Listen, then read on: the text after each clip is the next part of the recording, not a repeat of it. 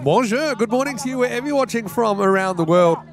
Welcome to another huge day in European cricket. It's finals day here in Cossonay, Switzerland. The top 4 teams have made it. And we're going to start the day with the eliminator between the Zurich Crickets and Embra Cricket Academy. These two teams finish in 3rd and 4th. And they'll both be keen to survive to the second half of the day. Well, welcome to all of our viewers on YouTube.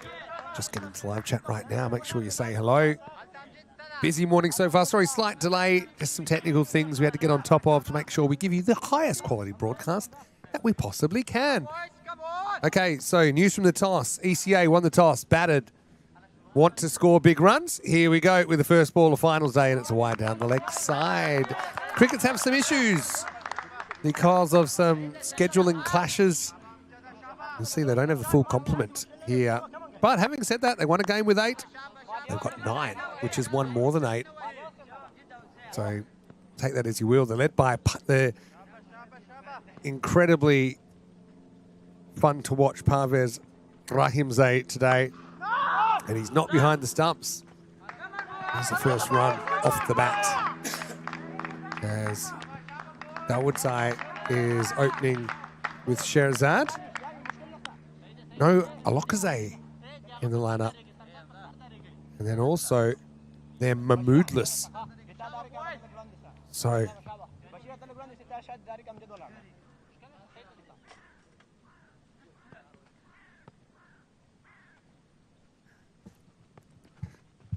Sabah Zamansai has been really good this week. Got a good change of pace.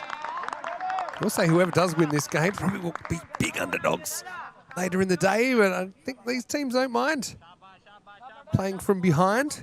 They love the challenge. Beautiful day once again. A bit more cloudy than we've had earlier in the week. 22 degrees, expecting a maximum temperature today of 28. Slight chance of a storm, but hopefully it comes in well after play's finished.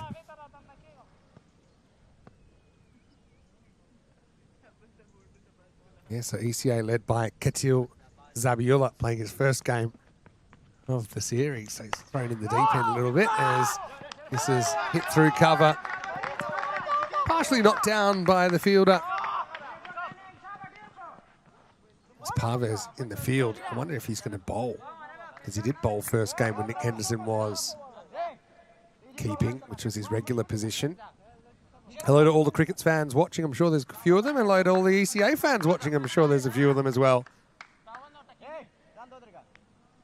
Zakrullah Niazi into the side and behind the stumps. The 3rd keeper they've had this week. Zurich Crickets.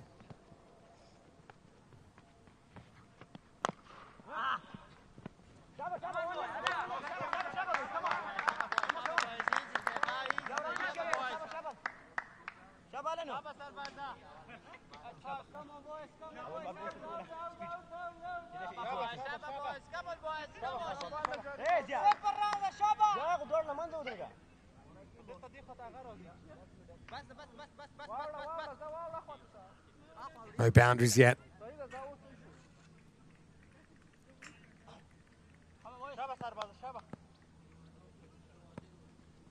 Sarbaz got a good slow ball.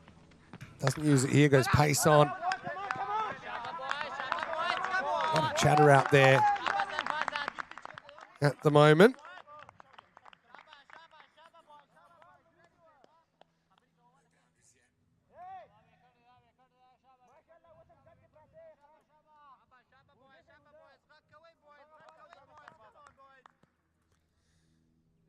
Tight first over here from Sarbaz.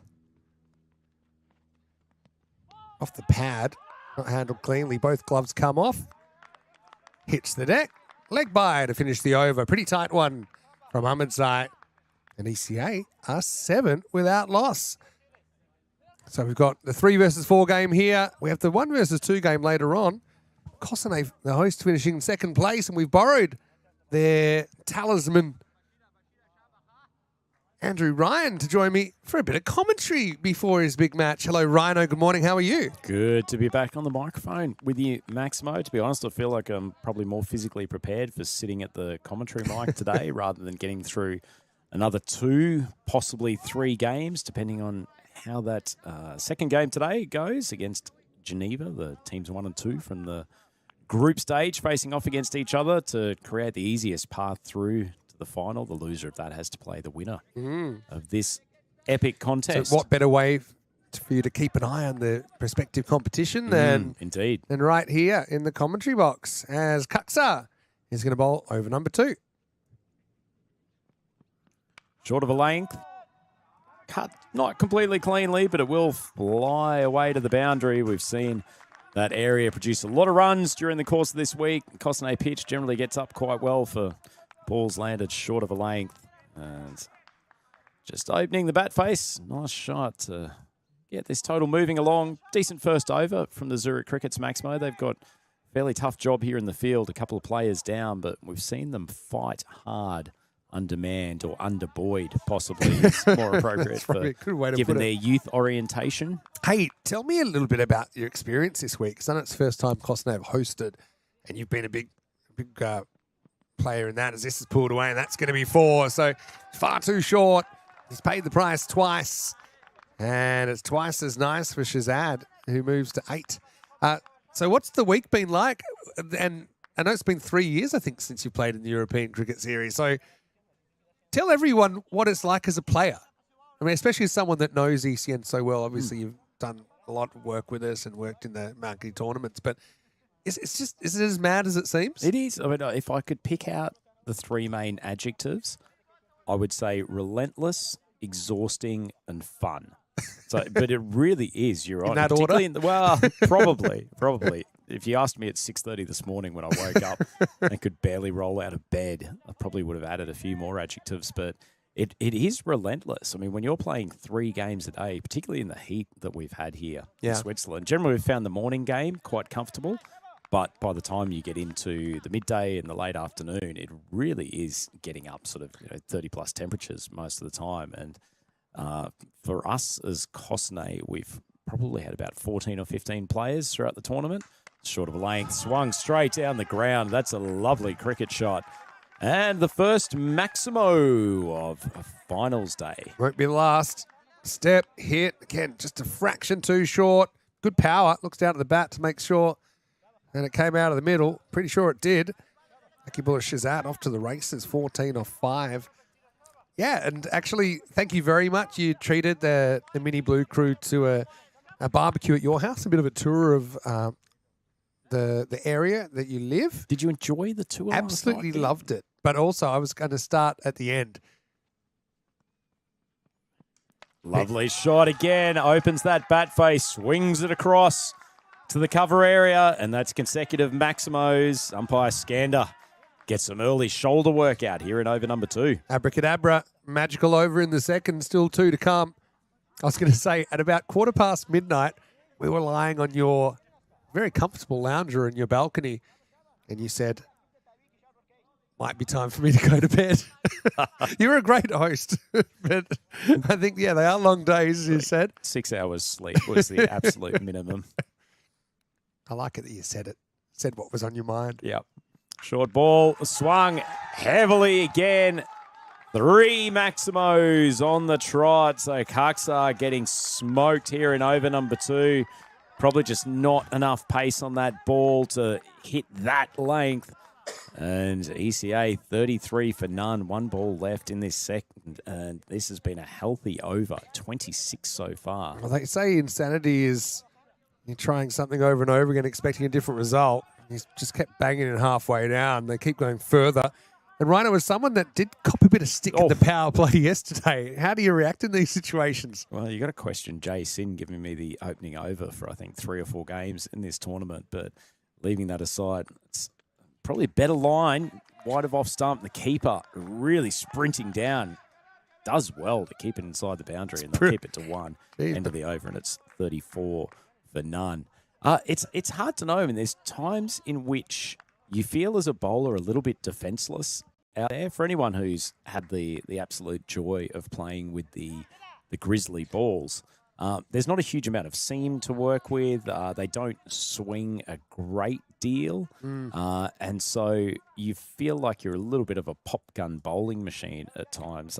Obviously, personally, I'm just still coming back from knee surgery or the rehab from that. And so not really hitting the crease with the same pace and gusto that I'd like. So you do feel slightly defenseless. And the Zurich Crickets bowlers getting that feeling here because Ahmadzai, who bowled a pretty tight first over, he's just been elevated for a Maximo straight down the ground. Yeah, and it's taken off since that first over ended. Just 7 off that, then 27 off the next. And there's another 6 to start the third. We're in the power play. Shazad, 60 off 20 the other day. He's got good levers, hasn't he? Like long arms, tall chap. It's nicely down the ground. That's a nice change of length, just pulling it back a touch, angled into the hip, well bowled. The ball seems to ping off his bat, doesn't it? And that's also mature from him. He's not trying to hit absolutely everything. He's being a little bit selective here. He knows he can. He knows he's up and firing. He knows he's important as well, I suppose, without Assad and Osama Mahmood on the park for ECA this morning.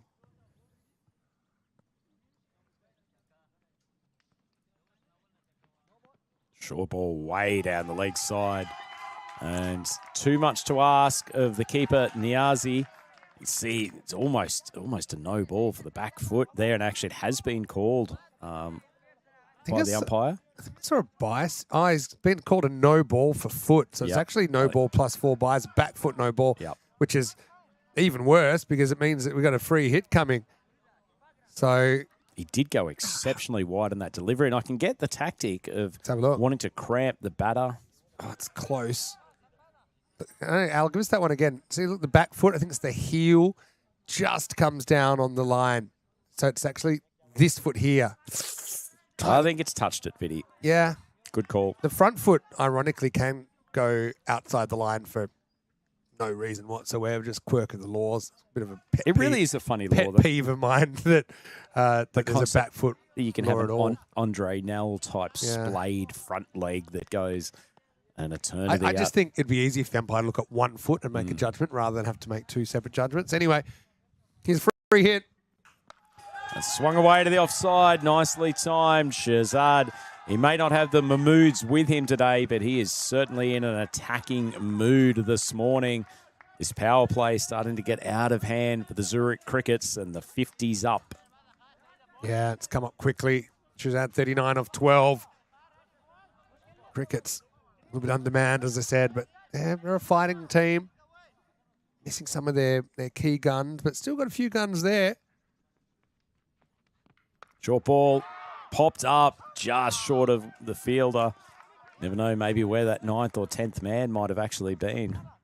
Nice discussions going on. Lions saying ECS Iceland might be a good idea. I know we've tried to do an Icelandic ECS before, and it unfortunately was cancelled the night before it was meant to start due to corona restrictions. Oh. And being Iceland, apparently somebody ended up going up and knocking on the Prime Minister's door and asking, hey, can you give us an exception? She said, unfortunately, no. Cricket? They have 5 teams in Iceland now. I actually covered Iceland a couple of weeks ago in the Euro T20 Cup in Poland. Great bunch of guys. Slammed away by Darwood's eye. So he's been having to watch the show at the other end of the wicket for most of the power play, but finally gets on strike. Flashes wide outside off stump. Yeah, such a good platform now, isn't it? They can be fearless, especially Darwood's eye, who, let's just say, has been a bit superfluous to requirements so far, which has had stealing the show. So he can really be fearless and go for his shots. Yeah, so Iceland's definitely one that we would look into. I know all of our crew there. We had a small crew at the time. It was back in 2020. Have you been to Iceland before? I haven't. One of the but I know magnificent the people that went said it was the best and one of the most expensive weekends of their life. Incredibly expensive. But a tremendous country. One of the most expensive crew dinners apparently ever. But they have some great things up in Iceland. They play the Ashes, but it's called the Volcanic Ashes. They also have a midnight game on the summer solstice. As they should. Yeah, and there's bunch of other things they do. So Also, one of the most popular National Federation Twitter accounts. oh yeah, they're they're very good. So yeah, it was a pleasure to have them on the network. Last ball, the power play. Swung, nice contact, but fielder K's actually come in too far. Amjad Karoti down there at long on probably should have actually been a dismissal, Vinny. That hasn't carried the boundary by too far. Yeah, he zigged when he needed to zag a little bit. Had to go more across than in. Tell you what, he's still got a hand on it. I thought it might have stuck for a second, but it will be another boundary. End of the power play and a good one for ECA.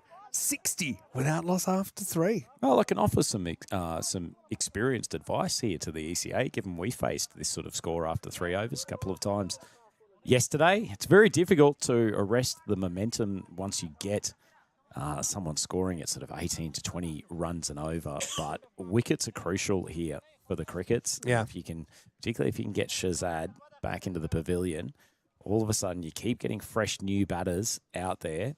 And their ability to keep up the same level, particularly when they need a ball or two to not get their eye in T10. But short ball, they might have the opportunity here. Unfortunately, it's fallen just short. The fielder coming in from long off. Yeah, that's one of the things about this format of the game is it can change on a dime. And look, here's Parvez, the captain, out from behind the stumps, and he's bowling here in over number 4, trying to turn the game around. That's a nice ball. That's the length bowl, although, well, the umpire might be turning around to signal wide there, but just giving himself a little bit of internal hip rotation. He'll give you 120% effort all the time, Parvez, no matter what he's doing. He's been one of the cult heroes of this week, I think, hasn't he, Parvez Rahimzai? Definitely. Nice ball, a little bit of outswing, but it is beautifully struck from Maximo Dawoodsi. That's a difficult shot to play, but he's forced it from an awkward position over the cover boundary. Might have been a slight change of pace there. Didn't take off like the last one did, but he had to make the pace and kind of muscled it off the back foot for 6 runs as the score continues to climb. Yeah, look at that top bowlers table there on the right-hand side of our tremendous data graphics, Vinny. The top 3 wicket takers, all from the Zurich Crickets. Yeah, that's crazy, isn't it? This is last month. Last month, even. In the whole last month. I did spot MU Plovdiv in the list. Can you place him in a country? It sounds Bulgarian. Yeah, very good. You know your ECN. Hey. Lisbon Supergiants. Can you place country there? Geography. Sweden. Swing and a miss from outside off stump. Actually, that's in the Portuguese league that we've been covering on the weekends. There's no Portuguese cricket this weekend because they've got the Kendall Cup, which is actually historic. It's very historic. It goes back about 150 years, the Kendall Cup. You laugh while we're not covering it because we do have... Actually, I think our stuff is already on the way to Hornchurch. But one of the issues we had is we've got no way to cover a non-limited overs game without scoring. It would blow the system up. But maybe it's something we could look at for next year because could be trouble. No ball called. Only be a single, but we'll have our second free hit of the day. I say only a single. What I meant is 2. It's amazing how the umpire's arm go up. I'm pretty sure I saw it go at square leg. Maybe. Oof. I mean, if it hasn't, maybe I visualized it. I was going to say, yeah. There we go. Oh, no, it has been called. My X-ray vision saw the right arm go out. I was going to say, it's amazing how people can quickly be looking for 2 and running a lot faster when there's a free hit on the line, isn't there? So Dawood's we'll try and cash it in. And he doesn't do a bad job. It wasn't a terrible ball from Ramsay by any stretch, but enough width outside off stump, and Dawood's plays it late, flays it to the point boundary, and that's another terrific over for ECA. They race along to 80 for none off 10. Actually, I think Rahimzai has still got a ball to go. My apologies. Trying to avoid. This is going to get worse. Avoid the magical over here. Rahimzai to Dawood's. Nice ball, the 4th coming up. It's all right, Parvez. Just going magical doesn't make you a bad bowler. Yeah, well, it happens to everyone. I think there's been a lot of love in the chat for you this week, as I would have imagined. Full toss, going underneath it. Fielder coming around, and it's the keeper who eventually takes it. And Rahimze, he's had the gloves most of the week. He does the job with the ball on that occasion, and that's the wicket they needed, Maximo. Yeah, full toss going across, and he fights the angle, tries to kind of square it up into the forest. He was late on it, went up, and a good catch taken by the glovester of the day, Zekrullah Niazi, who made good position under it. So maybe that's a turning point. Darwood's eye out for 25. Shazad the danger man still there. And after 4 overs, it's 76 for 1. So, look, you've had a lot of love in the chat. And I think your week has encapsulated a typical ECS week. You can have some highlights, you can have some lowlights. You just got to get on with it, don't you? And keep a fairly level head. It's not a format where you want to get too excited when you have a good game or too despondent when you have a bad game. Because across 1 or 2 overs, it's not that hard to get obliterated. You see Safi come on to bowl for the start of this 5th over. But it's very easy to end up with a game where you get belted 20 runs off an over and then get out second ball because you've had to go at a slog. But I suppose it's never too long till your next game. Absolutely. I think that's what makes it a little bit easier. Like if you've played once every 2 weeks, and that happens, it probably sits with you, and you probably start to hate the game a bit. But the fact that you probably can come back next game, have good over, it's just the way it goes. We've loved watching you. Short ball, thank you for that, Maximo. Safi doing an imitation of Andrew Ryan occasionally throughout this tournament, spraying a head-high full toss at the batter, but that variation hasn't worked for him on that occasion. Tell you what, having a look at Safi's run-up, I do quite like the fact that he's got a massive deviation from one side to the next as he's charging in here, Maximo. There's a fair spray off to the right partway through from the blonde Bumrah. The blonde Bumrah. I think that'll stick. Here he is. It's a little C motion. It's swung straight down the ground. It's a nice piece of fielding for him. It almost looks as if he's making a beeline for the umpire and then just has to kind of pull out of it at the last moment. But the old, was Colin Croft of the West Indies once gave one of the New Zealand umpires the old argy bargy after he called him for a back foot no ball. Look that one up. Ooh, there it is. Short ball. He's gotten the extra bounce. Popped up. Should be the second dismissal for the keeper. And 1 wicket brings 2. And blonde Bumrah has gotten the breakthrough. So ECA now 80 for 2. And all of a sudden, the Zurich Cricket's back in this game. Yeah, no doubt about it. Although that's the captain, Katil Zabiullah, who is out. So they've still got the set batter there.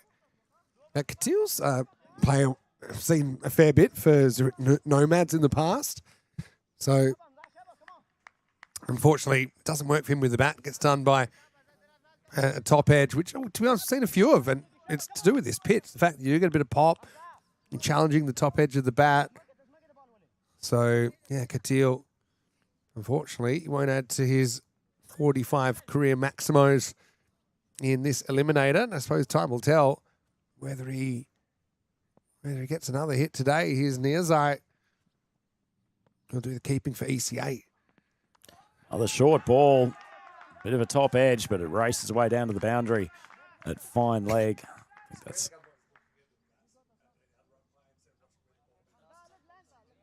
think that's dropped inside the boundary for mine, Maximo. We'll have a look at it on the replay.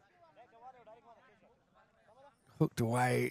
And that's close. Tell you what, those Grizzlies do carry. It has been signalled for. So yeah, okay. Good 4 to runs see in the end. my eyesight from about 120 metres away is still pretty decent. So we've had a question in the chat, actually, Maxi, about the Zurich Crickets changing their entire team today, which is not completely correct, but there are a lot of new faces in there. We've seen a couple of these players throughout the week, but they have got Parvez Rahimze, who's been there.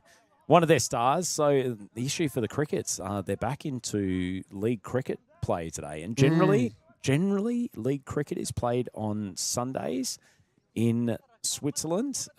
Saturdays being the day that people go out and do their shopping. It's a very exciting day for most. Wow. That's very organised. And Sundays is generally for league cricket. But actually, unfortunately, the Crickets have got their top team playing a league contest today. So unfortunately, many of those top players like Nick Henderson and Zach Stewart and countless others who have gotten them to this this lofty stage of the tournament just aren't around. But Safi come in, he's done a pretty good job. Yeah, I mean, I count still 5 regulars in the side. So, I mean, they've retained about half the players. But hey, that's the way the cookie crumbles sometimes. And the Crickets, we know that they can compete even short-handed, as we saw on Monday. Beat Geneva with 8. Good ball from Safi. Yorker in the block hole. Tremendous bowling. And he's doing a great job for his captain here. He's not only gotten the breakthrough, but after a bit of a shaky start, got his radar right on track. So if the Crickets beat Geneva with 8 and Geneva pounded you, then you probably don't want to run into the Crickets. No, they imagine if they drop down to 6 players. Another good block hole ball from Safi. Someone's forgotten to actually field the ball, but they managed to grab it in time. No second run. No and ball. Unfortunately, it is a second no ball. Well, that's what's caused the issues for Safi in this over. It's been actually a pretty good set of deliveries otherwise. What was this for, I wonder? I suspect front foot, Front no foot. ball. Well, look at the immediate point from the umpire. Transparency. Love it. Accountability. I'm going to come back to you. You said 6s then. We need to talk 6s. I saw an event on the calendar. Uh-oh. Free hit gets knocked into... Oh, another no ball as well. Ay, Rhino. Naughty, naughty. He's called another no ball for front foot. Let's have a look on the replay. Yeah, just mustn't have anything behind the line. And then little toe scratcher down to that beautiful Cossonay banner, which you've installed today. Looks beautiful. Well, let's hope the ball doesn't hit it at any stage because it's only very lightly staked into the hard ground. Is it like the old sign in the Australian domestic 50 overs competition? If you hit it, there's a big cash prize. It's not the worst. I mean, it's not the easiest place to hit a Maximo, but fair play. If anyone does it, I'll buy him a cheap box of chocolates. Free hit again. Good ball from Safi. I've actually really liked his over, Maximo, but unfortunately the multiple no balls have hurt him and the Zurich Crickets. But either way, they've managed to get this innings a little bit more under control. ECA 93 for 2. The fact that there's 2 wickets down now, and Shazad's still at the crease, but he's been deprived of the strike over the last few overs. Now is he out there 9 off 5, so he's not going particularly quickly. So the Zurich Crickets not out of this by any stretch. So let me tell you that an event's come up on the calendar for 2027. And by the way, I'm really excited that there's some events starting to pop up on the calendar for 2027. Now, this is classified, but I'll just share it with you because you're my good friend. Just me. Just you. And everyone else.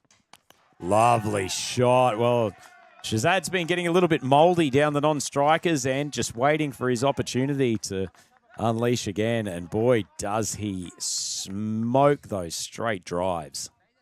Yeah, really well hit. And Shazad brings up his 50 off 18 balls. What a good knock it's been. He's really taking control of this innings. He's had help as well. It hasn't been just a one-man army. Scored half the runs, basically.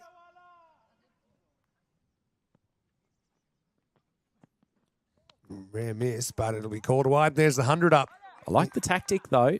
Don't want to drift onto Shazad's sort of middle and leg stump. Allow him to drive straight down the ground. So tell me about this sixes. Yeah, so sixes cricket. And next year, actually, it got announced. So actually, I'm not really mentioning anything out of school here. But we'll be covering the Mediterranean Cricket League next year in Croatia in late May, which is, I think that's T20 tournament, actually. It might be T10, not sure. But at the end of that, we're going to try, there apparently some sixes cricket we'll be covering. Wow. Oh, geez, it's well played by Niazi. Well, there was actually a nice piece of bowling from Rahimzade. Speared it in, the Yorker length, outside, off stump. It actually hedged to the leg side to begin with. It wasn't an edge. It wasn't an edge, was it? He kind of opened the face. He played for it. It's a very difficult shot to play. So, also, can tell you some of the rule sets we're looking at for that. Because I actually played in the VIS Well, International Sixes. I was going to ask, have you? Oh, that could be going to the Cossonay side. Unfortunately, about 10 metres to the side, but it is another Maximo. And ECA, despite the loss of those 2 wickets, they're getting this innings rocking and rolling again. It's extraordinary how far that ball's flown. And Nelson's up 111 for 2. So probably still to be decided the exact rules. But, I mean, I used to love the Hong Kong Sixes. And they still play that. Did you enjoy playing it? Yes. No Really? No more. Yeah. I mean, because it's mainly partly for the format, but partly for the social aspect of the competition. There was a big tree on the ground about 35 yards from the bat at mid-on, which had its own boundary rope. Yep. So it was like a boundary within the boundary. But you could hit it over the tree and it might plug. Uh-oh, this is going to plug off the keeper's feet. He's got 2 gloves and hat off. So you know he's serious about it. He's a good fielder. And overthrows. Let's call it 3. Oh, let's call it more. How many? 4. That could have been a 7 if that was blocked. All right. Not going to call go 4 for 5. and somethings. 4 buys. So for all his work of taking both his gloves and his hat and sprinting in record time, he's thrown a thunderbolt and it's 4 running buys. Pretty unlucky for poor Yahtzee. He actually didn't do a bad job to block a ball that didn't come through at all. Now his buys count looks shocking. Wow. Big wide. If you're a fan of sundries, you'd be loving what you're watching right now. So yeah, I loved the experience. So things that surprised me, because I'm a bit of a rules nut, as you know, crafting, playing conditions and things like that. Oh, well bowled, Rahimze. Final ball of his spell, change of pace. Big swing across the line from Niaze, and he gets sent packing. Excellent piece of bowling, and that leaves ECA 3 down for 116.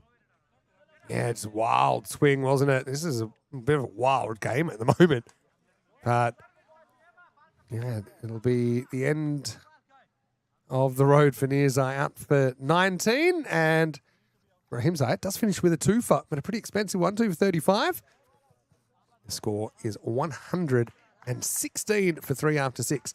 So in the Hong Kong Six, I think typically you have 6 players, obviously, and they play 5 over games, and each of the non-keepers, so everybody except the keeper bowls an over, and that's kind of compulsory. I think they give 2 for a extra and they re-bowl it. So what I played in Croatia was 3 for a no ball or a wide. Oof. And not re-bowled. In the last over, they are re-bowled. So actually, you end up with things like 7 wides, which is is more than a 6. But I mean, the idea is they have a lot of games. I think they had like 10 games a day. So you don't want, overs taking too long. Here's Zia Kell bowling over number 7. Bit of a different pace than most of his teammates, but good to see something slightly different coming to the crease. Let me tell you a rule I've proposed for our Sixers when we get them going. And it's something we actually have looked at for a while. Because in some places they have trouble getting 11 on 11 cricket, especially during the week. So it's a format that I think could boost the game in Europe. It is pretty weird. Like when I was keeping and watching, there's just normally 2 fielders each side. There's a lot of expanse. But that's part of the game. Short ball and pulled very sweetly. Only a 4, but Cal at his pace cannot be dropping on that length. Najib Zad getting a hit. Had plenty of time to look at that one. Was in good position. Pulled it away square. But here's the thing. In Hong Kong Sixes, you get retired. I think it might be 25, might be 50, might be 30. They change it all the time. But you can come back if everyone else is out. So what I've seen sometimes in Hong Kong Sixes is players deliberately getting out so that their key batters can come back, which is a bit farcical. So I'm talking about like running when the keeper's got the ball. That you would appreciate the tactical nous of that. Yes. But I think I've got a better rule for retires, for retirement. Plus it comes with its own umpire signal. So I'd be proposing that you get 10 balls where you're safe, but from your 11th ball onwards, you're on what's called red alert, and the umpire gives you a signal like flashing lights, and then from that point onwards, if you don't hit a 4 or a 6 off the ball, if it's a legal ball, then you have to retire out. So essentially you're saying once a batter's established enough. Yeah. So you get, also it doesn't penalise you for scoring too quickly. So there are some situations where I guess you can get your 25 pretty quickly. But this is just an idea I've got that I think might be, it might be a good rule because... How does that solve the concept of players down the order trying to get that retired player because you must retire out. Oh, so you're retired out, you cannot come back. No. But you can bat as long as you like, as long as you keep hitting boundaries. Yep. Also means a good boundary stop might actually kind of create a wicket for you as a fielding side. Nicely cut. Anyway, that's just one of the things being discussed, but exciting. So can we just roll back? It's Go an on. interesting topic. So Sixers game, you've got 30 balls, so I guess that 10 ball number is a third. Yes. And it applies to all batters, not just the openers, don't forget. So openers sometimes get out early. You don't want to set it too low, because if you set it too low, then you might have a situation where you lose 2 or 3 early wickets. Yeah. And we'll probably, it might also be a 6-over game, not a 5-over game. We played 6 overs in Vs, which a maximum 2 overs a bowler. So end of the 7th over here, 123 for 3. Just while we were going on about the Sixers there, it's a pretty good over from Zia Cal, given he got pulled for a boundary, second ball, and then ended up with 1-1. So great finish, and it sort of just pulled back the momentum. I wouldn't count him out here, Crickets. I mean, obviously they're a bit undermanned, but it won't affect them so much if they're batting if their top order clicks. And we know that they've got some really, really big hitters. Parvez is crazy enough to whack 100. Also say this is that time of the game with 18 balls to go. You may not get Shazad out, but you've got to try to get him off strike with as little pain as possible. Karate steams in. Swung across to leg side, and they have gotten him out. Very neat catch taken on the mid-wicket boundary. That's a huge scalp for the Zurich Crickets. Shazad has done most of the damage, 52 dismissed off 22 balls. The ball was quite wide on the leg stump. Just didn't get his base set, and neat catch taken That's there. good sportsmanship as well. They give him a genuine pat on the back saying, hey, well batted. We'd love to see that sense of community. Abdul Shinwari, not only is he looking magnificent rocking the bucket hat today, but he took that very well low down. You know what I like about that? He actually bent his knees and got his head down to the ball. So, well batted though for Shazad. Just kind of went off the boil a bit when he hit after he got the 50. Anyway, Sadat, the new batter. Crucial stage of this game, Maximo. 17 balls. Anyway, the point is we're going to cover some sixes, hopefully. We're going to try and find a format that works and it's engaging to watch and provide more opportunities for more cricketers, hopefully in more places. Interesting when I played in Croatia that everyone didn't have to bowl. You had 2 overs per bowler, so if you wanted, you can just bowl 3 bowlers, which I think is also good because you don't necessarily want to be forcing people to bowl that aren't comfortable. You want to make it inclusive and... Makes for bad cricket too. Yeah, if you have exactly. bowling. The tree was awesome, though. Tree on the field. And we're not talking like right on the edge of the boundary. We're talking about where the circle is at mid-on, and that's actually where the scorer would sit. And it was a big tree. So and it had its own circle around. So remind me of what's the country? Is it in South Africa? There's a country within a country, and also like Andorra. Okay, I know what you're talking about. Yeah, so you got like the outer border. It's an enclave, Is one it that's Swaziland? surrounded by other territories. Yeah. That's hit for 1. This has been a great little period for the Crickets. I think off the last maybe 9 balls, that there's only been singles in the wicket. I'm counting up to 1 million balls, and we've just gone over 969,000. Wow. I feel it should be like, when you're the millionth customer in a supermarket or something, there should be a bit of fanfare. Who will bowl the millionth ball? Where will you be when the millionth ball is bowled? And should they win some kind of prize? Have you projected forward as to when this is likely to happen? I think before the end of this season, in the next couple of months. Wow. So there's 31,000 balls to go. And on a normal day, we're doing 80 overs, which is 480. I think no balls are counted. Oh, he's given him. He's stumped. Did he call over though? That's what the batter's trying to say, he called over, so that's why I walked. And now the umpire's shaking his head. That's bad news. So that's going to be stumped here. He's going to have his bat stolen or inspected by his partner, who has little sympathy. That's weird. Show me that one again. When does he start walking? To be honest, he never went back in his crease. Oh, well, I tell you what, there are a few steps taken forward by the umpire. I mean, probably prematurely, but certainly the wicketkeeper didn't think that Here's ball was his problem. dead. He never went back in his crease and established the crease. I think the keeper's got every right to throw the stumps down there. Look, as far as I'm concerned, we discussed this after the Johnny Bairstow incident back in the Ashes. Yeah. As a batter, you know the crease is your safe place. You take responsibility for making sure that you are safe to leave it. Yeah, exactly. And, yeah, he didn't really have a case there because he never went back. Keeper's allowed to have a go, and he did throw it pretty much straight away. It's swung down the ground. It won't be caught, but they should keep it to one, save for a challenging throw. This has been a terrific period for the Crickets. They're the right score back has in it. ground to a halt. Yeah, been a really strange game, but something about finals day. Hey, but just got a bit of a golden ball feel about this game at the moment. Abdullah Jan, he's come out to join Najib Zad as Cal continuing on for his second over.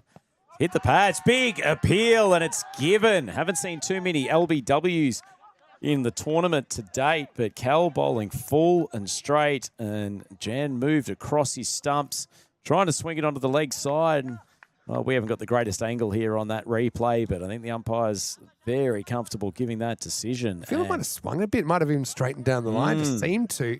But, yeah, Zia Cal, he's having some sort of game, isn't he? He's completely turned it on its head. What a turn up for the books here, Vinny. 126 for 6, given where ECA were just probably 2.5 overs ago. At the end of the sixth over, it was 116. And since then, we've had 7 off the 7th, 2 off the 8th, and just 1 for 1 off this. Still 1 for 1. It's another dot ball. Well, Cal is bowling absolute grenades out there. The change of pace has somewhat flummoxed. Sonny's saying it's not stumped, it's run out. But here's the thing. He wasn't attempting a run. I don't think you can make an argument he was attempting a run. And basically, if you're not attempting a run in that circumstance, then you're stumped. And that's pretty much the end of it. And I don't... Oh, geez, that could be out as well. That's really close. Umpire put to the test, and he says not out. I reckon this is real tight. Great bit of work again from the wicketkeeper in the Aussie. Takes the ball that just drifted outside off stump and very tight, but I suspect he needed to get that back foot down to bang call. Be safe. I reckon if you really look at that, it's out. We can understand the umpire had some doubt there. It was split-second stuff. How's the arm on Zakrullah behind the stumps? All happening in the 9th. 2 to come. Another good length ball. Another thought about throwing the stumps down. So Niazi's desperate to get his stumping stats up. Don't know why I thought of this, but he is a fast thrower. There's a chance that it might hit the batter in the back of the head if he keeps winding up like this. Good entertainment. Yet another over. What have we had? We've had 15 balls. 10 off the since the last boundary. Yeah, and 10 off the last 17 balls. Incredible. And he gets another dot, another attempt at the stumps. Oh, he's gone. He's given him. This is what's going on here. All these back stumpings. Oh, that one definitely convinces the umpire. He goes on the charge. And no respect for the arm. And in fact, he even took a bit of time. He even got the bat back, but it wasn't quite back. And this period now, they've lost 4 for 5 in the last 16 balls. Extraordinary. It is incredible. It could only happen on the European Cricket Network. So they've hit the more than the speed hump. They've hit a brick wall. 126 for 7 after 9. Well, for all those fans who were sitting there thinking this was going to be a bit of a one-sided contest, Max Mo, after the ECA boys had hit 93 off the first 5 overs, this is just an extraordinary turnaround. And 116 after 6. So we talked about it. You know, a moment can change the game. Carotti coming back after 2 for 2 in his first. Might have a third, but the keeper just can't quite get there. Hold the throw, young man. He's already had one issue with four buys off a single ball. You could be watching an ECN classic here. It's got all the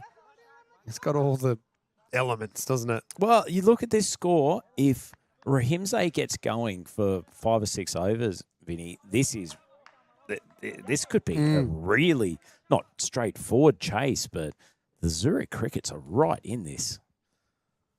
Change of line with the left-hander on strike. Forward Khan coming in. Gets bat on ball. Something we haven't seen a lot of in the last 3 overs. Bowling well, Carotti. Really putting it on, particularly now that he's bowling against the lower order, putting it on a good length and just really cramping up the batters. Yeah, Crushed Master saying unreal collapse. It is. And that 6th over before this kind of rot started was that crazy one that had the 4 buys that was all run. That came after the over where we had 3 no balls, and it just seemed like everything was running against the Crickets. But they found a way. Pavez got the full toss. They do find a way, don't they, the Crickets? Yeah. A resourceful, resilient young group. Good block hole delivery. Well fielded by buckets out there. Shinwari. I wish he'd Have you seen what brand he's wearing? That glorious bucket cap? I don't know, but I wish he had it earlier in the week because I love a bucket hat. All right, 2 to come. Looks like we're 130's chases on Carotti. 2 for 5 off 10 balls bowled. Another good ball straight in the block hole, and he gets the right duke down to stop it, so it prevents the single. 1 ball left, and tell you what, even if a Maximo comes off this ball, Vinny, the Zurich Crickets will be very happy with how this has ended up. 126 the average score this week. They're a shade above it. Last ball. It's the pads. They'll scamper through for at least the 1 leg by. The keeper sensibly takes hold of the ball, and that's a tremendous comeback in the second half of the innings from the Zurich Crickets. I think it's a grand total of 37 off the last 5 overs, and tremendous gutsy stuff from this young team, and hugs all round off camera at the moment. But they've given themselves a real shot of progressing in this tournament. As we said, they've come here with only 9 players today, and that 9 will give themselves a pretty decent chance of chasing down this target of 131 to progress. Yeah, it should be a really interesting second innings as we look back at the scorecard. And it's pretty top heavy, isn't it? With Akibullah Shazad leading the scoring, 52 off 22. It's a really good innings, but just kind of got out in as part of that collapse. Amjad Dawadzai opening up with 25 off 12. They sent him to the top of the order with no Aloksai in the lineup today. No Mahmoods either. Said Niazai with 19, the only other player to reach double figures. Bowling-wise, well, how about Carotti? He did a really good job, 2 for 5. Ziakel, 2 for 7, just as good. So those 4 overs, and those last 4 overs, just went for 12 off the bowlers. So 2 wickets also for Pavez Rahimzade. It was important, I suppose, getting those 2 wickets, but was a bit expensive. Hamza Safi with the other wicket. We'll take a break. Have a look at the Manhattan there. That was just completely atrophied, didn't it, at the end? But as Vinny's down here, Mr. Maximo, maybe we'll get some Andrew Ryan before the quite intensive Cossonay warm-up takes him away from the microphone. But you're watching ECN. More finals action coming from Switzerland after this. We'll see you soon for more European Cricket Series.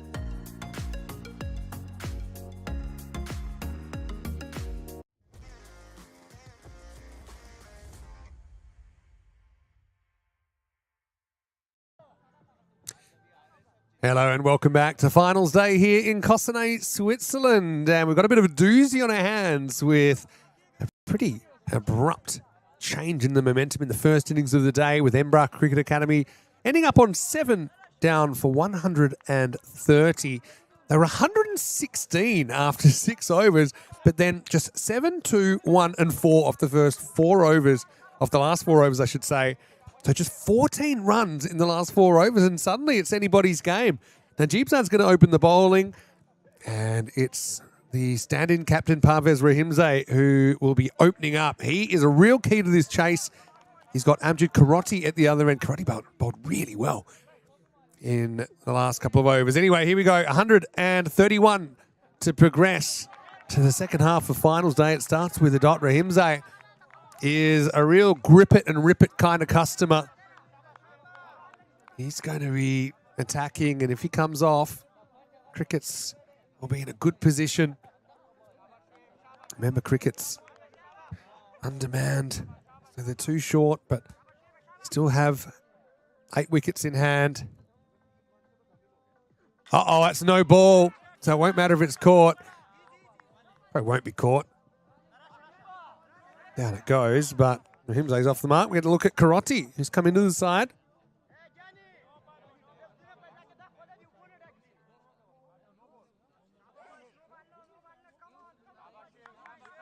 Pretty nice when your first ball's a free hit. Najibzad just searching for the Yorker. Good call by the umpires. They've been pretty consistent on those full high deliveries. Here's a free hit then. They didn't actually run on that. Oh, geez. Oh, he could have been run out there. Geez, we see so many run outs on free hits because batters feel like they should be running. Yeah, I didn't realise they didn't go for a single, even though they could have. Parvez wanted the free hit himself, but he was only able to take it for a single. A pretty good start this, even with the no ball for ECS. 2 runs off the first 2 balls. Let's see what Karoti's bringing to the table.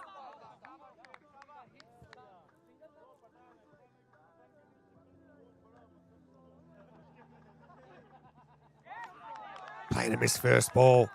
You can just sense ECS in the fielding warm-up. They were pretty keen to come out and hit the power play with energy in the field and try and put some pressure on cricket. So they were bitterly disappointed that their innings went off the rails. But they still ended up with more or less a par score. 130's par on finals day here.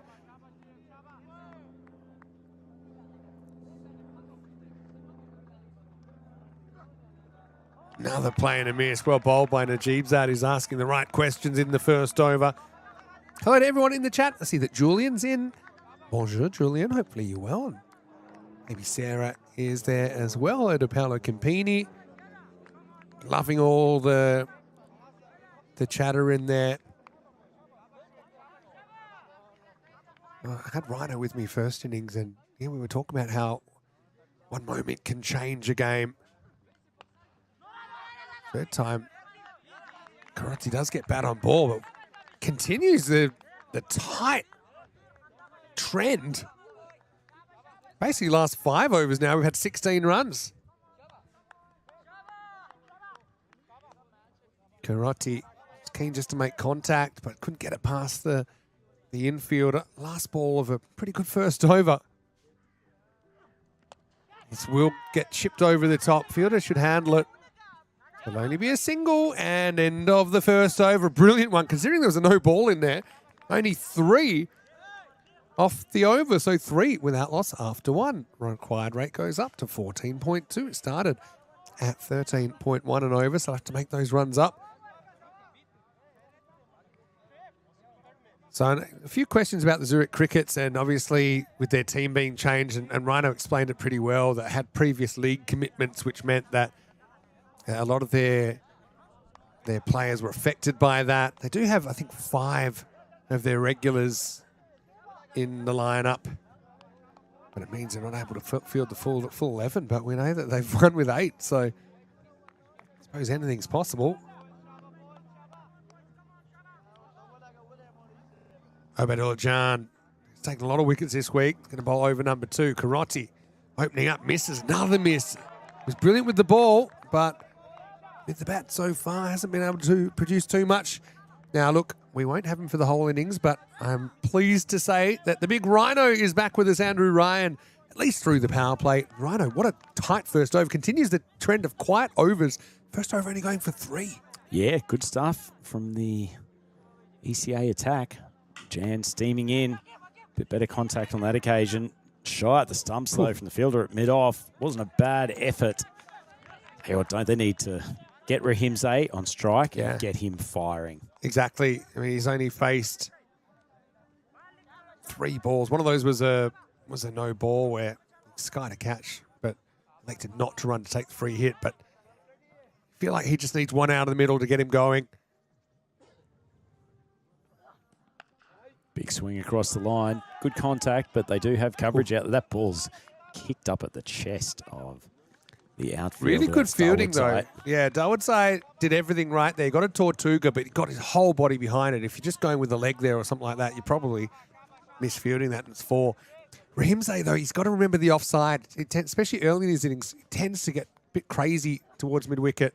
Big swing, top edge, down to third man, and it's the first wicket down. It's been a very disciplined bowling performance from ECA so far, and that's a good quality wicket in the second over. Karate stepped away, big swing, not great contact, well taken, and the first wicket down with 5 on the board. Well, Karate kind of undoes some of his good work with the ball. He only went for 5 off his 2 overs when he bowled, but then with his batting there, he only scored 2 off the over that he faces. Actually, 2 off 7 in the end will be his numbers. And he'll be the first to go. So 5 for 1 after 10 balls of the response. Tell you what, just in terms of developments off the field, Maximo, just had a donation of a significant bunch of croissants to the commentary team from Geneva Cricket Club. Is that a sneaky way of getting some more positive chat coming out of the comms box? Yeah, I think it's even because, wow, big appeal. Turned down. Bowler's end. That would have been out if it had hit. Chaos start. You wouldn't expect anything less. As this is Abdul Shinwari coming out at number 3. Go down the leg side, I think. But it's all happening here at Cossonay Central. He wouldn't have made it in time. It's only fair. You did cook us a barbecue last night. So I think it surely trumps just a collection of croissants. Lovely thought as it is. Food is food. Team captain. Don't get jealous. No, everyone can bring us food. Good ball again. He's actually got quite a nice, easy action of Abdullah Jan. Stays nice and high, gets a bit of kick off the deck.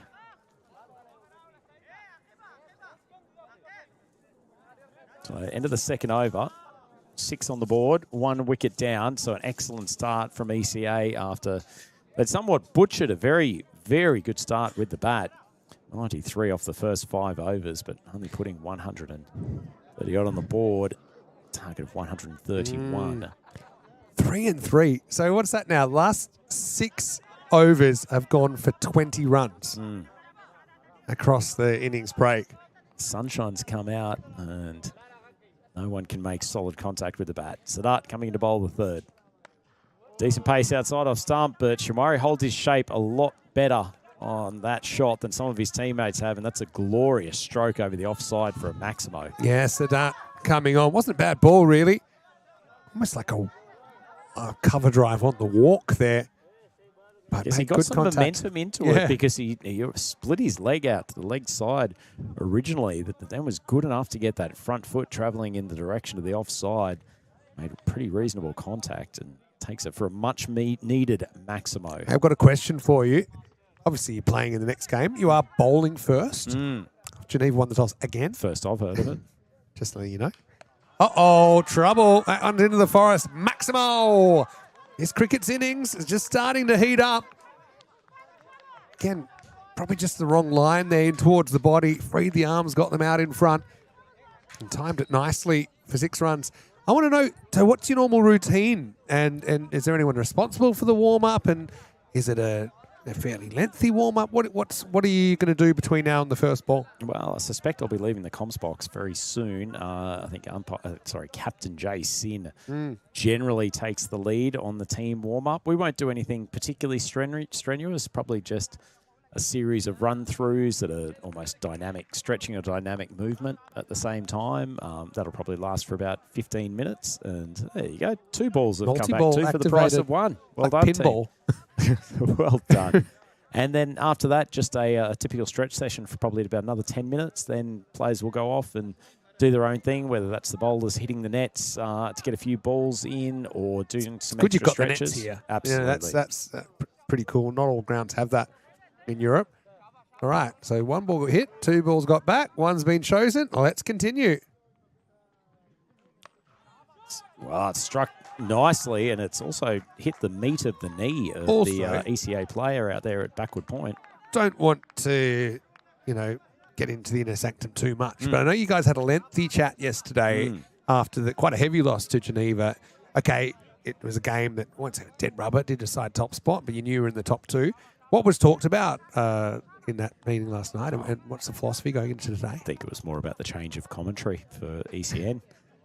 Yesterday evening, that was the big hot topic of conversation as the ball sprays through to the keeper. No, I think, yesterday was our first 2 losses of the game. We played against a strong and well-resourced Geneva team. I think, probably a little bit more of a discussion around how we change things up tactically today rather than anything else. Just players using their reflections of what had happened during the day. I think my primary reflection from that discussion was to stop bowling length balls on the stumps. No ball called here. This might have been another overstep. So handy boundary plus the no ball. Just 6 off the first 2 overs, but things have exploded to life here in the third. Just before I go off air, Maximo, just back to our croissant delivery. Have you had the chance to try some Swiss croissants previously? Not as fresh as that. No? I've had some of the supermarket variety that have been sustaining me this week. Nothing yesterday from the Geneva allocation that came in? No, I wasn't quick enough yesterday. It disappeared before you had the opportunity? I wanted a wide here at him say he still wants one. He's not going to get one. Let's have a look. Now, I suppose he steps back so far outside the leg stump. But Rhino, this is your last ball for now. Maybe we can get you back in qualifier 2. Well, as long as we win that next game. You win the next game. We'll see. Last ball of the third. Oh, Paul's popped up. It'll just carry the infield. Skips away on that fast brown outfield. And that's a 4 to finish, so certainly a much improved outcome at the end of those 3 power play overs, Maximo. 28 for 1. Zurich Cricket still with a lot of work to do. Well, look, best of luck. May the best team win in qualifier 1. It was a magical over, and we're going to have to make you disappear, Rhino, for now. But, good luck. I know the whole chat is huge fans of you being on the field in the European Cricket Series. And, may the best team win. Thanks, everyone, for the support, and we'll speak to you again soon. Andrew Ryan, special comments there. Be fielding first with Cossonay losing the toss. Geneva winning and batting. That's the 1 versus 2 game for the fast pass to the final. They did play twice yesterday. Geneva scored 157 and 169 batting first in those 2 games. And was more than enough on both occasions. Cossonay making 112 in the first game, just 94 in the second game. But I suppose that's yesterday, and this is today. Najib Zad comes back, and he's going to get launched, gone. Maximo stays quite still there, but he's playing a good hand at the moment. Abdullah Shinwari thrown into the number 3 spot. Higher than he's been batting all week, but looking the goods. Hello to Chris Addison. Nice to have you. Hello to Kroom as well. You got any cricket on today, Kroom? Let us know what your weekend is. Of course, Kroom will be playing for Upminster in the European Cricket Series in Hornchurch the upcoming week.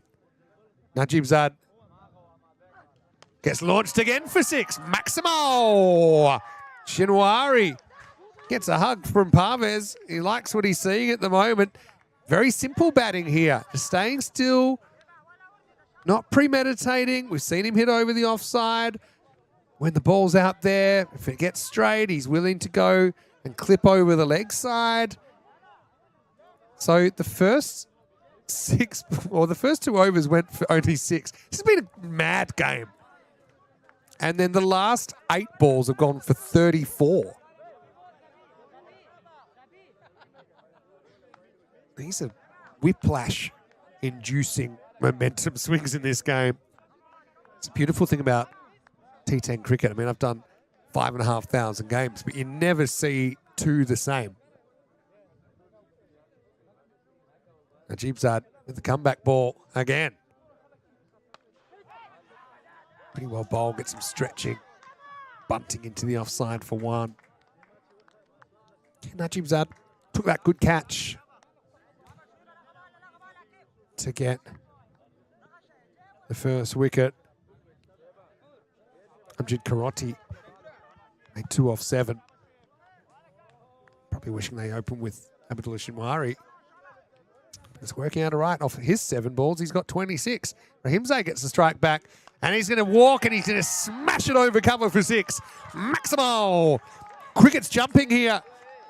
Into the power play, so 5 outfielders, but Rahimzai, he don't care. Have a look at that shot.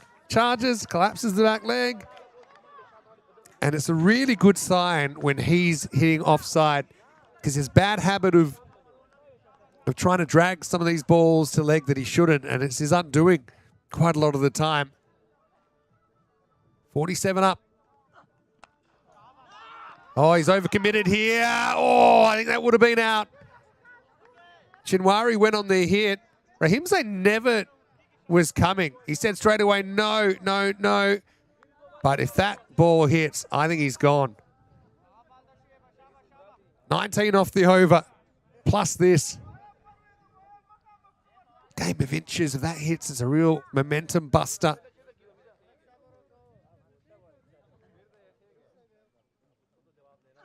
Little step across and then slap straight. Maximal Zeis Carreras. Rahimzai heats it up in a thunderous double click here between these two. The 50 comes up as well for the cricketers. 53 for 1 after 4. Look at the Manhattans. Look at the runs per over on the right of your screen there. It's a fistful, and then it's a famine. 7, 8, 9, 10. And then 1, 2, just kind of flatlining. And then back-to-back magicals. 3 off the first over, 3 off the second, and then 22 off the third, and 25 off the fourth. And Najibzad, who only went for 3 in his first over, ends up going heavily magical. Amjad Dawood's pretty experienced campaigner to come on. Try and bring some sanity back. They're pretty much right on the rate. Here's the 5th.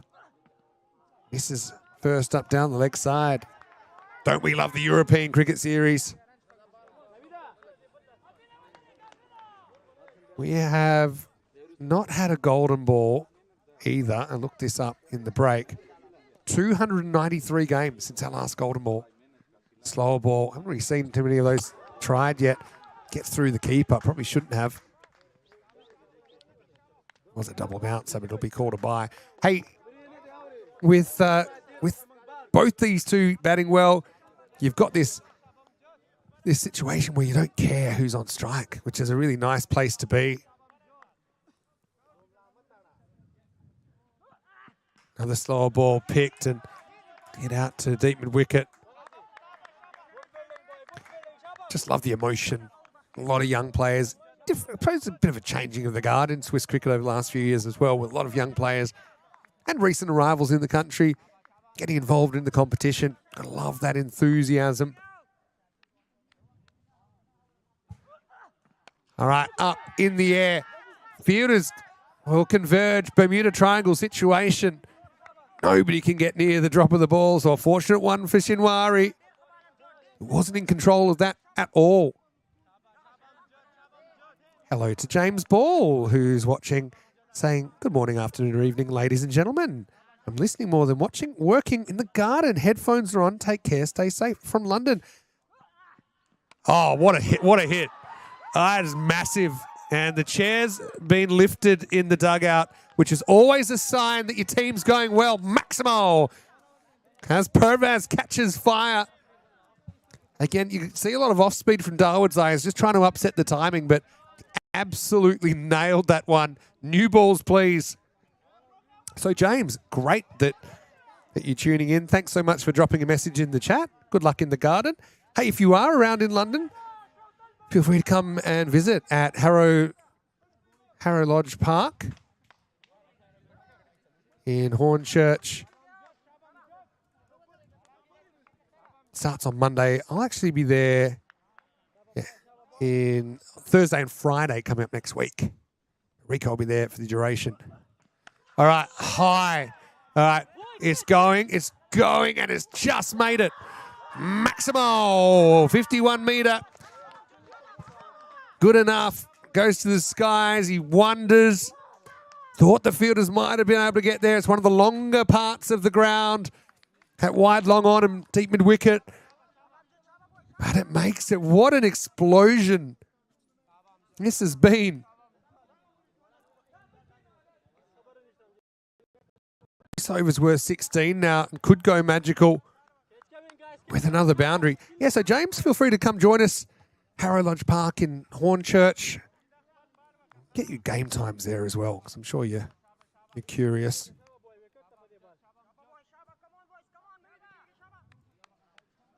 Normally we start 10:30 in London. Oh, yeah, that's magical. It's going, and it's out of the ground. Maximo, 75 after 5. They were 6 after 2. Parvez leading the side today, trying to take the naughty 9 into the second half of the day. Batter's hat-trick to finish the 5th, 75 for 1. Yeah, so yeah, Hornchurch, games start at 10:30 London time each day. There's 4 matches a day. And it runs Monday to Friday over the next 2 weeks. Harrow Lodge Park in Hornchurch. Rico will be there. I'll be there Thursday, Friday. I think Tina will be joining for finals day, which is nice. She's based in England at the moment. Right. My question. Does this game have 1 or maybe 2 more twists? And I think probably yes. Shinwari, 27 off 9. Puts his sensible cap on and drives for 1. Hands it back to Parvez, who a bit like Hansel in Zoolander is so hot right now. Coming off 3 Maximos. Fawad Khan. Pretty good bowler, left armour. Gives you a different look. Coming around the wicket, though. Oh, well. Not a good ball. Full toss. Leaned on by Rahimzay. Moves to 47. Wheels are falling off ECS at the moment. I don't think that left arm round is a great idea to Rahimzay. I think you'd rather be going across him. Maybe have the deep third back for a flying edge. They've got the third up in the circle. I don't know what's going on out there. This one more or less up in the block hole, but somehow gets it away for 4 more. Well, this is incredible batting. It's 50 for Rahimzay, 50 runs. And he brings it up in style with a real classy shot. 51 in 18 balls.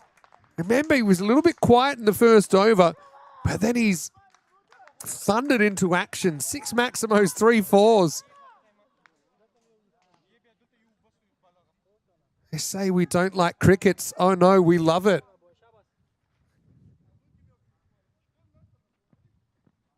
Oh, rare miss. We're blocked by Syed Niazai behind the stumps. It was his first miss after 5 consecutive boundaries. And have a look at that required rate. It's down to 10.4 and over. So they need wickets. They need them now. And you do have a chance. I think you get these 2. You get into the middle order, which, let's be honest, they're a bit undermanned. They're all batting a couple of slots higher than they have been. The bench batters are pretty happy to stay on the bench at the moment, given how well these 2 are doing. On the hook. This is why I didn't like the round the wicket. Don't think that many good things can happen. Goes with the angle. Fine leg was up in the circle, and it's another 4 runs. We're up to 90. You would have never thought 6 overs into this game with 116 on the board and climbing that basically 10 overs later, it'd be so heavily in the cricket's favour. They kept the last 4 overs to 16. Now they've smashed 90 within 6. Last ball of the 6th over now, and he gets KO'd by it. So end of the 6. Standing 8 count for Rahimzai, and it's 90 for 1. Where does this get him? Ribbage. He don't care. He'll get up and continue on. 150 pace at the moment, but only chasing 131. The Zurich Crickets.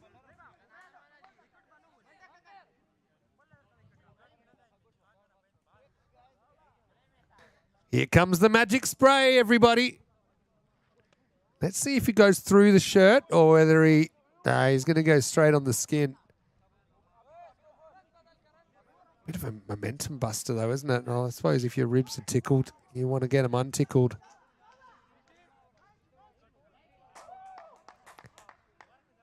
This is a crazy game. I still think there's another twist. I mean, if there's no twist, this game's probably over in the next 2 overs. And let's see. I'm really impressed with how these two have batted, though. They haven't gone for absolutely everything. They've been a little bit selective. Who can step up for ECA the way that Ziakel and Karoti stepped up in the first innings? Because in the comparison, at this stage, ECA were 116. 116 for 3, having just lost a wicket off the last ball that over. That was the beginning of the end for them. Okay, Abdullah Jan has been one of the top bowlers this week. Gets it wrong first up, down the leg side. Can't be bowling down the leg side. Even if it's not a wide, it's probably going to be 4 or 6.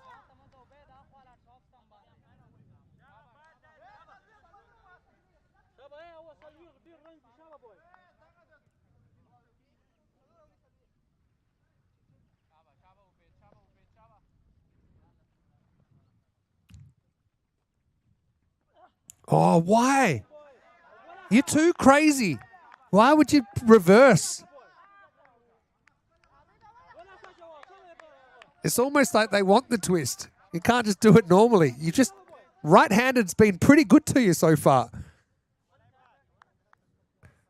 Anyway, that's why I'm not a coach.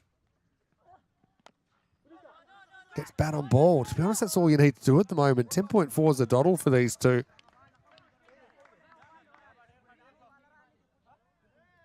Patel Milan saying ECA were clearly favourite today, but Rahimzai has other plans for a big match today.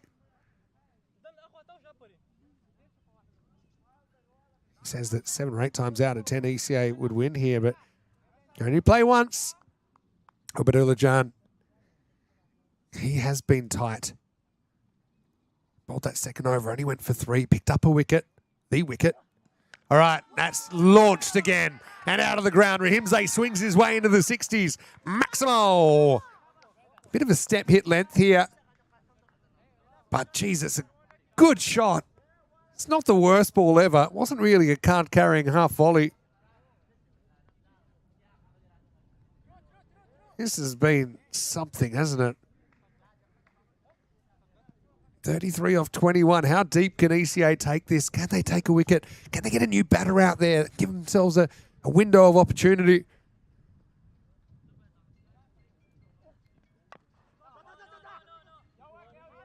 Push and run there. Rahimzai takes the score up to 99.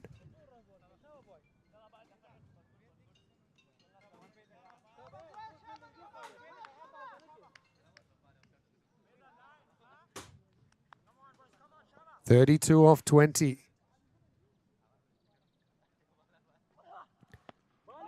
Ouch. Well done. Good comeback from Jan. He's only been taken down once this over.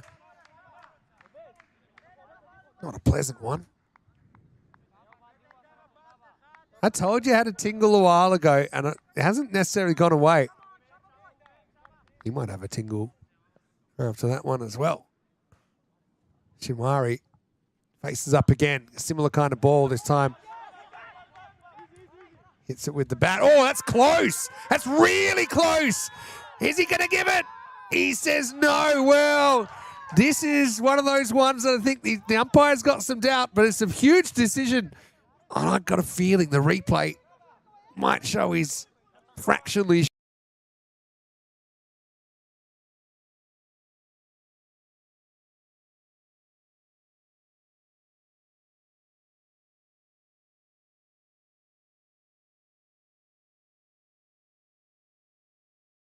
Just had that feeling that he was short. I reckon the umpire was suspicious about it, but he wasn't confident enough to make the call. Gives the batter the benefit of the doubt. He had a look, let's be honest, we can play that at normal speed maybe as well. Maybe we'll give it to you after this ball so you can see what the umpire is actually looking at. And maybe you can have a bit more sympathy. Anyway, 100's up.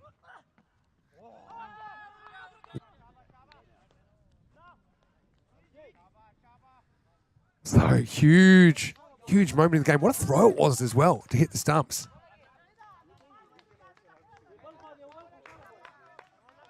End of the 7th over, 101 for 1. This is what the umpire sees, that kind of normal speed. So, I mean, you can understand that. Next ball was just pushed for a single. Sorry, we're looking at that replay. But 29 off 17. We're into the 8th now with Dawodsai getting his second over.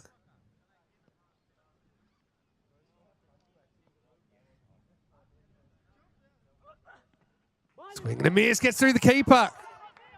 Thought it went completely through.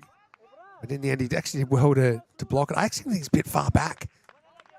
He has eyes. Good keeper. He puts his body on the line. He's courageous back there. Goes for one bite. 28 off 16. 293 matches since the Golden Ball. Full toss 6. Mistake pounced on. Shinwari was hit. Now does the hitting back. Maximal to 37. Was lucky to survive. And the ultra slow-mo showed he was short of his ground. But the human eyes didn't give it. Both these two have been knocked around as well, taken body blows for their team. But what a partnership. They came together in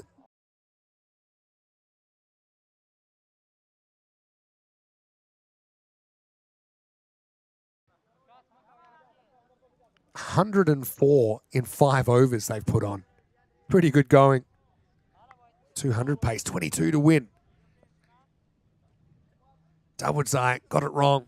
Can he get it right this time? Goes short, hurries him up. Pretty good bouncer.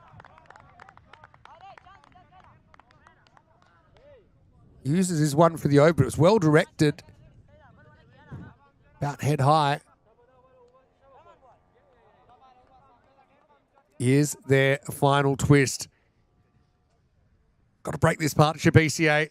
Slower ball, wide of the mark. Another run to the total.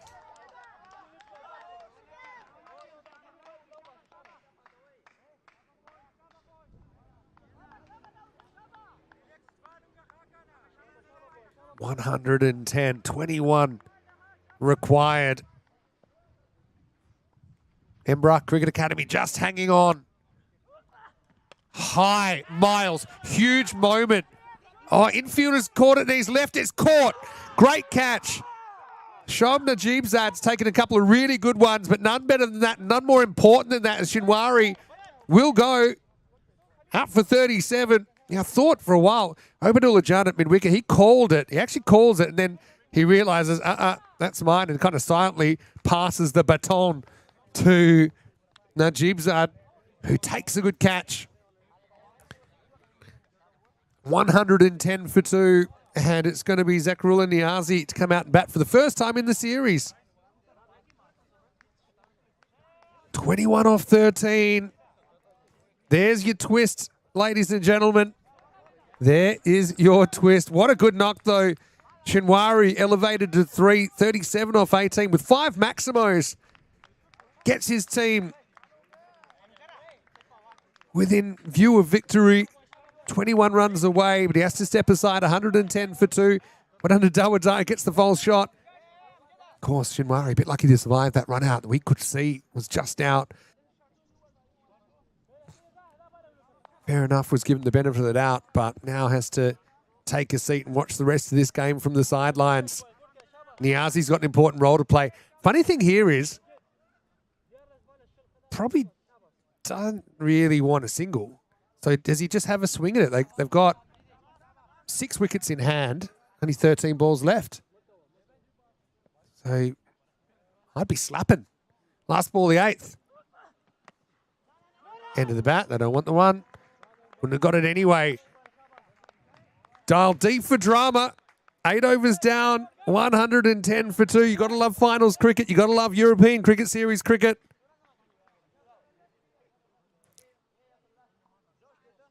There's still not as many as ECA were after 6.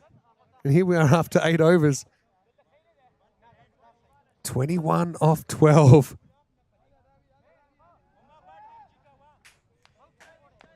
And they've got 2 pretty good bowlers to bowl out as well. They've got big Fawad, the left armour, to bowl over number 9. Now, Rahimzai, while he's there, you'd think they're going to do this pretty easily. But if he was to get out, then I think he might even swing the other way. Or at least to a 50-50. It all happens in the 9th, the most important over of the week for both of these teams. And it starts right now. Left arm around Fawad. Gets whacked. Gets absolutely smoked over the offside. Maximo. And with Rahimzai batting like this could be the last over of the game. Can't believe he's kept around the wicket here. He's got to try something different here, Fawad. It's a great shot, and I said this earlier. When Rahimzai realises there's an offside, he's a completely different player. 15 off 11 now. What a knock. We kind of called it first innings. If Rahimzai catches lightning in a bottle, then he could take the naughty 9 into the second half of the day. Cricket's all up on their feet. Jumping like cricket. Comeback ball for Fawad. Good ball. Gets it through him. Gets it over the top edge. Just takes one mistake here from Rahimzai. And the game swings again. You won't see cricket like this anywhere in the world. And I've been around the world. I've covered a lot of cricket.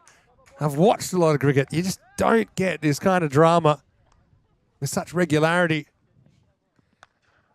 Not a bad result. Wants 2 here, but I don't think he's going to get it. Now Niazi is in the hot zone. Now they're going to have a chat. And let's be honest, I mean, even a 1 here is fine. You just probably don't want 2 swings and misses. Looks like we're going to the last over.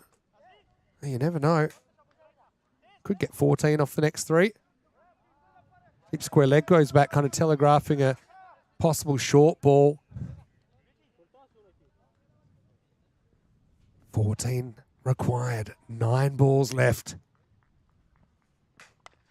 Makes contact. Now as it gets to the safety of the non-strikers end, Rahimzai, 69. How does he approach this now? Last ball of the over. Oh, sorry, there's 2 to come, pardon me. He probably has a dash at this one. His ideal would be his boundary single, or, I mean, boundary's pretty good as well. 13 to come. Huge miss. Massive.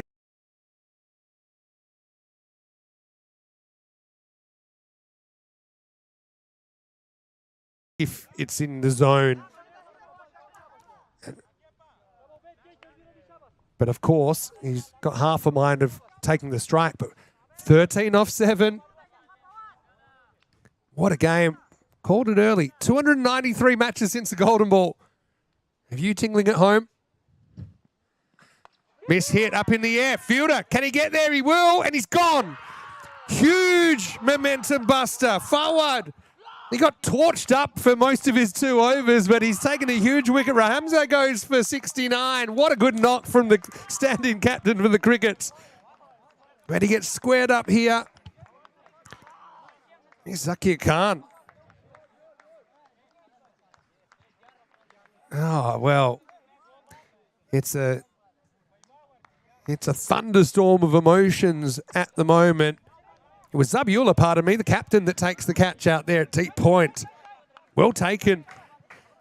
So here we go. Last over. And to be honest, 13 off the last over is the number that gets... It's the most frequent Golden Ball number, I think, needing 13 off the last over.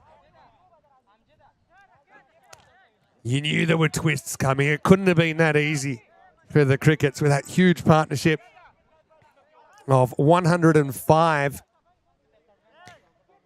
And they're 118 for 3. 10th over coming up. Last over of this game. And it's going to be Sadat to bowl. He went magical first up, but he's had a pretty good tournament for ECA. 13 runs from the afternoon session. 2 teams have arrived, but only one will survive in this European Cricket Series. This is drama with a capital D. It doesn't get more exciting than this.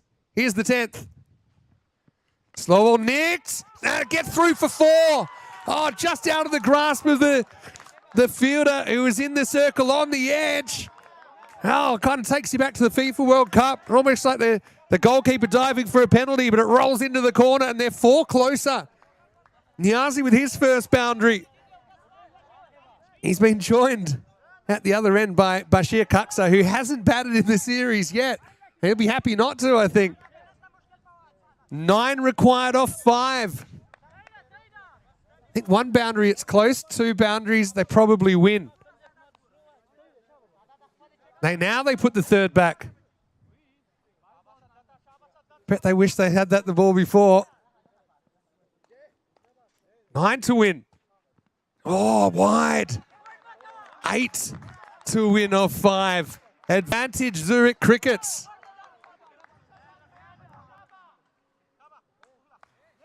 The nifty 9. And the Crickets, short-handed specialists. What a dramatic game. Both teams missing a few, which has kind of only added to the drama. Here's Sadat. Should just be 1. They might think it's 2. Don't think it's there, though.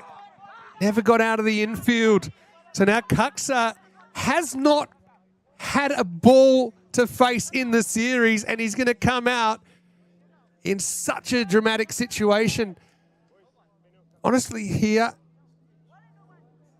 I think you just don't want to miss it. If you hit it, then things can happen. I wonder if they're looking at a no ball for too many outfielders. Umpires have come together, kind of, wait for it. Zabiullah's come in to have a word. Well, there's a lot of gesticulating going in here. I got a feeling it's going to be a no ball. Well, wait for it. No ball called. There's another run. And it means it's a free hit, 6 outside the circle. Yowzers. You know, you couldn't script this stuff because no one would believe you. They'd say it was too unrealistic. A no ball for too many outfielders. They put the 3rd back, but I don't think they brought anyone up. So no ball means they can win the game with a Maximo. Kaksa, he's got immunity. Swing for the fences. Here's a free shot to win the game. 6 will win the game. He can't get out. Dream scenario. Makes good contact. Fielder back there. Fumbles, but they'll only get a single. Oh, boy. Jumpy. Jumpy. 5 off 4. 4 singles for a golden ball. European Cricket Series. Whichever team wins is going to go off like a bunch of frogs in a sock. 5 to win. Good contact again. Every stop's important. He stopped it. Oh, there's one of your singles. Honestly, if I'm batting here and I'm Kaksa, I'm probably not trying to be a hero. If you score off every ball, you can't lose. You know, there's always a chance you'll get a wide. There's always a chance you might find a boundary accidentally. 4 off 3. 3 balls remaining. Remember, they got the extra ball because of the no ball. So it should be 5 off 2 right now if it wasn't for that no ball. More drama. Everyone triple checking. How many balls to go? I'm sure that's right on the screen because we've been looking like a hawk at the score every ball.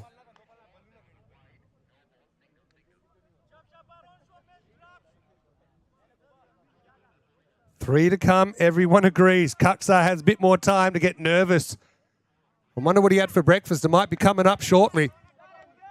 4 to win. Any boundary wins it now. 3 chances in regulation. The Crickets. Boundary wins them the game. Down the ground. Needs to be stopped. Probably looking at 2 here as well.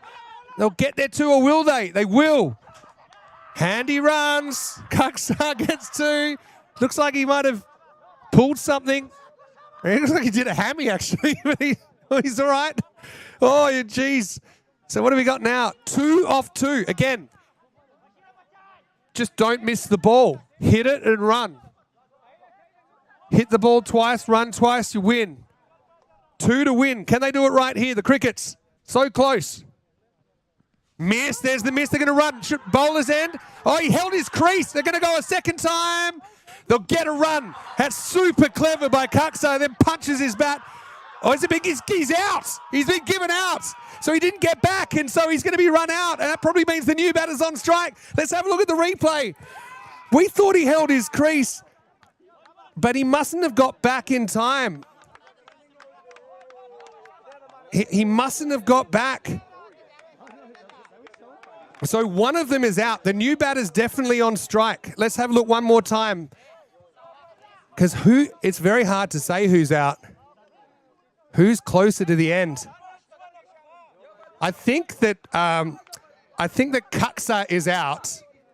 In fact, he hasn't been given out. The other batter's been given out. But I think Kaksa, to be honest, was almost back.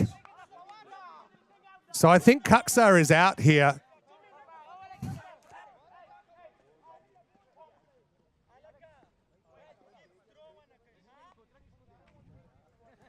So, I mean, regardless, the new batter will be on strike. The question is, who isn't out? So I think, again, look, when the stumps are broken, to me, it seems that he's so close to being back. Here we go. That's really good, Al.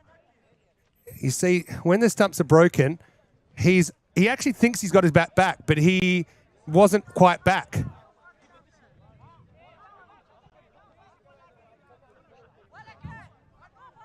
And the other question is he in? And the umpire, was he aware that he'd held his crease?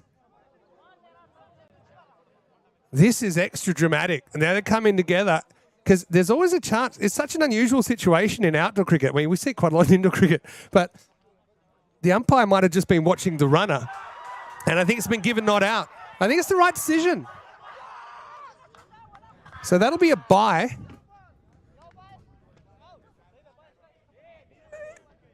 And I think what happened there is that the umpire gave the runner out, but then he's realized, hey, hold on, there's another guy. We should look at it one more time, Al.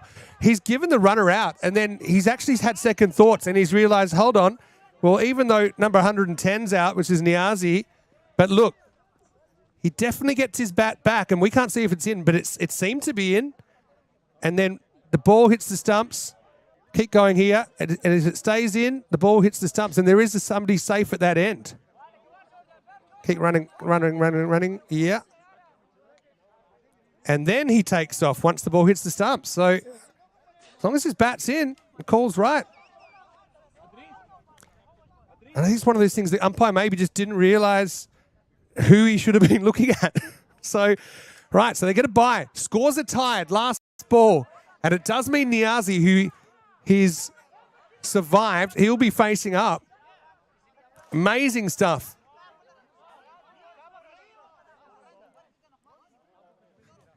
This is chaos. This is what we love. And I tell you what, I can understand ECA are upset because the finger went up and they said, yeah, good for us. Probably should have had a run out at the other end, by the way. But they messed that up. But it was actually very good thinking by Cossonay to get his bat back in the crease. And in the end, I know the umpire's allowed to change his mind as well. It takes a lot of courage to do that. But they have arrived at the right decision. It seems. All right. And he's got to bring the field up now. Yeah. And the keeper, you need to have someone at the bowler's end stumps as well, like someone really close to the bowler's end stumps. So one will win it now. Scores are tied. Any score wins it for the Crickets. We go to the last ball of the 10th over of the second innings for survival in this European Cricket Series. Sadat to bowl. Any score wins it for the Crickets. Wide, that'll do it. What? Wait for it. Umpire. He's called a wide and it's all over. Unbelievable. There go the hats, there go the bats, there go the Crickets. You will not see scenes like this in any other cricket competition on planet Earth. Down the leg side, umpire with a sense of drama waited about 7 minutes to call it, but it was a correct decision as long as it didn't hit anything on the way through. And the score is 131 for the Zurich Crickets. They win with one ball to spare in the end because of that wide. Now the umpire's coming together again.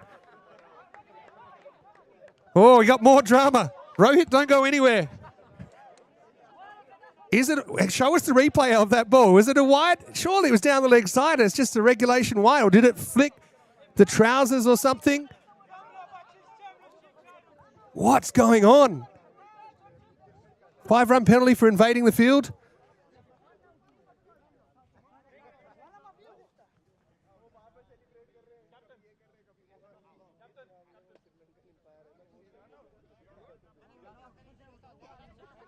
Let's have a look. Okay, listen to this. We got late drama here. Give us one more time. I've got some news that apparently it's been given not a wide because it flicked the batter. And so we've had two dramatic calls that one's gone each way. Al, can you key it up for us? It looked like a wide, but apparently it flicked the body, and the square leg umpire's come in and said, yeah, I definitely heard some contact. Yeah, I mean, it was pretty close to his legs.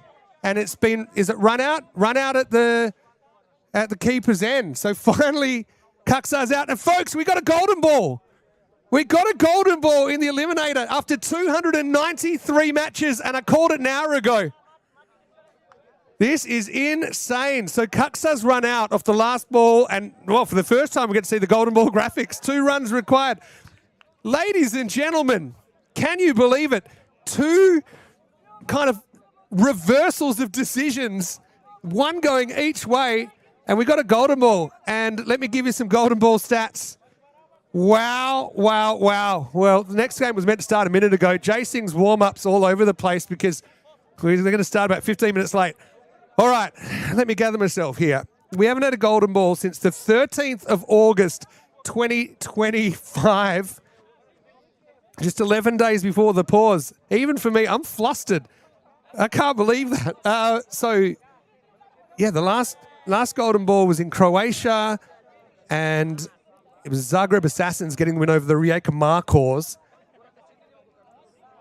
Just going back to Switzerland as well. We've never had a golden ball in Switzerland, ever. Cossonay's trying to say, well, I was in. He wasn't. And there goes the bat. Oh, have you got that one again? He's lost it. Cux's bat's flown about 3 times. He only batted for like less than 1 over. And there goes the helmet. It's going. Yeah. Well, Crickets, they got 9. They might be down to about 3 players the way things are going. All right. This is drama. He was out. And remember, it was a good kick. So the Crickets invaded the field, thought they'd won. Now they haven't. Now they need 2 off the last ball. Marzi's busy. 2 off 1. Is anyone that's not out can bat, but they're running out of people. Niazi probably has to face. And anyone can bowl for ECA. This is, of all the golden balls, this is great. It's golden ball 83 coming up. History of golden balls. 36 won by batting teams, 46 by bowling teams. The last 2 have been won by bowlers, but the 5 before that were won by batters. You got to be running 2 to win. If it's 1 or no score at all, ECA are through. It's a match that deserved a golden ball. I'm trying to keep up with the chat. Not easy, trying to keep my eyes on equipment flying all over the ground as well. Robot's excited. I'm excited. This is insane, says the robot in all capitals. This is pure madness. It was. So last ball was run out, yeah, to answer your decision. And it was, yeah, just flicked the trousers on the way through, so it wasn't a wide. And the umpires came together, which they did, to be honest, on the last 2 balls. All right, so who's going to bowl? Right, they're going to stick with Sadat. Sadat's going to bowl. Niazi will be facing. Oh, wow. You got to feel for whichever team doesn't get up here. There's going to be some broken cricketers after this ball, but there's going to be some elated cricketers. Who deserves to win? I can't even tell you, really. Sadat, who bowled the last over, coming in. This is golden ball 83, our first golden ball in 11 months. It's been a long time coming. 293 matches between golden balls. 2 to win for the Crickets for survival. They get 1. They got to go for 2. They just need an easy run out, surely. And it's all over. ECA have pulled it out of the fire. Unbelievable. Unbelievable. And ECA, despite everything going against them in that last over, seemingly until the very end of regulation, they are through to qualifier 2. A good stop as well in the infield. A good stop. If that gets through, then Crickets are going to be winning. They're going to get at least 2, probably 4. And, well, you know, take your hat off for both teams here. Take your hat off and kick it, in fact, in tribute. What a good stop. If that gets through, then it's all over. And how about that? Run out taken, and, well, it's ECA jumping like Cricket, says the Crickets get about as close as you can possibly get to winning a game. Shades of the 2000 US presidential election, as it was almost chards that decided it. Couple of conferences. I mean, you can't accuse the umpires of being biased because they did whatever they could to come up with the correct decision. One went heavily towards the Crickets, one went heavily towards ECA. In the end, a golden ball was required to sort it out. And Embrough Cricket Academy have made it through. So we will have an 11-on-11 qualifier 2 after all. Well, what do you think about that? The robots put a poll in the chat saying behaviour is worse by Argentina last weekend, Zurich, or Embrough. But, you know, you know you're going to get emotion here. You know, you're going to get emotion. These 2 teams, they gave everything. And in the end, score tied. And the golden ball goes the way of Embrough Cricket Academy. You know, I'm going to say hats off to the umpires in the end, because they had made a couple of, I wouldn't say rash decisions, but they made a couple of quick decisions that when they came together, and it wasn't the technology, when they came together, and they discussed everything that they had seen and observed on the ball, they changed their minds, which you can do. And all you hope for is if your mind's change that you're going to a correct decision. And I think in the end, those last 2 balls of regulation were correct decisions. I think for sure, Cossonay held his crease, and the umpire didn't notice originally, but then did and changed his mind. And then the last ball, okay, looked from our view like it was a wide and that was it. But then on second thoughts, the umpires came in and said, you know, I actually think that it hit the trousers and we both heard a noise, and so we're going to change it. That's the golden ball. What a great stop. And then all it needed was maybe the batter at that end to hold his crease and make him go to the other way, and maybe we could have had a different result. But anyway, we'll eventually have qualifier 1, which is meant to start 7 minutes ago. But I imagine we'll be starting that in around about 10 or 15 minutes' time. Golden ball 83 in an insane match. Absolutely insane match. And that's why European Cricket Series cricket is unlike anything else that you will ever see. Actually, watching the tenths is pretty entertaining as well. Still, well, you know, you got to feel for everyone involved. But I think when the dust settles, both those teams can say they gave it absolutely everything. But of course, there can only be one winner in the eliminator. So plenty of emotions flying around. Even the clocks lost it. But anyway, we'll take a break and we'll come back. Well, Al, how long have we got? 12 minutes? Well, I have 12 o'clock start. Okay, so we'll start in 22 minutes. Probably good because I need to dust off. There's plenty more drama ahead. Golden ball, 83 run and 1. I should mention probably the efforts of the Crickets in the second innings before we go, with a fantastic 69 to Parvez Rahimzai, led the side really well, 29 balls. Abdullah Shinwari, 37 off 18, and that partnership of 105 that put them in the box seat. But I asked you, is there another twist? There sure was. In fact, more than one, as the ECA side win it in the golden ball. Shout out to Abdullah Jan, 1 for 12, best of the bowlers, but also Sanat, who ended up crafting a 1-run delivery. We will take a break, and when we return in about 20 minutes, it'll be Geneva taking on Cossonay for the right to get the fast pass to the final. Vinny Sander here, Mr. Maximo. Thanks for being a part of some ECA magic with me this morning. I'll be back shortly with more finals action in Cossonay, Switzerland. And this is the one, the only European Cricket Series.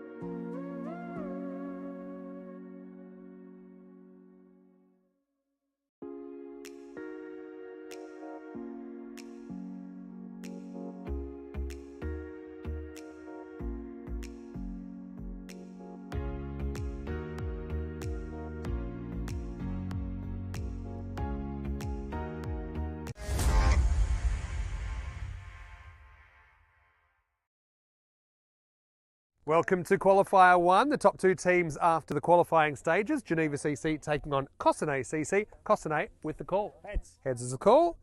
And it is tails. What would you like to do? We'll do it fast. I thought so. It's Geneva batting first after winning the toss here in qualifier number 1.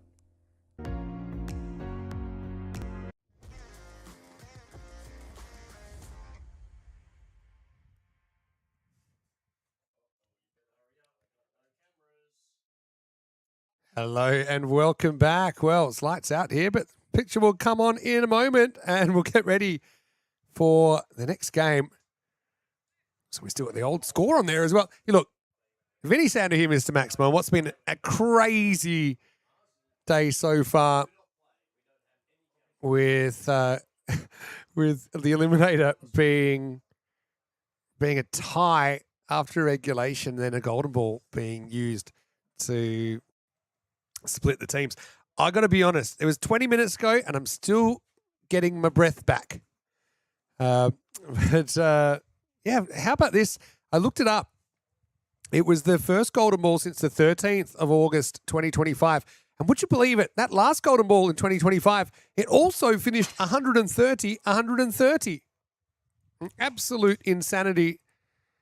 You got to feel for Zurich Crickets. They thought they'd won. They thought it was a wide last ball, but in the end, umpires came together. They hadn't signalled wide until the play had finished, and then they basically came up with the fact it wasn't a wide, which meant that the ball went to, well, the game went to a golden ball. Yeah, 293 matches is the final, or for now, count. So we've gone back to golden ball 0. And good news is, looks like the camera has come to the party. Yeah, 346 days since a golden ball. By far the longest we've ever had. And look, even if you take out the, say, 6.5 months we were on our pause,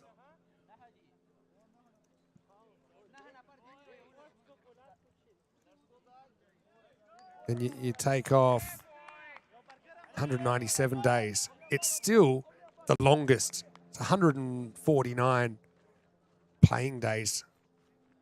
Anyway, let's talk about this game then, if you're ready.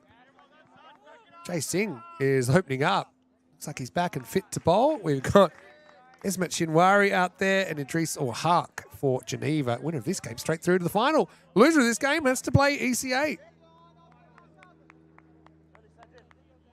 I'm still in recovery. You probably are too.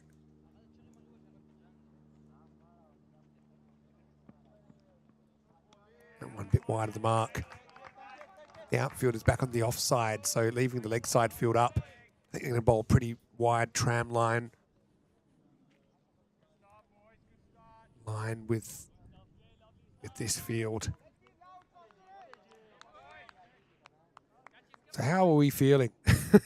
Like I said, I'm still coming back to earth. She's got to feel for the Crickets. I've got to feel for whichever team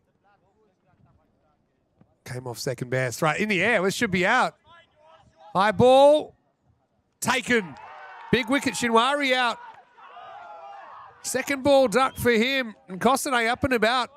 Haven't really talked about these teams much because we're still in recovery, but that's not a good shot from Shinwari. Searching for the leg side.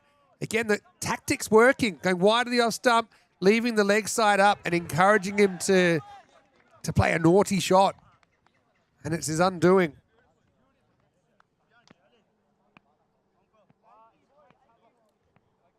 So it's going to be a duck for Esmat Shinwari. And the score is 1 for 1. He's Tahir Khan Ahmedzai.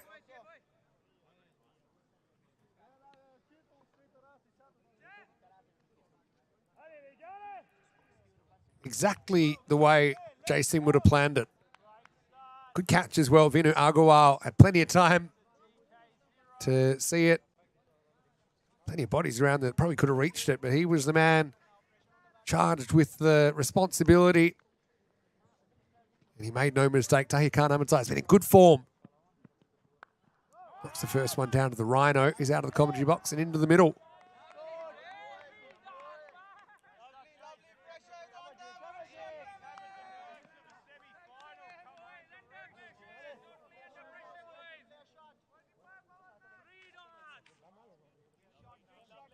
Second golden ball on a total of 130.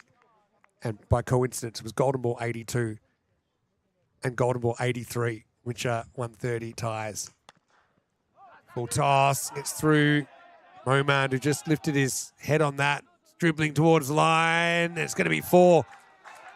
Oh, well, Moman, he won't be happy with that. Fumbled it firstly, and then when he did pull it back, he pulled it back on his own body, and it went across for 4. This will be a good look at it. Set high standards in the field, Cossonay.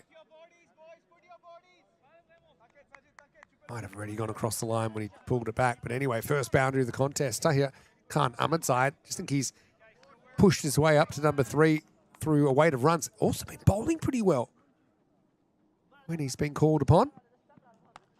In the air and gone. Well, there you go. 2 wickets in the opening over. Ahmadzai didn't really try to keep it down. Slapped it to cover. 2 catches offered, 2 taken. And it's funny, if it wasn't for that misfield, they're probably getting 1 and Tahir Khan's not on strike. So it's Anmol Prabhu that takes the catch. Early drama to go with the late drama of the previous game. It's 5 for 2 after 5 balls. And Jay Singh back fighting fit. Again, good line outside the off stump. Tahir Khan's more of a traditional player, can hit through the offside, is confident doing that, but he just couldn't have picked out the fielder any better.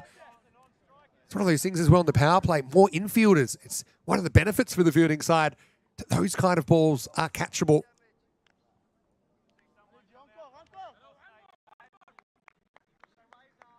Here's Hamidullah. Missed the last game through injury. Picked up a little bit of a knock in their penultimate game. Last ball of a dramatic first over. Oh, bad one. The first one that Jason gets wrong. I don't think it's quite gone for 4. It's one of the longer boundaries down there.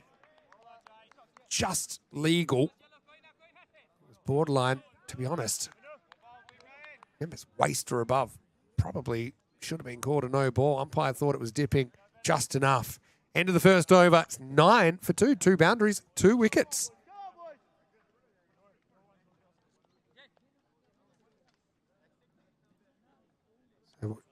We're at golden ball 0. What else can I tell you? It makes the totals 36 wins to batting teams, 47 to bowling teams. That was our 5th longest Barron streak as far as games without a golden ball, 293. The record is 405 set in 2022. And by far, it was our longest days between golden balls. And even if you account for the pause, it's still the longest. Bit of jump there. Benu Agarwal getting the second over. Wasim Javed behind the stumps for Cossonay. And I can also tell you that Cossonay becomes the 31st ground to have a golden ball. 31 different venues. Khartoum Oval with 11. And actually Marsa also with 11. The top venues.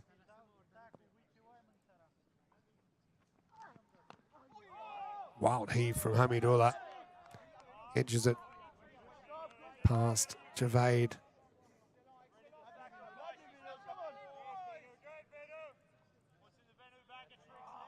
But we'll need to take a few deep breaths as we settle into this one. But this has been frenetic.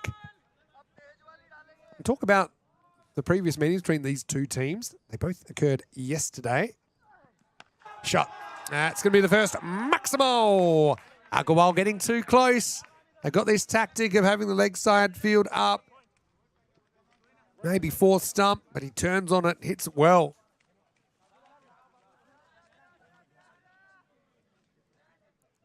Here yesterday, Geneva winning the toss and batting in both games against Cossonay. They put 157 on the board in the first game of the day yesterday. Cossonay managed a point, but only managed 112 in response. And then last game of the day, battle for top spot. Geneva put on 169. Cossonay only 94, failing to take a point. And so they give up top spot.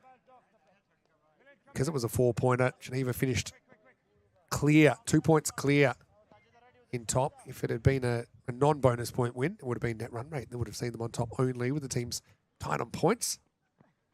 Good slow ball. A bit less there. And made the change now. They put the deep mid-wicket back. Obviously, Hamid doesn't care. Tries to hit it over his head.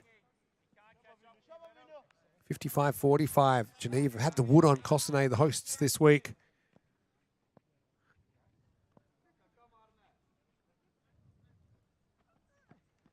Right off the end of the bat. Hello to Chris Smith. He's asking, have I watched the Perth Derby? We call it the Derby, Western Derby from yesterday. I haven't, Chris. No spoilers, because now that you've reminded me it's on, I might watch it tonight after I watch that golden ball finish. Took a while to collect all the equipment from around the ground after the end of that last game. Another slower ball. Down to fine leg. On the longer boundaries, that still will run away. Cuatro carreras into the second over. Agarwal goes for 15 in that one. And the score, well, 11 for that one, pardon me. And 20 for 2 after 2. Pretty tight contest. Let me give you another stat, because I know you love stats.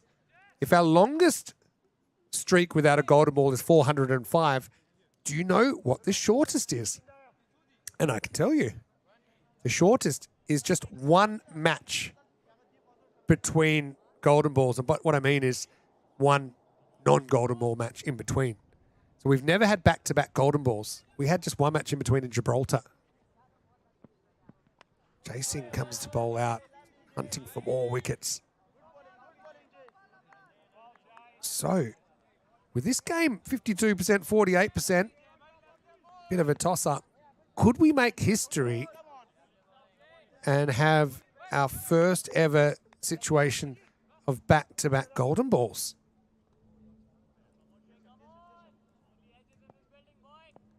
So that was back in 2022. We had golden balls 3rd of Feb and 4th of Feb in Gibraltar with only one match in between. In the air and caught.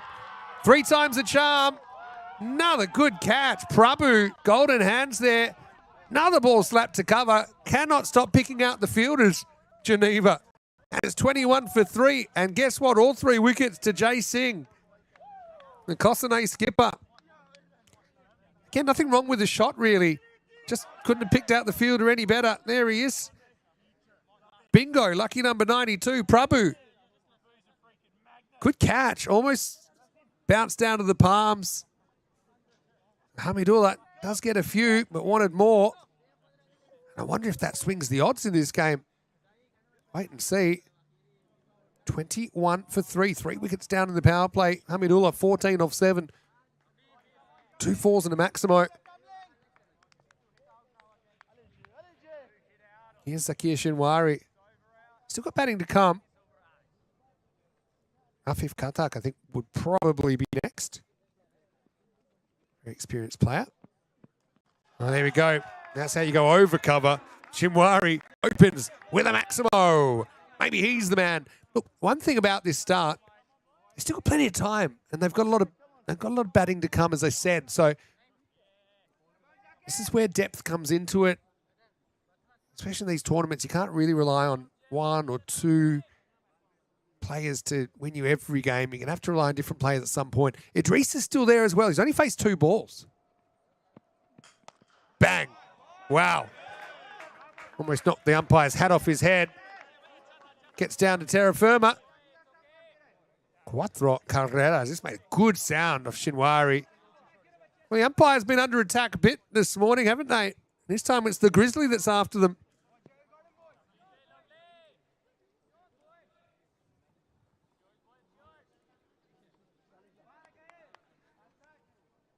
Didn't we call that golden ball earlier, though, didn't we? We called it at about 9:45.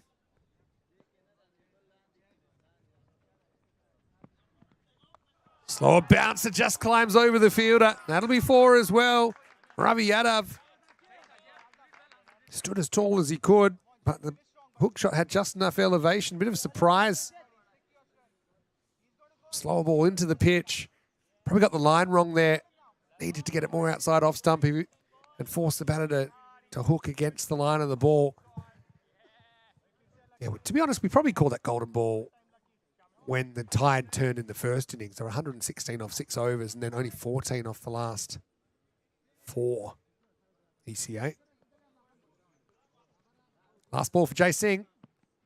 Wild swing. Umpire says that's okay. 24 off his 2 overs, but 3 valuable wickets for Jay. And after the power play, Geneva 35 for 3.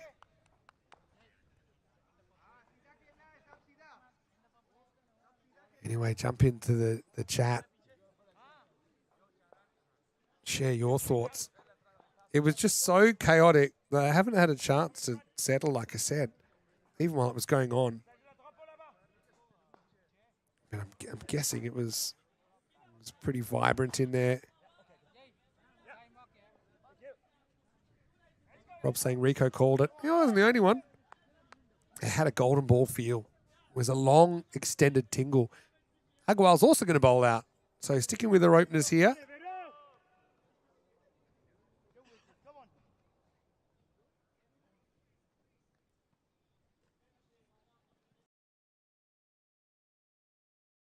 Big side, Moman. He's done a lot of watching, not a lot of batting, so it's tougher for Venu to go.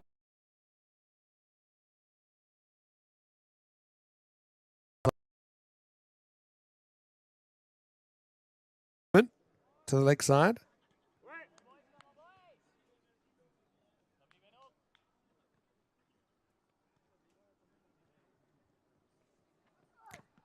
It's a good one though. Gets past the bat. Ikroom saying, just watch back the golden ball, crazy stuff. Not sure I've seen a golden ball or the build-up to one quite like that. Have a good day all and catch you soon. Ikroom might be off to cricket today in the UK. But I mean, even just chatting to the umpires quickly, obviously they were under the pump in that last over. Right, up in the air. Another easy catch. They've held him so far, and they're going to hold this one too. 4th wicket, and it's Idris that's going to have to go. He only contributes 6. And they keep the cover in the circle, even with the end of the power play. And Amal Prabhu, well, he's going to have to be treated at the Cossonay General Hospital for leather poisoning tonight because that's his 3rd catch. He's been flawless. He'll have a job opening the batting in the second half, but right now he's at golden hands on a golden ball day here in Cossonay, and Idris is caught in 2 minds there. Doesn't really try to hit straight, tries to hit across it. It's a ballooning leading edge. Probably does the rest. 39 for 4. Here's Afif Katak. Last of what I'd call the real recognised batters before we get into the all-rounders.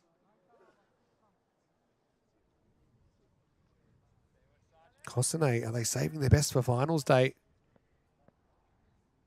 Got a pounding in both games yesterday against this opposition. All right, that's in the air as well. Moman back to the line and dropped. Oh, well, in the end, it stayed in the field of play in the first blemish against Cossonay, and Katak gets incredibly lucky. He's dropped on 0. First ball, hit quite high on the bat. He had plenty of time to look at it. Just faded to his left, and Moman, he's been the exception of the rule, hasn't been too clean in the field so far. Remember that moment.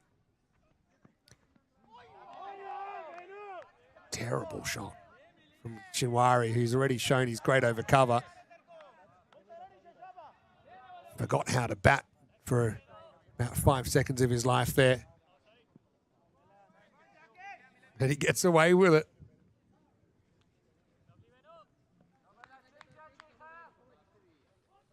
Agarwal, what a good spell from him. 1 for 16, should have been 2. Got him. Well, Shinwari just completely lost the plot there.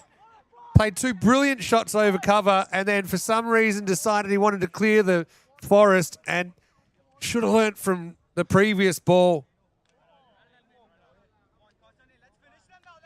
It's a ball that might have kept a little bit low. I guess it's in the zone where you might be able to hit it across, but just lifted the head and lost his technique completely.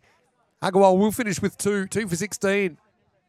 And 5 wickets down, 40 for 5. You know it's a bad shot when they end up swinging all the way around. Completely losing his technique there. Surprising because he's a good player. You know, it's just a rush of blood, a poor choice. It's a split-second game. Geneva, all sorts, 40 for 5.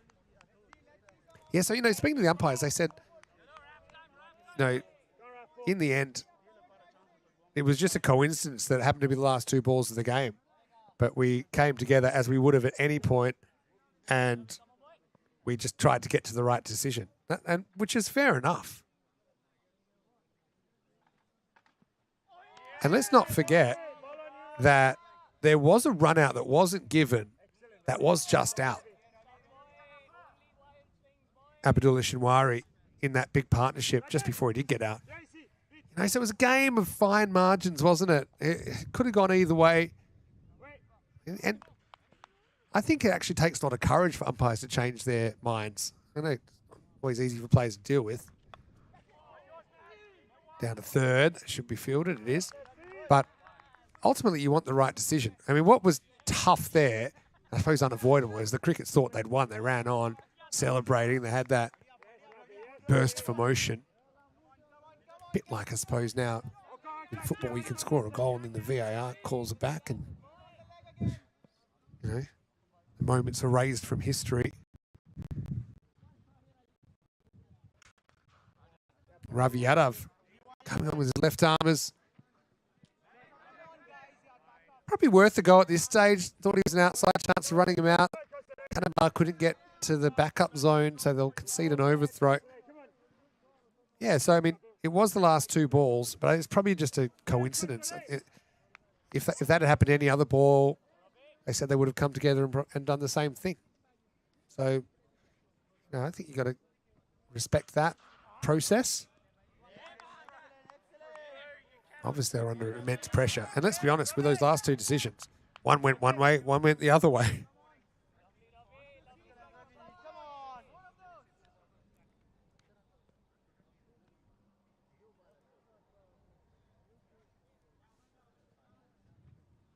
Yadav, good over this. Has been hit to the boundary. Kartak dropped on 0. You're hoping that's a sign it's his day. You always need that little bit of luck, don't you?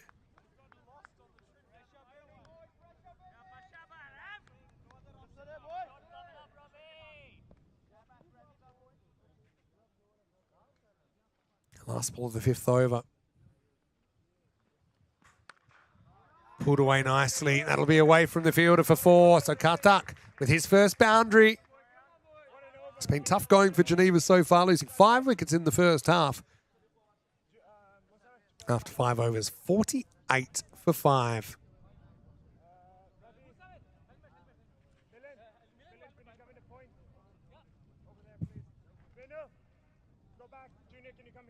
Hello to Yo-Yo Joy. Just caught your comment. Saying hello, Vinny, sir. How are you? I am very well. Hopefully you're well too. Beautiful weather here as well, 25 degrees.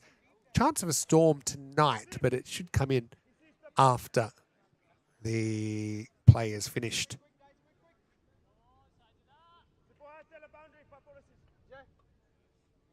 Golden ball day, back to golden ball 0.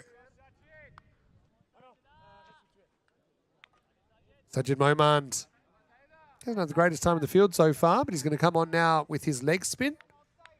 Best figures of 4 for 7. In fact, they're the best figures in the series. Pretty good shot first up. It's one of the longer boundaries. Fielder comes around. Excellent stop. Really should have got 2 there. Musa Hamidi putting his body on the line. Just be 1 then. Be a good shot of it. Did really well to get down to it. Quite often you see in Europe players just sticking a leg out at that, which isn't a great strategy. Huge swing from Kata. Comes up with fresh air. Can I also say big thanks to Geneva CC for the croissants, which looking pretty good next to me. I can't eat them right now, but they've been very kind delivering some presents. Nice shot. This one's a bit closer to him. More in the zone. 50 comes up for Geneva in the 6th over. Line of the ball was poor there from Momand. Free swing outside the hip for a fifth. So, yeah, Geneva CC looking after us. We hope they have a great day. May the best team win. We just want ECS entertainment. We've had it in spades so far.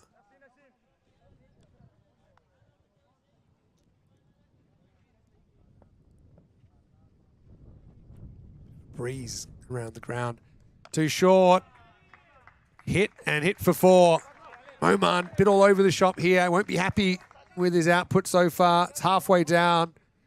Kata had a real good look at it and placed it into the gap as well. So just in case he mishit it, it's still going to be safe.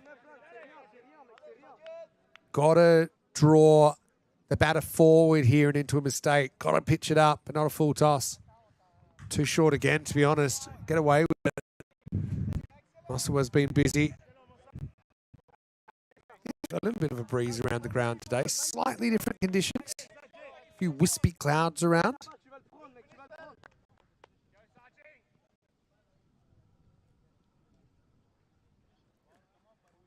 Now he goes full of it, full toss. Gets away with this one as well. Abdul Rahimzi is there.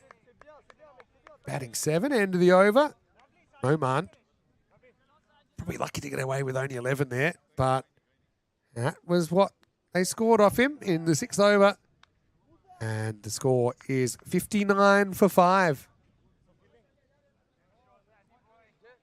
So remember that we have an off day tomorrow because we're traveling to Zurich, where we will bring you the T20 IW Quad Series starting Monday. Tina will be with me as well for that. And then following on from that, starting next Saturday, we have the ECS in Zurich, which I believe it's not the traditional clubs. It's a franchise-style a draft event, which should be really interesting with very even teams. This is Ravi Yadav. Only went for 8 his first. Loose shot there from Zahidullah Abdul Rahimzi. So it's a triple treat from Switzerland. You've got this ECS, then the Quad Series, then another ECS.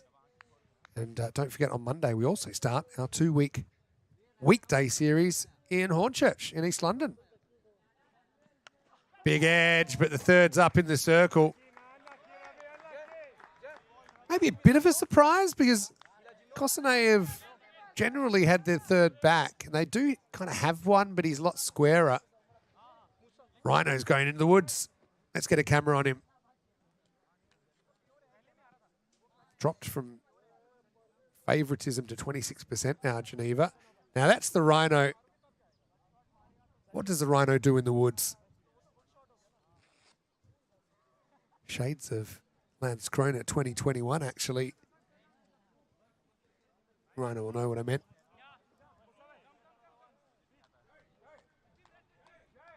It's an unsuccessful find. Send Naseem out for one afterwards. Yes, Rhino. A lot of our viewers can say that they can pick up his voice in the field as well. He's always encouraging. Pretty distinctive Aussie twang. Had us over for a barbecue at his place in Lausanne last night. It was brilliant. Oh, geez, this is close. Oh, couldn't pick it up. Had it in the left hand ready to fire. And if he picked it up cleanly, I think he would have had an opportunity to run out Abdul Rahimzi with a direct hit. Couldn't find the handle. Hello to Ash at Save Derek. Yeah, if you haven't watched the Golden Ball, at the end of this innings, go back and watch the last over. In the air, not quite carrying. Finally put the fielder back there. Yeah, and okay, watch the last over, but then go back tonight and watch the whole thing. That's your homework. You've got tomorrow as an off day, but just watch the whole game. It's drama. It is worth it. Broke our golden ball. Barron streak at 293 games. That's a good shot. Really well hit. In fact, it's gone all the way. That was flat. That was smacked by Zahidullah Maximo. First time that Yadav's gone the journey. He's been very good, 9 for 20 off 11 balls bowled now.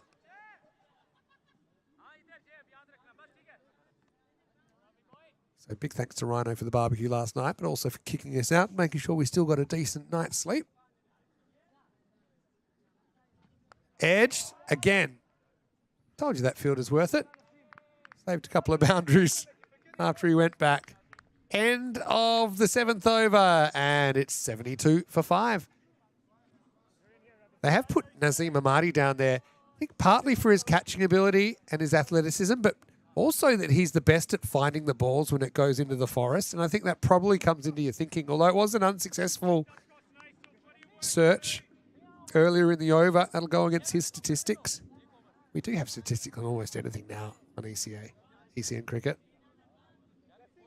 ECA, of course, to the qualifier 2, waiting for the loser of this game, with the winner of this game, straight through to the final.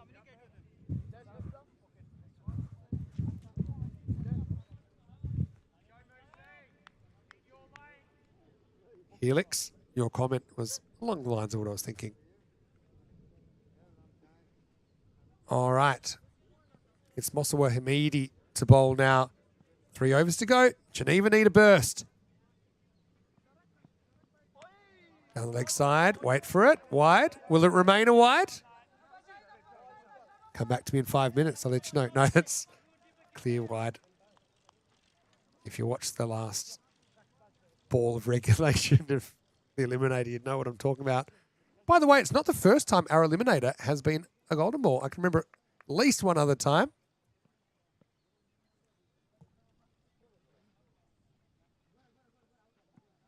All right, high. Hamidi wants it himself. He takes it. What a good catch. Jeez, he had no right to catch it. It was fading on him to his right. He basically eats the dirt. What a good catch that is. Abdurrahimzi's going to have to go. With one exception, they've caught incredibly well. He has to be careful not to touch the ball on the ground either, which he doesn't. See, it fell to his right, and then he has both hands wrapped around it, and wrapped around it really tight. So that ball's never hitting the turf. To be honest, I don't think it was his catch. I think it's mid-wicket's catch. It was harder for Hamidi to kind of go back with the flight. But it's the end of Abdul Rahimzi for 17. Have a look at it again. I think Ravi Yadav calls at mid-wicket, but Hamidi overrules him, says, my wicket, my catch. Boof. Yum, yum, eat grass. Come up with the Grizzly.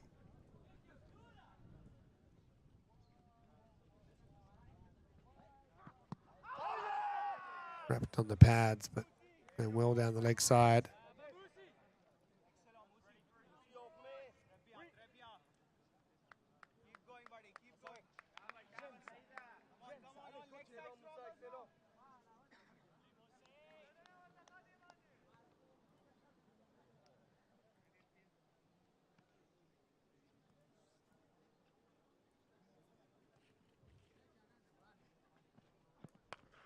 In towards the body, can't really free his arms.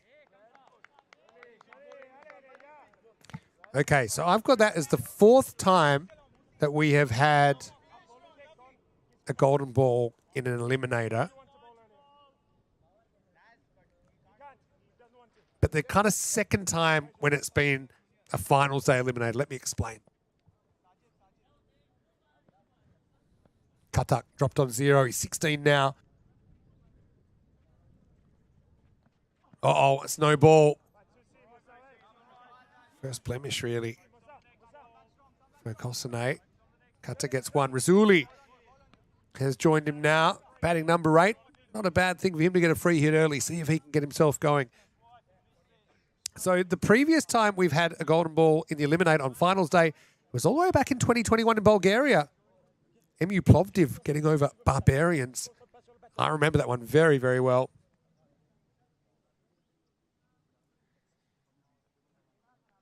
Freebie. Slow ball. Goes for it. Doesn't get it.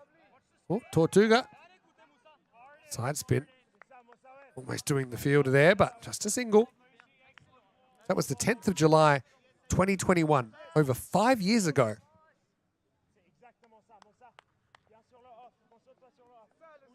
But we have had some golden balls in other eliminators. Back when we had Super Thursday at the ECL in 2022, we saw our first ever ECL golden ball in an eliminator. Lucky one. Yeah, it's probably going to run away. And it does for 4. Katak's had the luck. He's probably the only one that's had the luck for Geneva. They won't care as long as he keeps coming up with runs. Almost hits the sign. We were talking about that earlier. Andrew Ryan's put up a few thousand. I think if anyone can hit the Cossonay banner today. Yeah, so we had a golden ball eliminated there. We also had one in Malta when we had Elimination Day, which was when basically you had 8 teams that had to be whittled down to 4, where 4 teams qualified for the semi-finals automatically, and the others had to be sorted out through eliminators. So that was in the Malta tournament that had 5 golden balls at the start of 2023. That's insane. And some really good ones too.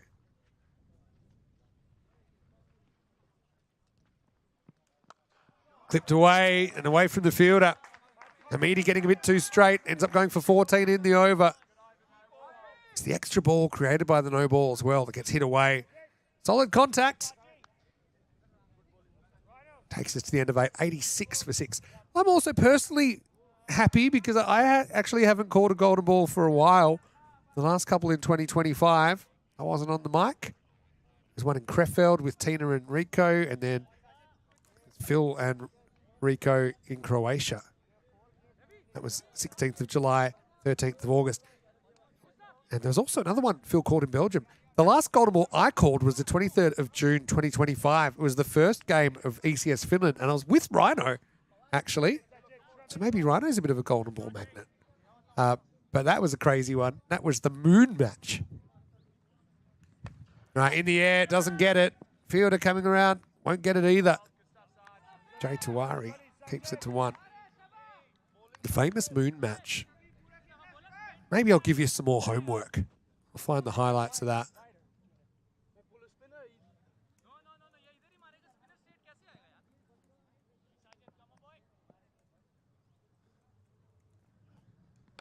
Takes it on and gets it. Katak into the 30s.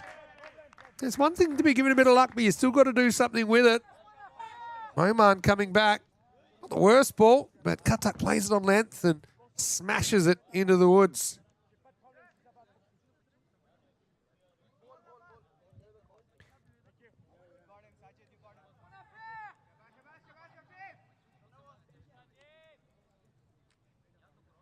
There, put the homework in the chat. So you can, homework is rewatch match 1 from today and also watch that highlights package. Good work by Gervais down the leg side to block this, but it will be called wide. Yeah, the moon match was quite something.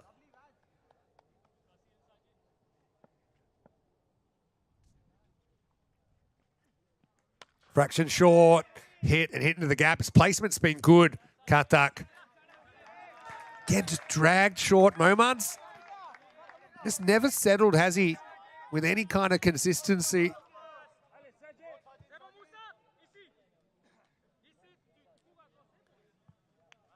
Growing to 31% now, Geneva, but still well behind. Better ball.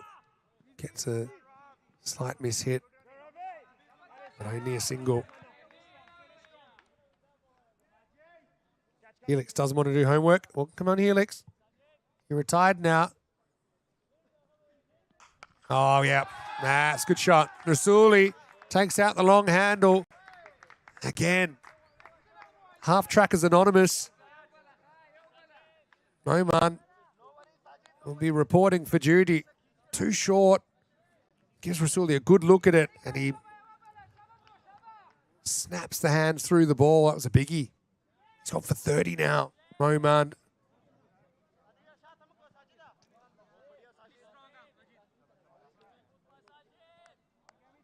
Still got a ball to deliver as well.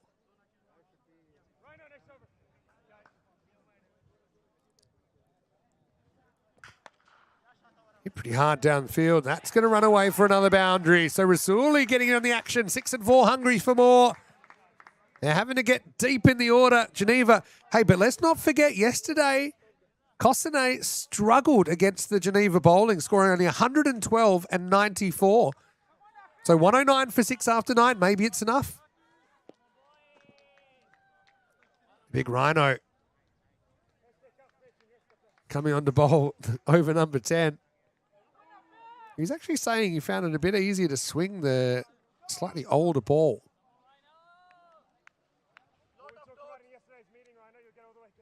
So far, it's our most watched profile video as well, with the 180-degree turn. So big over here. I mean, take this magical. You can still post 130 plus. And if you don't, you might end up with something in the 1-teens. Probably 120 something, the most obvious result. Here we go, 10th over. Full toss, straight down his throat. Nazim drops it. I don't know what Rhino's done to his teammates, but they don't seem to want to catch too many off him.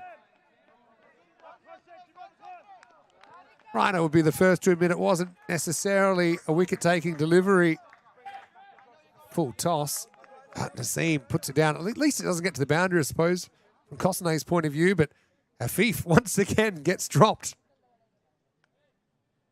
Rasuli had the hot hand in the 9th. Can he keep it going to the 10th? Well bowled. Wide Yorker. Rhino's got to turn around now. And he does. Centimetre perfect. You'd actually see that bounce inside the line. If he could bowl 4 more of those, he would. Trying to stay away from the legs.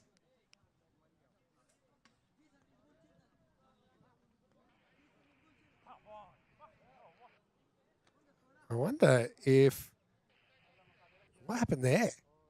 Maybe the field was still moving, or maybe someone said something, or Grumpy Rhino. Don't think he was trying to run out the non-striker or warn him. Thought for a second his knee might have collapsed. I'm glad it wasn't that.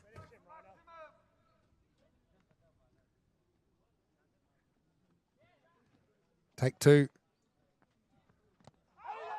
Gets full. Well, Rhino has a pick at the stumps here, and he bounces it over. Just a shame we didn't get to see the full Rhino charging and taking out the stumps, a.k.a. the 2023 viral moment. Pretty online to me, but a little bit of a handbag thrower from Rhino, going for less power, more accuracy, but he bounces it over. Still good ball. Leg by. Brings Karthak back on strike. 2 veterans locking horns in the 10th. No full toss. Pretty well bowled. They want 2 here. Oh, it's an air ball throw. Cossonay have been pretty good, but they certainly haven't been flawless. We have to need the tranquilizer dart for Rhino. He's steaming. That should never have been 2 there. That was one of the, you just can bounce it to the keeper or the bowler. But probably they wanted Katak, who's a set batter, at the keeper's end.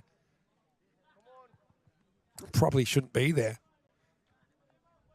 3rd time I think he should have been out in this innings. And it's good. Not good. Umpire nodded. I thought it was a nod of it's good. Very hard to tell from our angle, so fair enough. Rhino with the wry smile.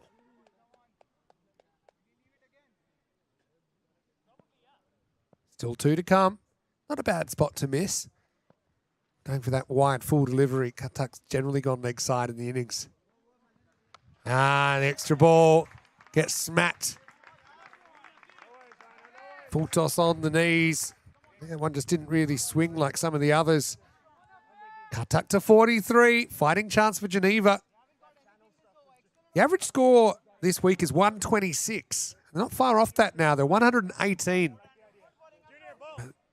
Cossonay are going to have to score more than they've scored in either of the games against Geneva so far if they're going to win this qualifier and go straight through to the final. Last ball of the 10. Katak, 43. He's giving his team a fighting chance. Here's Ryan. Another full toss. Going, and gone. Maximo. So a good finish for Geneva. Rhino, he'll be a bit annoyed, I think, that Katak survived that long. But in the end, Afif, he was there. And he hits the last couple to the boundary and beyond. And Geneva finished 124 for 6. So pretty much bang on. Par total. But having said that, I think if you offered Cossonay 125 to win, they would have said, yes, please. We're confident with that. We don't think we've batted to the best of our ability against Geneva. And across the series, Cossonay are averaging 129 with the bat. So Geneva still slight underdogs according to the supercomputer. But I think a lot of pressure on Cossonay's top order, particularly I think that sent out Jay Singh and Prabhu to open. Then you've got Wasim Javed at 3, probably Naseem Ahmadi at 4. So those 4 are real key, I think, to the chase. Looking at that innings, Cossonay, they did a lot of good things. They created a lot of chances. They held a lot of catches. Couple getting away. But Jay Singh, with 3 big wickets in the power play, 3 for 24, his figures, best of the bowlers. Agarwal has a good case, though, as well. 2 for just 16 off his 2. They bowled them in the first 4. Hamidi with the other wicket there.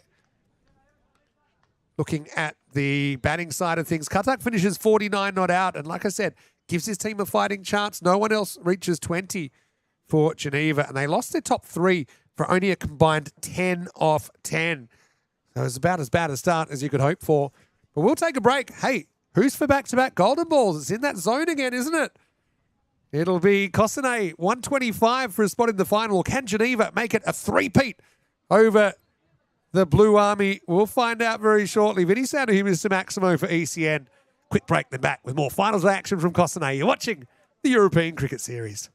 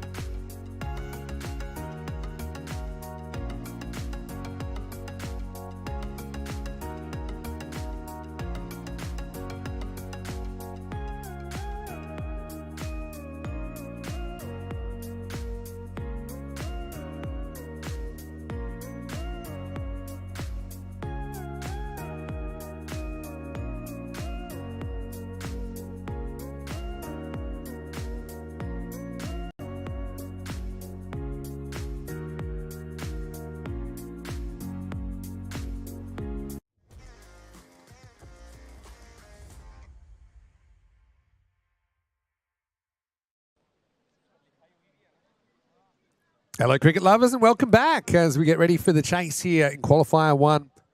A spot in the final on the line.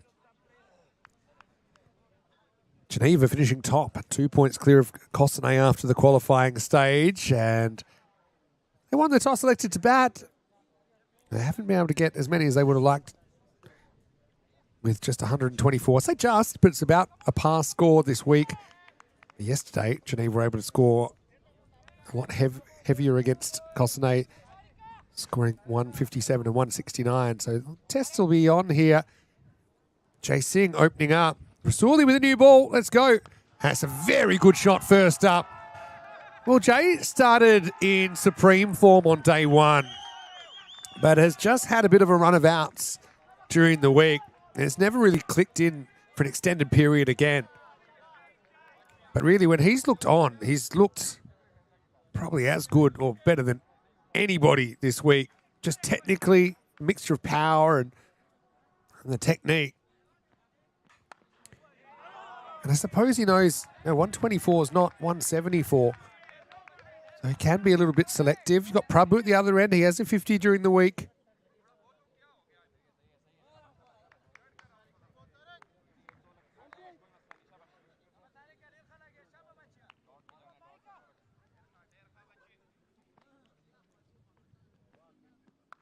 Plays this late, straight to the fielder. It's a reasonably good contact. Geneva have to field well. Cossonay did field well on the whole, but they'll be annoyed, I think, with the ones they missed.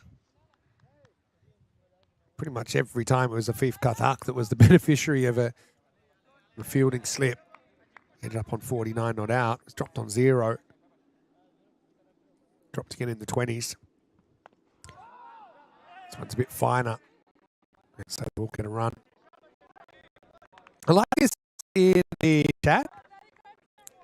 Paul asking his question, who is your favourite commentator? My all-time favourite commentator is a bit of a rogue one. I've got a lot of favourites. And I think that every commentator brings something a little bit different, which I think is important. Prabhu was cut well in the series. He got the fielder on it. It's a pretty smart field to him, actually. Deep third, deep backward point. Bowl short and wide, and hope he hits one down the fielder's throat. Maybe nicks one to the fine third on the boundary. I'll give you some of mine in a moment. Last ball of the first over. Good one. Just leaves him a touch. And Rasooli unlucky not to get an outside edge there. A pretty good first over from Rasooli, particularly after the first ball went for 6. The whole over just goes for 8. And it's 8 without loss. And we're in the Goldilocks zone. Cossonay 53%. Mentioned that they didn't have a good day with the bat yesterday against Geneva. Only scoring 121 and 94. Admittedly, they already had the top 2 sewn up. So it wasn't the kind of do or die kind of situation that they'll be faced with on finals day. So who we got is some of the favourite commentators. I mean, Richie Beno always comes into it. And I do agree. He's kind of like the Bradman of commentary, isn't he?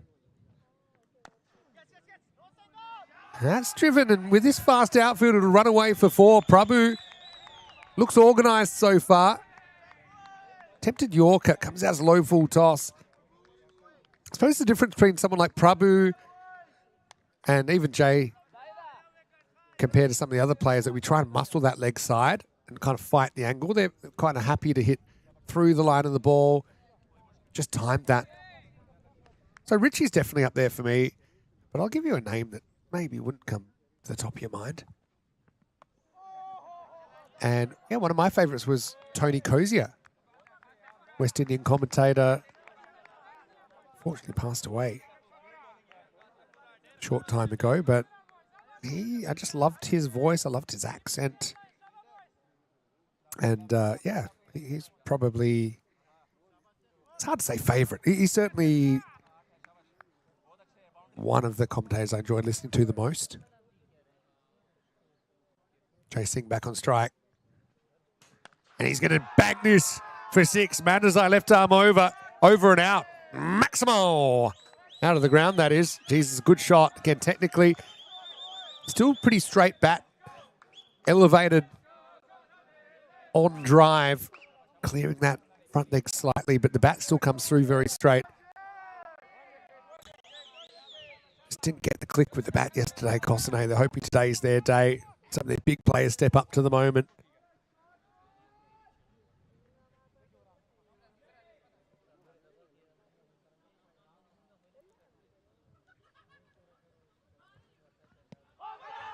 Don't think so. Be nervous to see that hand moving though.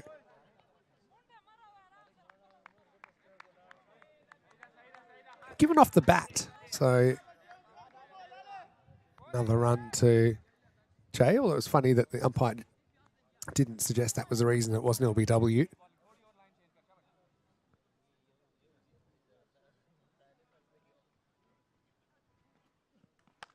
That's up in the air. She runs round it there, Rasuli, but I wonder if he'd gone in, if it might have been catchable. There's a dot, by the way, last ball. That would explain why there was no leg by signal. He didn't take the run. And as far as ECN commentators, you don't need to have a favourite. Hopefully you enjoy everyone that gets on the microphone. We work really hard as a team to keep the coverage fresh and exciting for you. Pretty good over from Mandazai on balance. Goes for 12, which I suppose is the par for the game. End of the second over. It's 20 without loss. So let us know some of your favourite commentators. So obviously I grew up with the Channel 9 commentary team.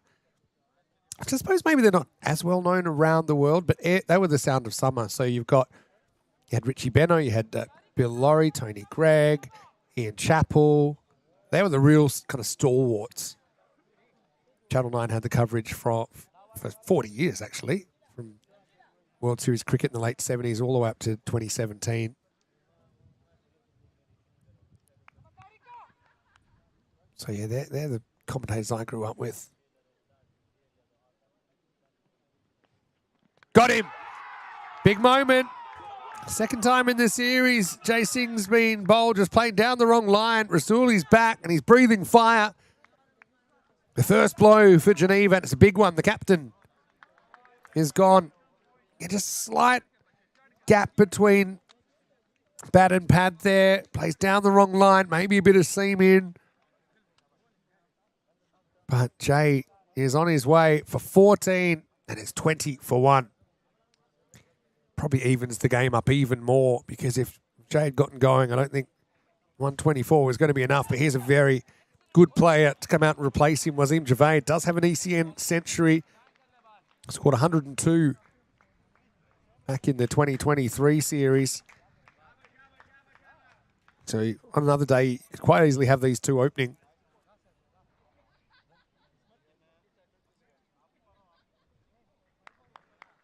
Javed, very experienced player.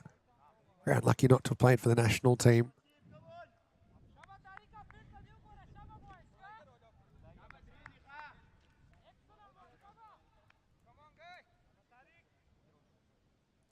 Facing Rasuli, he's got his tail up. Oh, good one. First up, whistles past the outside edge. Bit of a nervous stroke from Javed. Knows that he's a real key to this chase.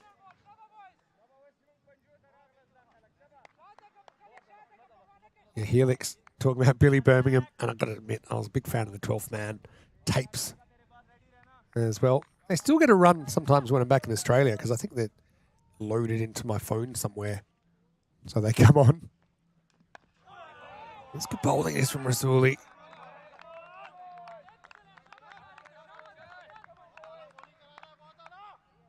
Javed turns 40 in October. Does have a career strike rate over 200 on ECN, 213 to be exact. You can see he's kind of respecting these deliveries from Rasuli. Doesn't want to get out to a loose shot to a good ball. They feel like they've got the run rate under control. Maybe they can target some other bowlers. But, hey, that's 5 dot balls in a row. One of them was actually a wicket.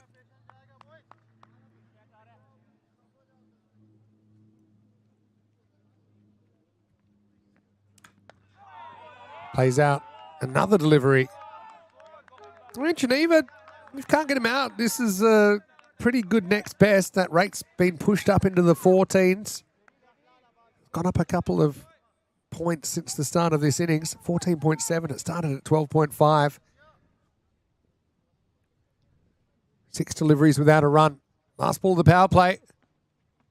Oh, trouble. Big trouble. Yorker in swinging. Hits him on the foot right in front.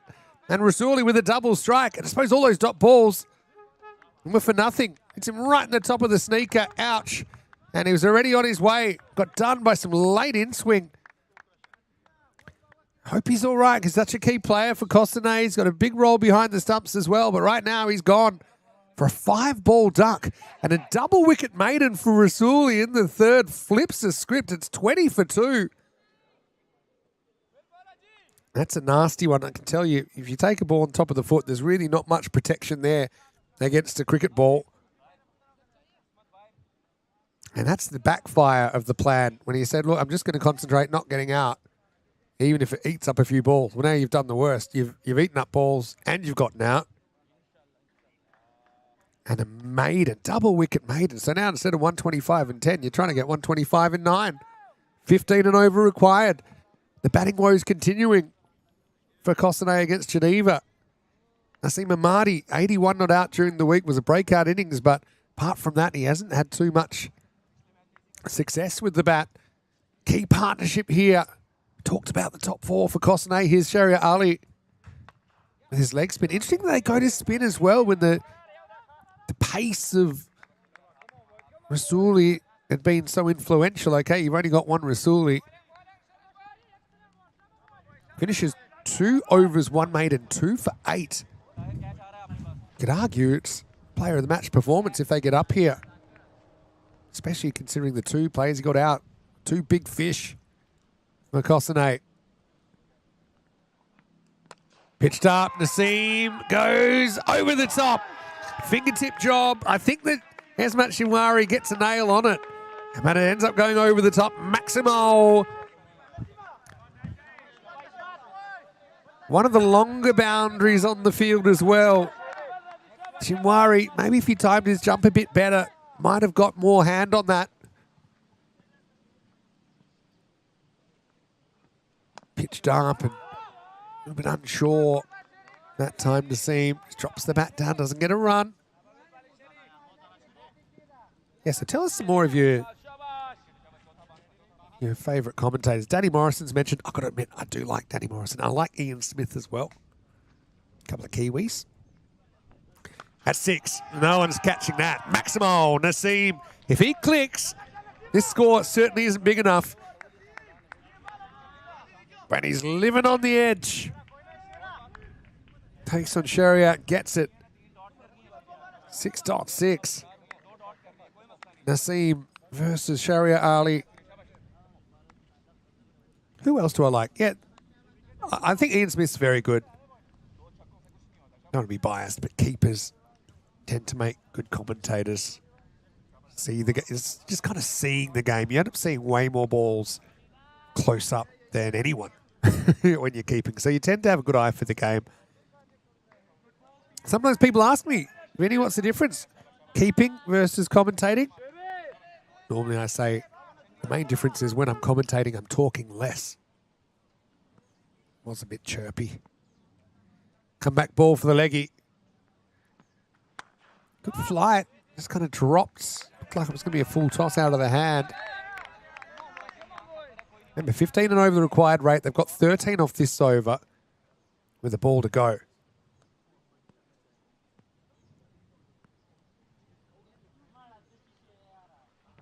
Well bowled. Very good bowling. Marty didn't want to take that one on. So 13 off the over. Hey, points win to the bowler there, considering the rate up over 15 now. End of the 4th. 33 for 2. But good signs, I think, for Cossonay with Naseem getting a couple of 6s in the over. You've still got Prabhu there. His 61 was brilliant during the week. But it is a key partnership. We'll probably see Jay Tiwari come in at 5. They've listed Momad at 6.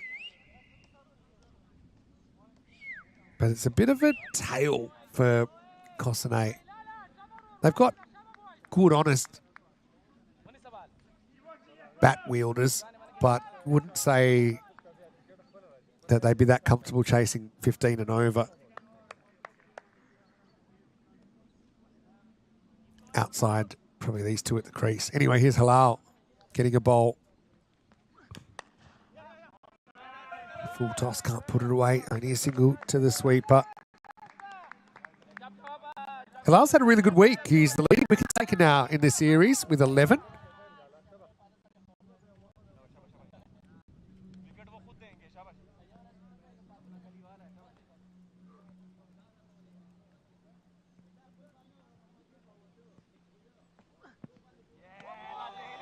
Called a wide. One to the total. Seen how every run matters today.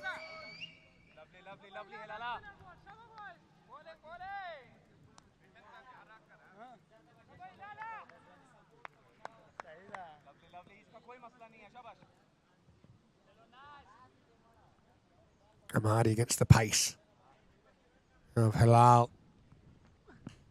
Full toss, skied, going, and gets away from the field. And I think that's 6. Very hard to tell.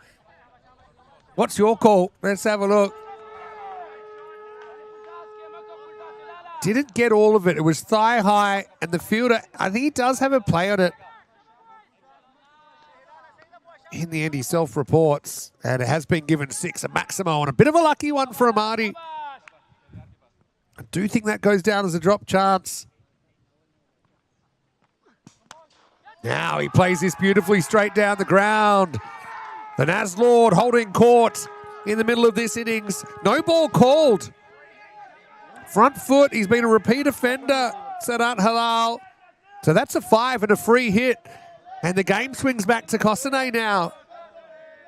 Still got a bit of ground to make up on the run rate.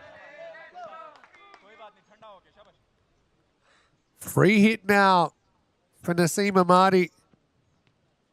Slow ball.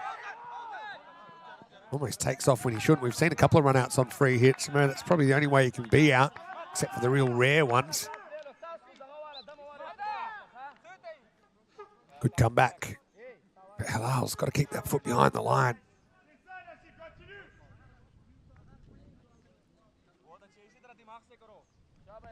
Cossonay, slight favourites after this burst, but they still need a pretty big 14 point something and over. Another full toss. Naseem goes all captain careful. Inexplicably, it's misfielded at cover. Katak blames the surface. Probably the first bit of bad luck he's had today, actually, Afif.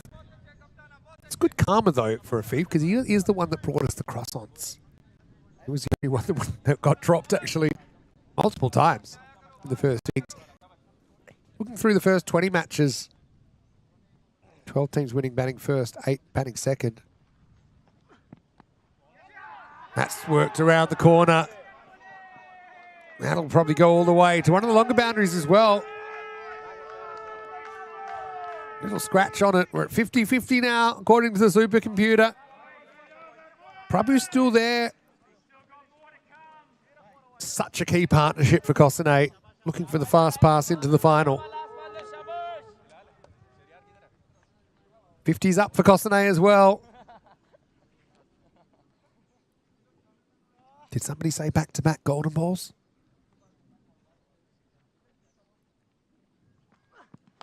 Oh, edged. Back and 6. That's the luck factor. Prabhu, genuine edge with the pace of Halal. He can't believe it. Hands on hips. Swings hard enough. And gets it into the forest. Yowzers. That could have been very, very different. But it will be the end of the over. And it's 57 for 2 after 5. And I hate to say it, the extra ball created by the no ball gets hit for 6. The over goes magical. 24 off it. Supercomputer favouring Geneva slightly, but I think it might get a little bit of a bump when it factors in those last two boundaries.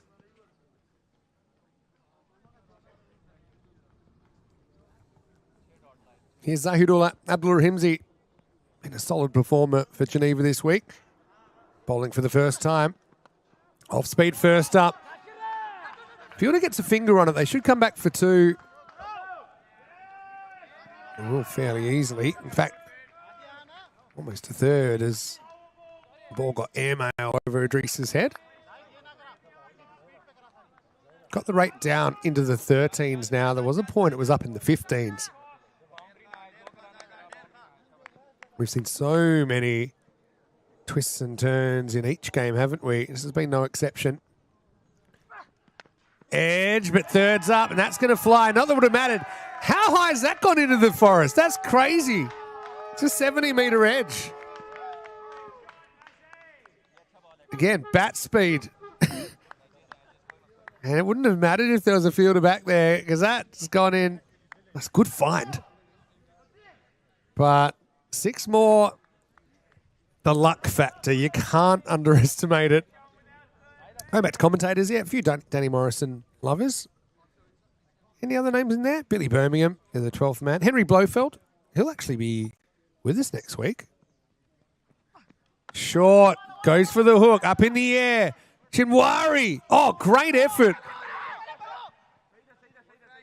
Oh. He may have even got to that. Unbelievable if he did, because he had no right to get near this. Mistimed hook off the bottom of the bat. Oh, is it a bird or is it a plane? Chinwari comes up firing. It probably would have been the catch of the tournament. There's been some good ones.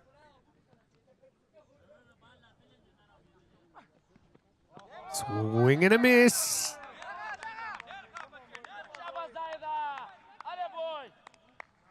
This is way too close to call.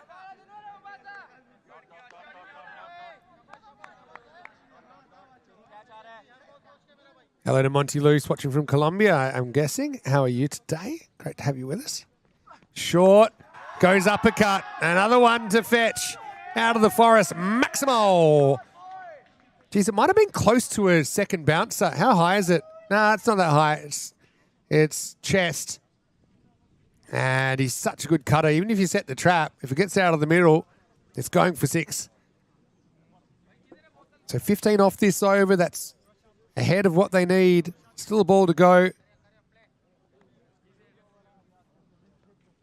Hello to Scotty watching from Victoria in Australia as well. Saying, big game. If you're in the area, get the kids and the snacks into the car and get to the ground. Even bring the mother-in-law if you like her. Anything could happen. I love it.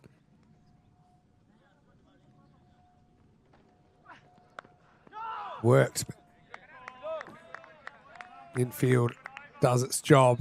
Prabhu 24. Nazim Ahmadi 32. It's 72 for 2 after 6. They're going at 12 and over right now. Not far off the rate required. Through the innings. They need 12 and a half. So they kind of got it under control as long as these two are here. They have had a bit of luck. A couple of edges flying at supersonic speed into the forest. But you also feel there's a little bit of a house of cards situation if they lose one, or definitely if they lose both of these two. Geneva could probably get back in front of the game. I suppose this isn't as cutthroat as the eliminator. These two have earned the right of the double chance, so whoever doesn't win still get a path to the trophy, but they'll have to go through ECA, who are just a team that probably believe anything can happen. Nothing to lose. Saiful Manduzai is back. 12 off his first over, the big left armour. Oh, gets away from Idris. Wait for the signal here. Oh, I think it's gone for 4. Probably a minimo. It is. Idris. He'll be disappointed here. Look, it's not a good ball first up from Manders. I know, no doubt about it, but Idris didn't get off his feet. He basically put the gloves out, hoped for the best.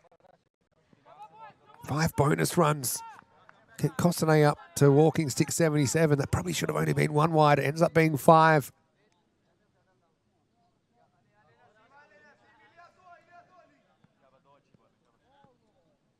Amadi 32 and ticking. Mandazai around the wicket now.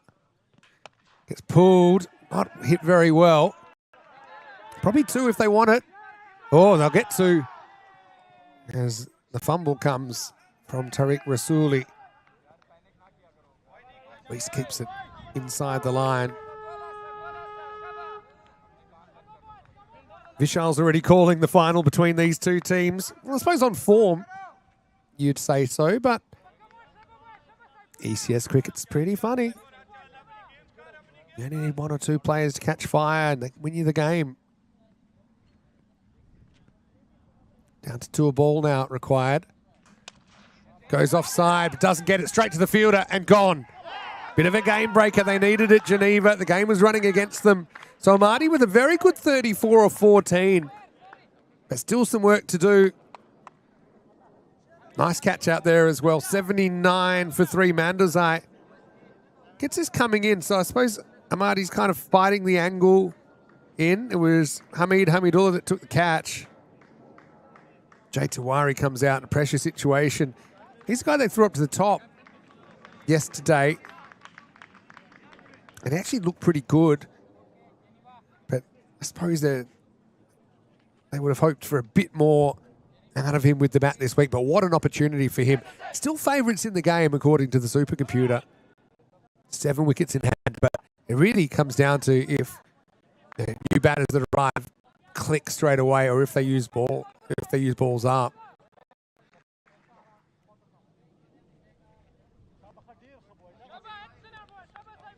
Yeah, right on the rate. Have a look at it there. 12.5 required. They're going at 12.5. 125, the victory target. Tawari facing a fired up Mandazai. It's the first one go. And he gets the call in the end.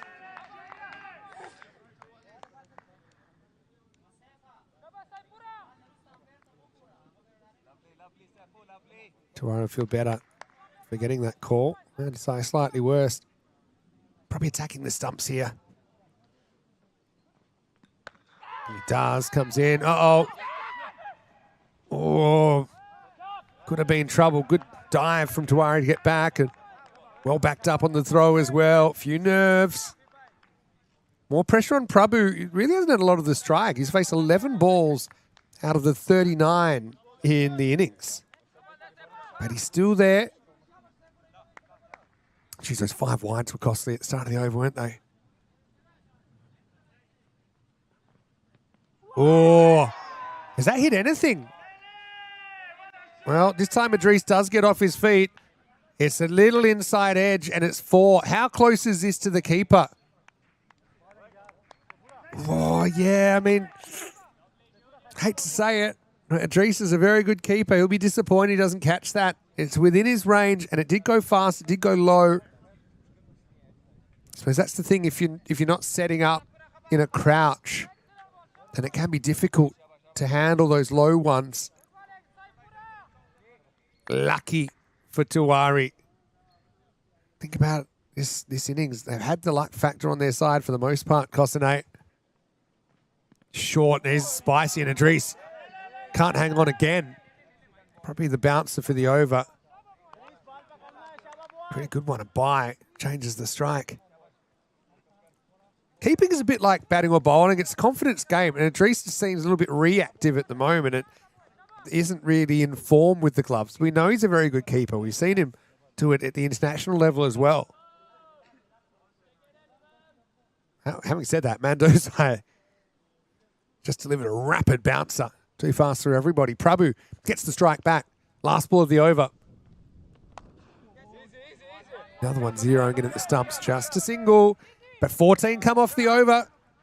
They get what they need. And at the end of 7, it's 86 for 3. Grandstand finish coming up.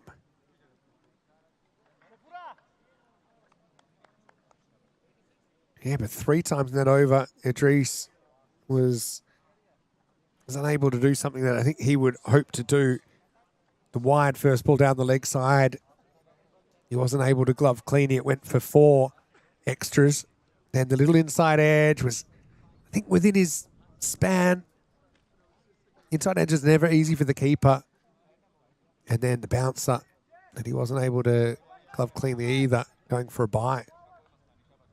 So 9 runs, I suppose, were lost in those 3 little errors. In the air, gets past the fielder. That'll run away. 4 carreras. Death by 1,000 cuts, starring Amal Prabhu. Fielded, kind of hovering at a pretty short backward point. He's in there for the catch, I think, as well. But it just got a tough bounce. Bounced about a metre in front of him. Sadat Halal in that position. 35 off 17. Sharia Ali coming back on to bowl over number 8. Thought he bowled really well in his first over. Seemed to have his length and his pace right. This one comes out as a low full toss. I'm probably thinking a 2 here. That's excellent running. Or is it? Umpire says not out. It went very slow to the outfielder, who maybe took a moment to realise that they were going to go for it. They run the first one hard. Prabhu watching the ball, getting nervous about here, and he just makes it home. Direct hit would have been out. Good understanding between the two there to hustle and identify the opportunity.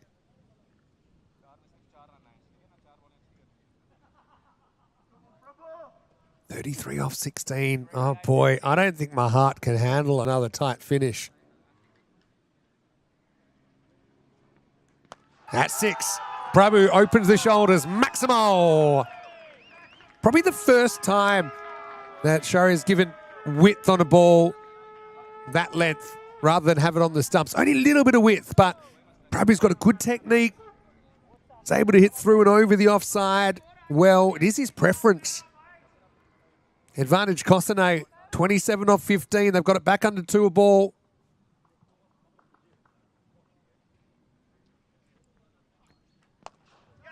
Well bowled. I think he's bowled better than his figures suggest. Sharia Ali.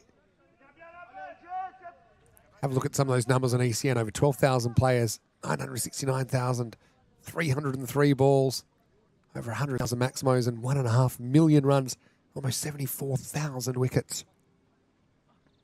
Premeditated. Has he got the gap here? He has.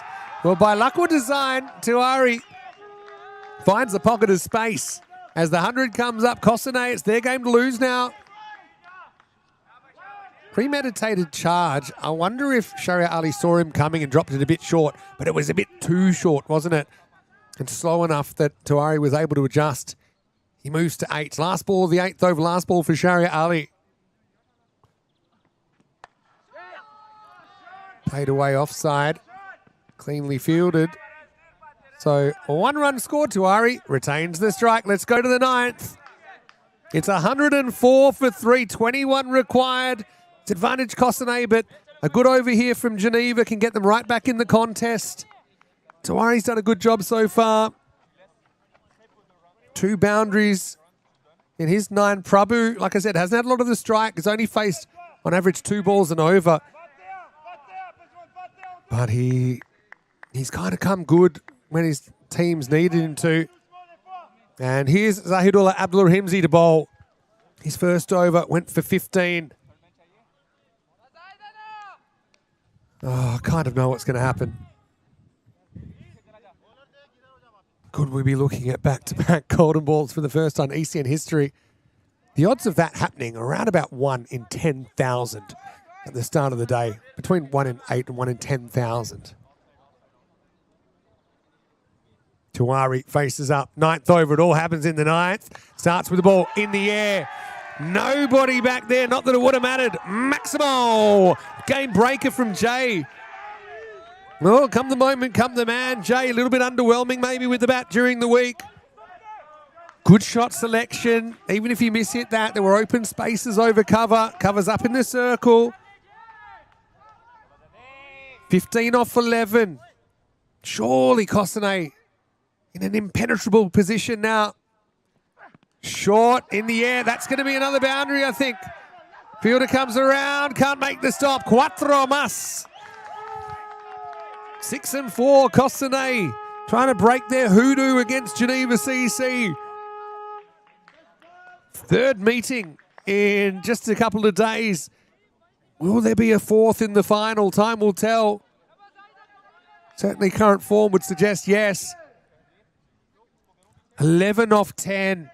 Can kind of cruise home now. You don't have to take a lot of risks. But do you just keep going? You've got 7 wickets in hand.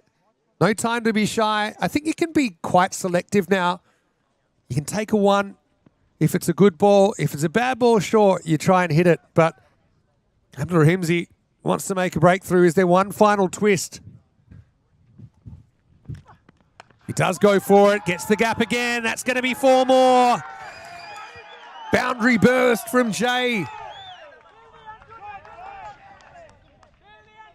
And as JT bringing sexy back here in the 9th, 6-4-6. They get it down to single figures. Just kind of length. Hasn't really tried change of pace here or too much change of length. I'd be probably going full and straight, try and castle him here, get a new batter out there, get him feeling nervous. 7 to win. There's the change of pace. Katak picks it up but can't save the single. Prabhu now gets the chance to win the game. 6 to win. Geneva, they'll be disappointed, but they've had downs in the week already. They've shown they can bounce back. I mean, they lost to an 8-man crickets on Monday. They still find themselves top of the table. So this is T10 cricket. Anything can happen. Probably will. But they'll need to dust themselves off. Next game will be coming up about 20 minutes after this. This game's almost over now. Running a little bit behind schedule because some of the early drama. Prabhu, nice drive. He's just been a steady hand. And Tuari's innings has been really important here because when he came out, it could have been the start of a slide. It could have been the start of a collapse. Could have put Prabhu under more pressure. But he's 24 off 9. Tuari with 4 fours and a 6. Super important. 2 to win then. And that'll do it. Maximo. Game set, Maximo. And Prabhu will finish 48 not out. Key partnership there. The 50 partnership comes up with the last swing of the bat. And Cossonay are the first team through to their ECS final on home soil. For Geneva CC, well, they will be disappointed, but they probably know that they lost that with the bat, particularly the start they made, just losing far too many early wickets. And although they recovered through Katak and his 49 not out, that 124 was always looking a bit thin. And in the end, Cossonay chased it with 6 balls to spare. 48 not out then for Prabhu off 18 balls. Didn't have a lot of the strike, as I said, but when he did have it, he was good with it. 4 fours and 4 maximos, including the winning hit. 34 for Naseem Ahmadi was a really important knock, I think. Went from behind the rate to in front of the rate on his watch. He hit 4 sixes of his own and a single 4 in that 34-run knock off 14 balls. 24 off 9, Jay Tuari, super important as well, as he put his team into that winning position before Prabhu landed the knockout blow.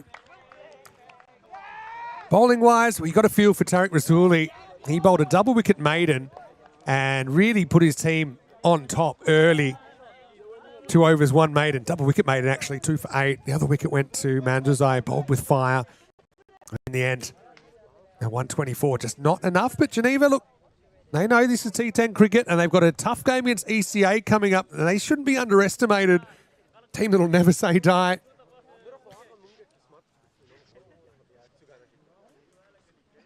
Next game coming up at 2 o'clock local, so 25 minutes away. And the toss will happen pretty shortly, and the lineups will be on the website, europeancricket.com. We will take a break. We didn't get back-to-back golden balls, but we certainly have had plenty of entertainment so far. Don't go anywhere. Second half of finals day in Cossonay on the way. I'm Mr. Maximo. Time to cool off, then I'm back with qualifier 2. It'll be Geneva CC and Embrook Cricket Academy fighting it out for a spot in the final against the hosts, Cossonay CC. We'll see you very shortly for more Finals Day action here in Switzerland. You're watching the European Cricket Series.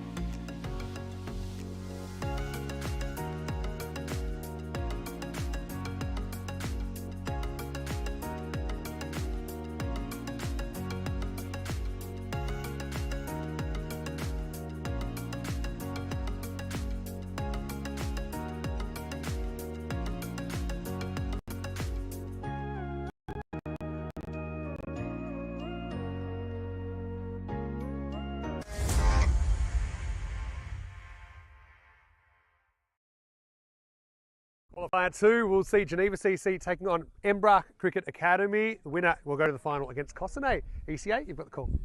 Tails. Tails is the call. It is Tails. What would you like to do? We would like to bet first. Okay, so ECA winning the toss in Qualifier 2 and batting.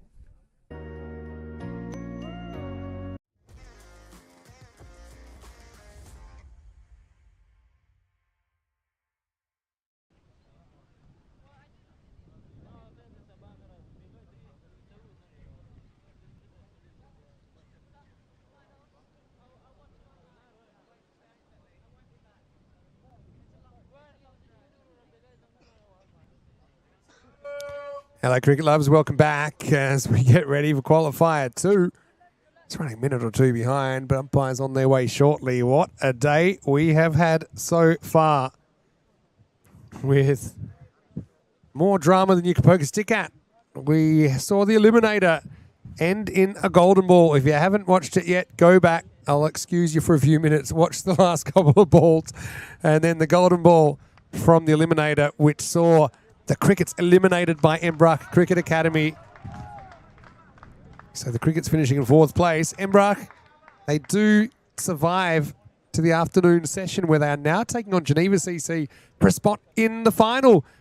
Qualifier 1 saw Cossonay set 125 for victory, and they were able to register their first win against Geneva CC in the tournament, racking up 129 with 6 balls to spare. Sherry Ali, I don't think he'll be bowling the first over, but he will be bowling at some point. ECA on a bit of a free roll, a little bit undermanned today. No Mahmoods in the side. Hello to Assad and Osama, who are probably watching. Katil Zabiullah into the side, though, to lead. He's a pretty experienced player. And really, they've got nothing to lose here.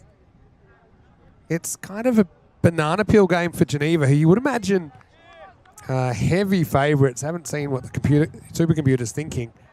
But Geneva, they have lost 3 matches now, and one of them was to ECA. They couldn't defend 132 back in match number 11. ECA chased it with 2.5 overs to spare. They also lost to an 8-man Crickets on day 1. And, of course, they just lost to Cossonay. So, overall, Geneva 6-3 for the week. ECA, they got a 4-5 record and joined the list of Golden Ball winners. Afif Khatak is going to open up. Interesting choice. Captain bowling himself. Didn't bowl in Qualifier 1, but he's a good bowler. Had all the luck with the bat. None of his teammates were able to poach some of that luck. Anyway, here we go with Qualifier number 2. A spot in the final up for grabs. The first ball's a swing and a miss. Hello, Wayne. Good to see you as always. And let us know when you're back to live. You'll see how ECA got here. Crickets had thought they'd won the game. They invaded the field. There were tears. There were jeers. There were fears. There's so much equipment flying around. This is up in the air. Well, this could be an amazing catch. Even get that collision. Oh, plugs. This has been a proper ECS day with the finals day. I suppose electricity. Would have been amazing if he got there. I think that's Esmat Shinwari running back from cover to almost take that catch a metre inside the line.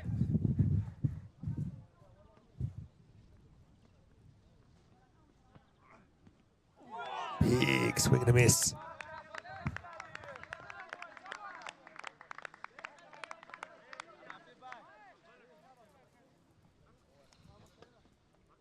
Dawodsai thrown up to the top of the order. No Alokazai for ECA. It was a bit of a star during the week. Idris coming up to the stump to his skipper here. Maybe just spotting that Dawodsai is batting a bit out of his crease, trying to push him back.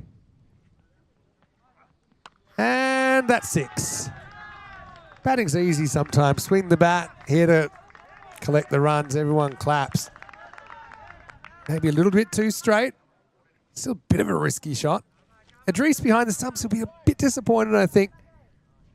In that last game, wasn't as clean as he would have liked. But he is skillful.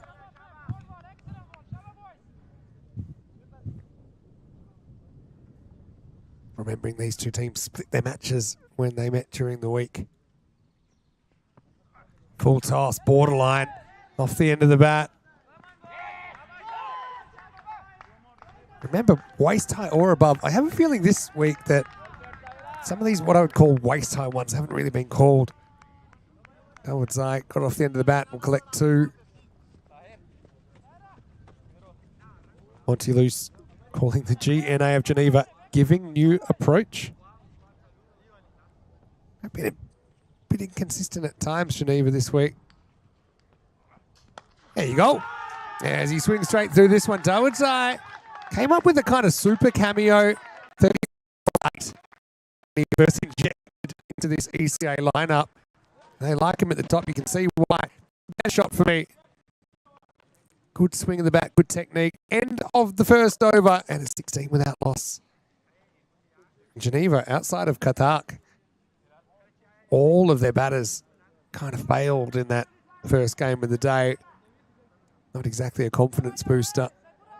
Here's Tariq Razuli. He was outstanding against Cossonay in qualifier 1-2 for 8, including a double wicket made, and put his team in charge before the Blue Brigade were able to wrestle back the narrative.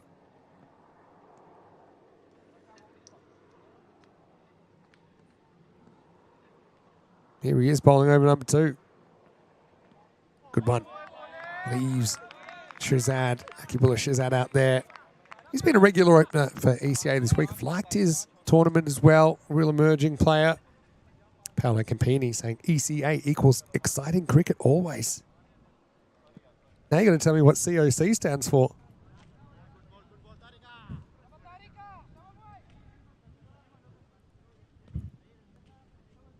Great typing by Monty Loose, getting it right at the 5th attempt. Ooh. Rasuli has definitely troubled the batters with his pace. Watch this one take off. Bang. Oof. He's okay, folks. Helmets compulsory in European cricket. Definitely in the tournaments we organise. I think that is a very sensible decision. There you go. He's going to go up, and he's going to go all the way. I think it has gone maximal. Fielder lurking in the bushes was Zahidullah Abdul Rahimzi, but he gets enough on it, and Dawodzai collects another 6 runs. Time for a search.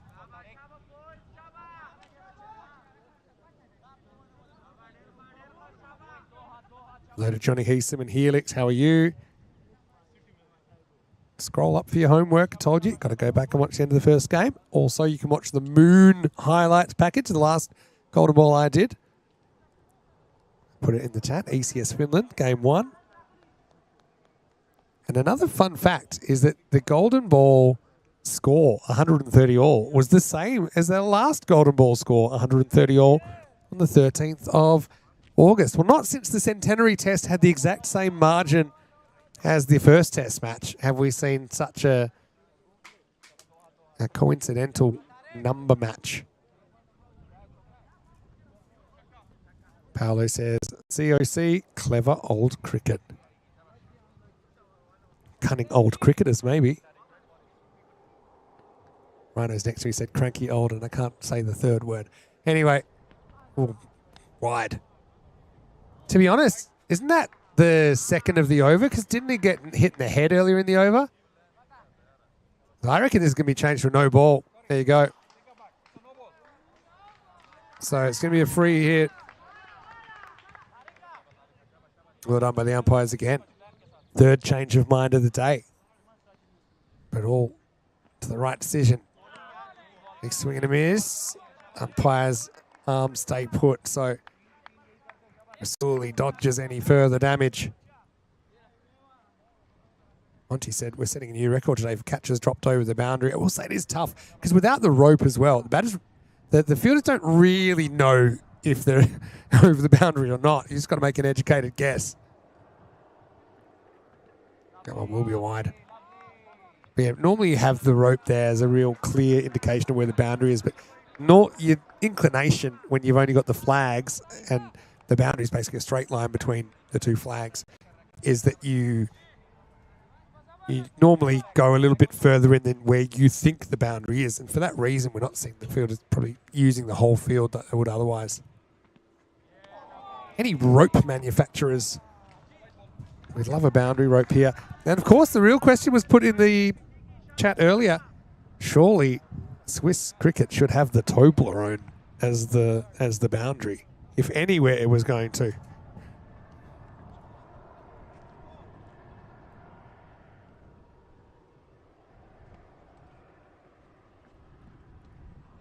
Uh-oh, Idris down into his right. Can't get this one. That's going to be a minimo. Second one, I got to say, Idris, you know, I'm a big fan of him, but it's almost like his knees are painted on. He's not able to get down to it. And it gets all the way to the boundary again. I guess it's on the bowler for bowling wide in the first place.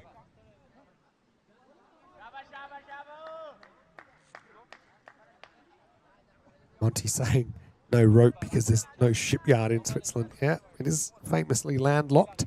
Plenty of water around, though. We had a good look at Lake Geneva last night.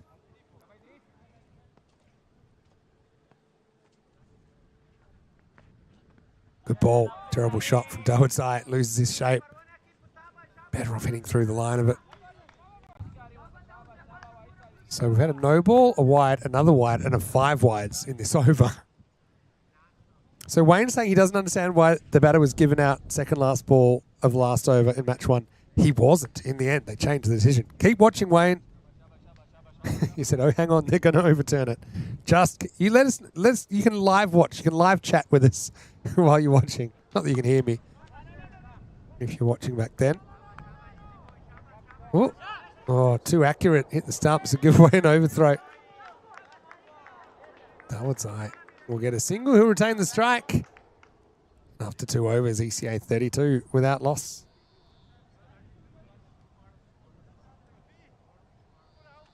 Final coming up. Listed as a 4 o'clock start. It'll probably depend on how long this game runs. Ideally, it'll be starting at 4 o'clock. Local, which is 2 o'clock GMT, and it's 7:30 p.m. in India. Katak, like I said, didn't bowl the last game, but trying to shoulder some of the bowling load here. He's going to bowl the 3rd over and bowl out. ECN team rating, ECA a point ahead, 67-66.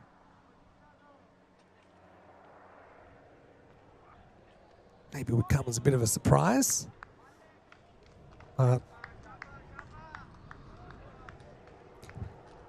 The artificial intelligence might comprehend themes that we as mere humans cannot totally understand.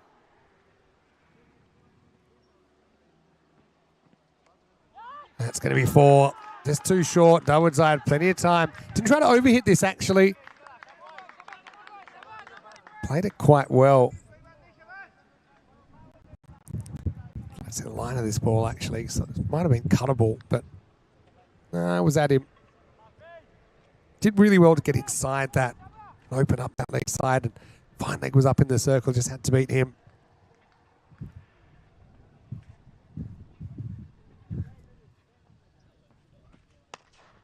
Attempted a slow ball, I think, from Katak.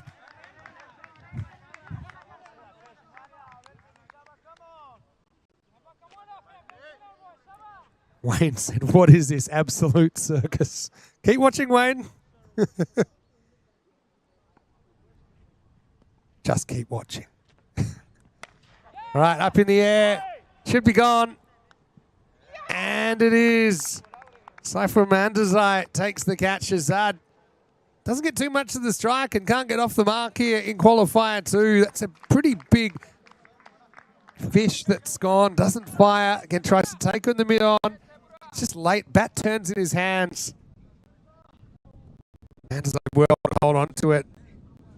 And then slid in to make sure the ball wasn't going anywhere near the ground. So the first wicket falls and it's 38 for 1.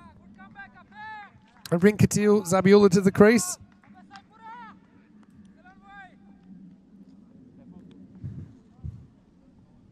Katil, like I said, he's a pretty experienced cricketer. We have seen him for the Nomads. Come into the side to captain today. No Asad Mahmood, no Osama Mahmood. Again, there's some other cricket going on around Switzerland. Some previous commitments that are being honoured, but I'm sure they'd love to be here.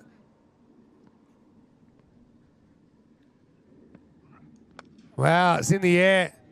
It's hanging, but it'll get away, and the fielder does pretty well to chase that down.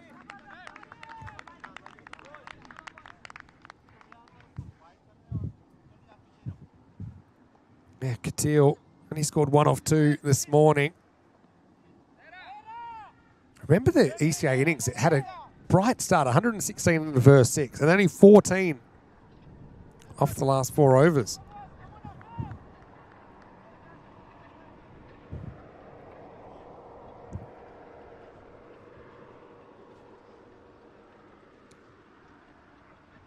All right, hanging in the air. Not an easy catch, but it is catchable, and it's dropped. Sadat Halal had to go back with the flight. Never easy. You're often just a little bit short, like he came up short here. It was off the fingertips. A good tip for these is run a bit further than you think. Got a good track on it, though. Good effort. Not an easy catch.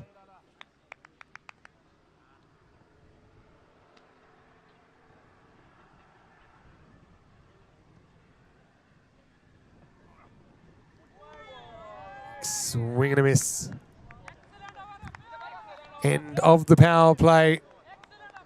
Pretty even, I think, between the two teams, with ECA 40 for 1.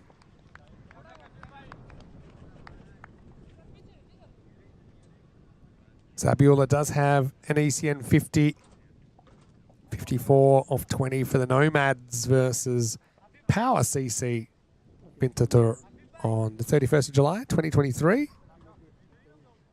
Was actually his last ECN innings before this morning.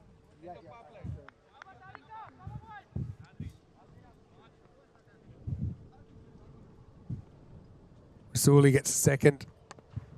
The sandstorm coming across the field, but Dawood side trying to create a storm of his own.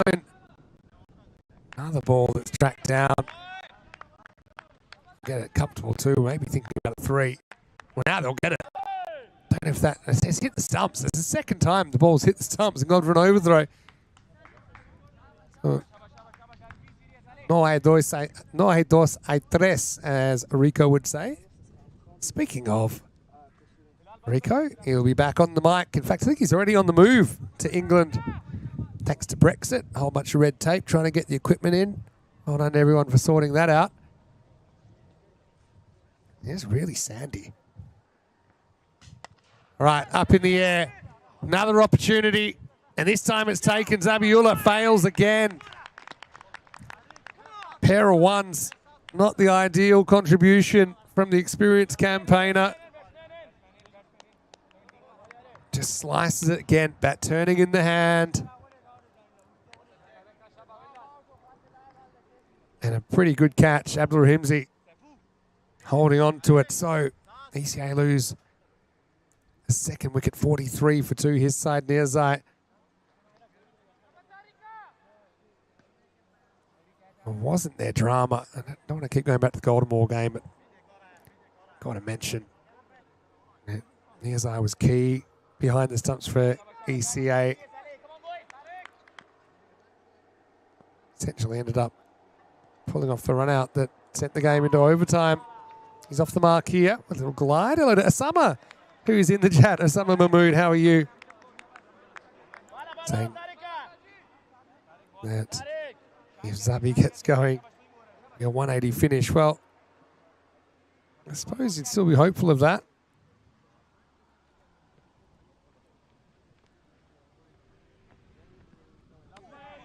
Bit of an attempted heave from Dawood's eye. Again, I think he just needs to hit straight through the ball. Shown he can do it.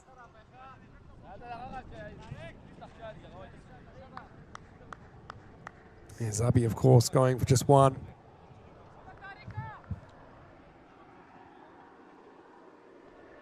Wayne enjoying the replay, it sounds like. Another big heave, Darwood side. Probably needs the coaching manual run out to him. It's been interesting, isn't it? Just these rushes of blood.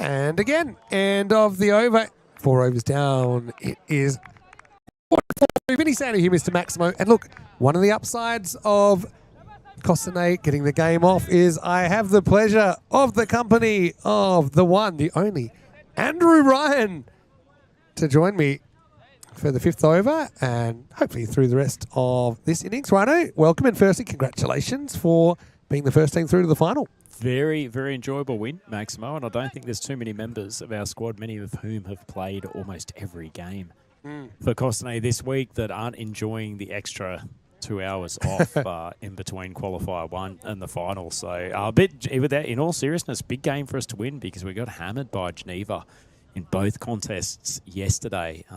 Clearly a few strategic changes made a big difference.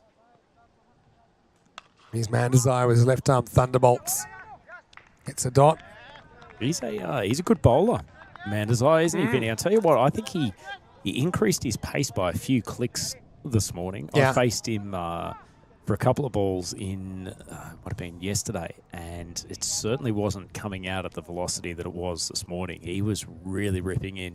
Big game player. Here he is again. A little bit of bat on this from Niazai. We'll get one.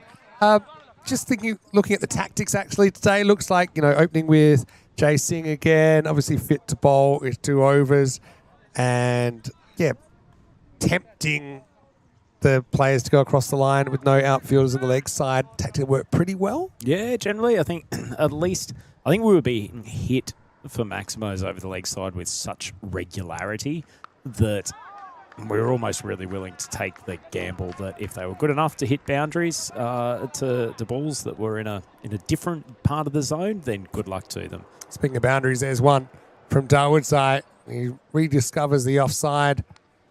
Nice shot, takes him to 36. He's the set batter. He's a huge barometer of this innings, I think. He's really ground to a halt up until that ball, hasn't he? Because it was a pretty bright start from ECA this game, mainly from the batter, Darwood's eye. First boundary in 12 balls. Now, this is out. Outside off stump once again. Yeah, it's been Geneva. They lost to the Crickets earlier. They lost to ECA. Obviously, they lost to you now. It really feels like every game's a toss-up at this point. Yeah. And they've got to qualify now. And you're right. They have to play the extra game. To be honest, actually, I thought they did a pretty good job in the end to get to the, sort of 120, 130 region. And it does show that's an excellent shot as Darwood's eye just playing a little bit more cultured cricket there rather than a big heave across the line. Don't need to hit the ball 100 metres. You don't have to hit it 50 metres in European Cricket Series cricket. And, uses the pace well of Mandazai. Still not a huge fan of the left arm around. I think that kind of bowling into the batter's hitting zone a little bit. I think he'd probably be tougher to hit if he went over the wicket, went across the right-hander. He's also got one of those actions that's a little bit, it creates a bit of a sliding effect when he comes from over the wicket that tails the ball away from you. Outside off stump, I'd agree. I think it's a bit odd coming on this angle. Not a good ball. Attempted a slower ball down the leg side for a wide. Well, that was one of the big turning points in the qualifier 1 game, wasn't it, Vinny, when he came up with a big wide down the leg side and sprayed away, I think maybe the start of the 8th over. Yeah. Yeah. And I'm going to ask you about a bit of a sandstorm at the moment. Is that a regular thing here? Occasionally we get some. It's a good ball, good heat. End of the over, and ECA 54 for 2 halfway through the innings. I guess we've got the tennis courts next door, so if there's a bit of wind gust, then it tends to bring some of the red dust. The clay courts, right? Across. They're beautiful, beautiful clay courts of the Cossonay Tennis Club. Great friends of Cossonay Cricket Club, as we mentioned earlier in the coverage this week. A group of us share these facilities out here with the tennis club, the football club, the Petanque Club. Always put on a good show a couple of times a year. Do you ever... I would feel like Petanque would be a good game as a group to go and have a go at. Yep. with the cricket team or any other team. I mean, I feel like maybe in a couple of years that becomes my sport rather than trying to run around an outfield with all of these young tykes. Right, here's Sadat Halal, who's coming on. Still the leading wicket taker in the series. Pretty good start, but even better shot from near side. Just punches through the ball. It was slightly overcooked Yorker, but not a bad ball by any means. Still goes to the boundary, 4 runs. No, certainly wasn't. Kept his shape quite nicely and timed it to perfection. So he's almost been a bit of a quiet achiever for Geneva Halal, hasn't he? Yeah, he Wouldn't has. necessarily probably be top of the lips of everyone in terms of who has been the leading wicket taker. Yeah, he's been consistent. It was going to be a Herculean effort for anyone to knock off the previous leading wicket taker, which was Nick Henderson. Magical series for Nick. He's out playing the league game for Zurich Crickets today. I feel like sometimes we should offer free counselling in European Cricket Series cricket because the crickets were jumping about like fleas in a box, weren't they? Do you think they've watched the stream back a few times on the trip back up to Zurich? Surely Oh, not. lads. So they really did fight bravely. They were great to watch. Sad they had to be a loser in that first game. That's lifted up and straight to the field. He drops it. Never really got set out there, Abdurahimzi. And he puts it down. Fortunate moment for Dawood dropped on 40. I don't often have sympathy for outfielders dropping catches, but boy, this really flew off the bat and flat and got into an awkward position, almost that par where don't know whether to get the hands up or the hands down. I think my theory with those ones, easy from here, but often if they're coming straight at your chest, you're actually better to crouch slightly and take it fingers up. And just because the velocity these Grizzlies go, you need to kind of be a little bit hard-handed to make sure it doesn't burst through. I've always been of the view, Maximo, too, that the closer your eyes are to where your hands are catching the ball, the better. Yeah, you end up in an awkward position there if it's coming at you and basically your fingers are pointing at the ball. Absolutely. Like this length from Halal. You're right about him. He, backing up by the shin. Mandazai getting it done. I've liked his length, and he's been a quiet achiever, but his numbers speak for himself. Even like this over, kind of accepts the consequences, just tries to ask the right questions, and hopefully the batters don't have too many answers. After that 4, just a picket fence once. That's hitting the air, won't quite carry. Down to Rasuli. So that will be the end of the over. All ones after the 4, so all things considered, a good over from Hilal. None for 9 off it, and it is 63 for 2 off 6. Righto, tell us kind of what's the preparation now for the final? Is it just kind of chill out, trying to think about cricket for a while?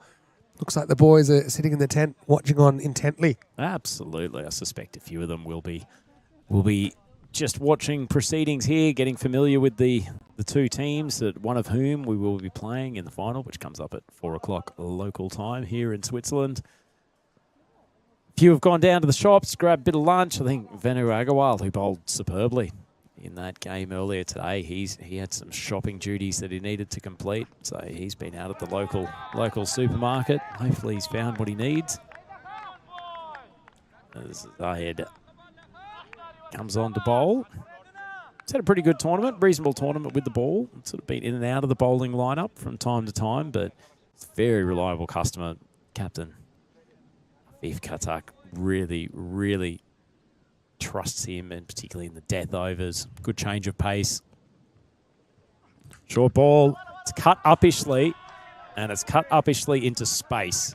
It's a really good cricket shot just inside the boundary. So it's only a 4. But lovely piece of batsmanship.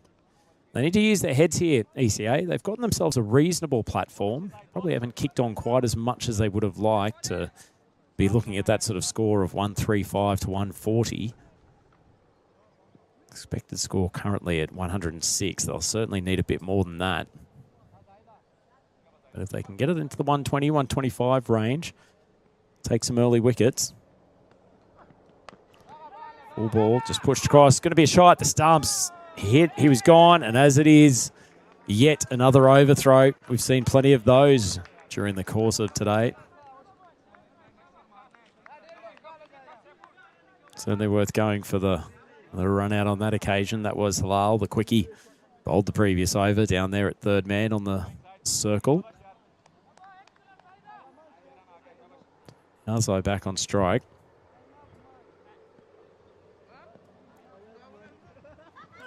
There's a patented slower ball. He's played it with one hand, and somehow Niazi's not only got enough bat on it, but he's managed to direct it with the solitary arm wide of the fielder there on the leg side. That's an amazing shot.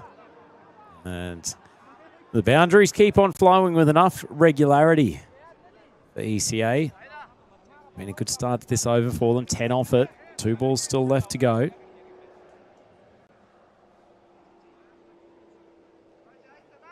Supercomputers still got Geneva well on top, but good flourish here. There's still some 20-odd balls in this innings. Good short ball from Zahid. Probably guilty sometimes of overusing that back of the hand slower ball. Noticeable earlier today when he was hit for a couple of boundaries. He kept pace on. Probably bored by the fact that half of the Cossonay bench was out there shouting, wait for the back of the hand slower ball, that felt a little bit seen. Oh, the good short ball. Hits the pitch hard. Niaze's charged him. That's a good finish to the over from Zahid. Excellent bowling. And so 3 overs to go in this T10 innings. ECA sitting at 73 for 2, so no problems in the wickets lost column. Just not finding the boundary, particularly Niaze. He's chewed up 13 balls and only scored 19 runs. It's leaving them with a decent bit of work to do in these last 18 deliveries. Captain Kadak marshalling his troops. He's gone back to the left armour. Mandazai. It's a man they'd love to see the back of after Woodseye. He's been a bit up and down in the innings so far, but 42 off 24 doesn't lie. Most dangerous man with the bat still available for ECA. Full toss. Push out of the offside. Fielder's coming round. Slight fumble, but he doesn't create too much drama. But they do push back for the second, so the Woodseye keeps the strike.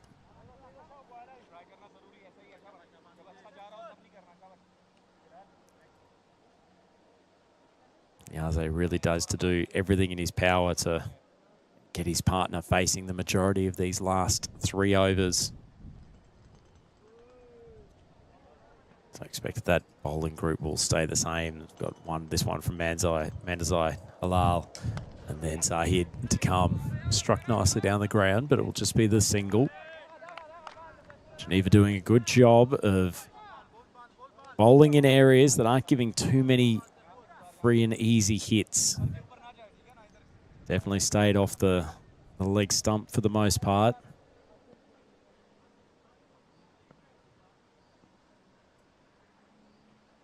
Short ball, gets it up.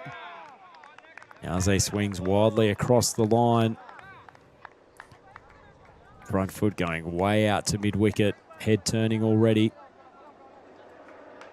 Get the feeling these last 6 or 7 balls have put the equation in Geneva's favour.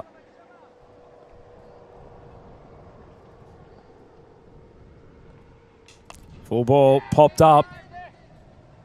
And it's going to be an easy catch. The skipper, Afif Kardak, takes one of the easy catches that he'll have in his pocket for this year.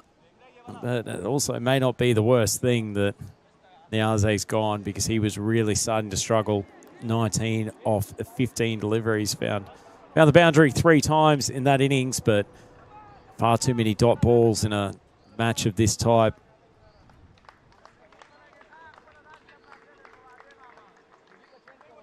And Fawad Khan, agent 561, makes his way to the crease.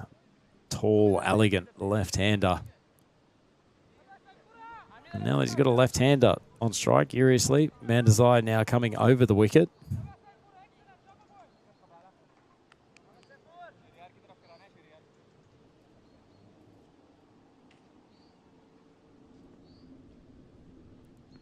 Now the short ball opens the blade. Down to third man, just the single again, although they will once again get another overthrow. Well, this must be infuriating the Geneva skipper. A couple of sloppy efforts with insufficient backing up or throws being offline.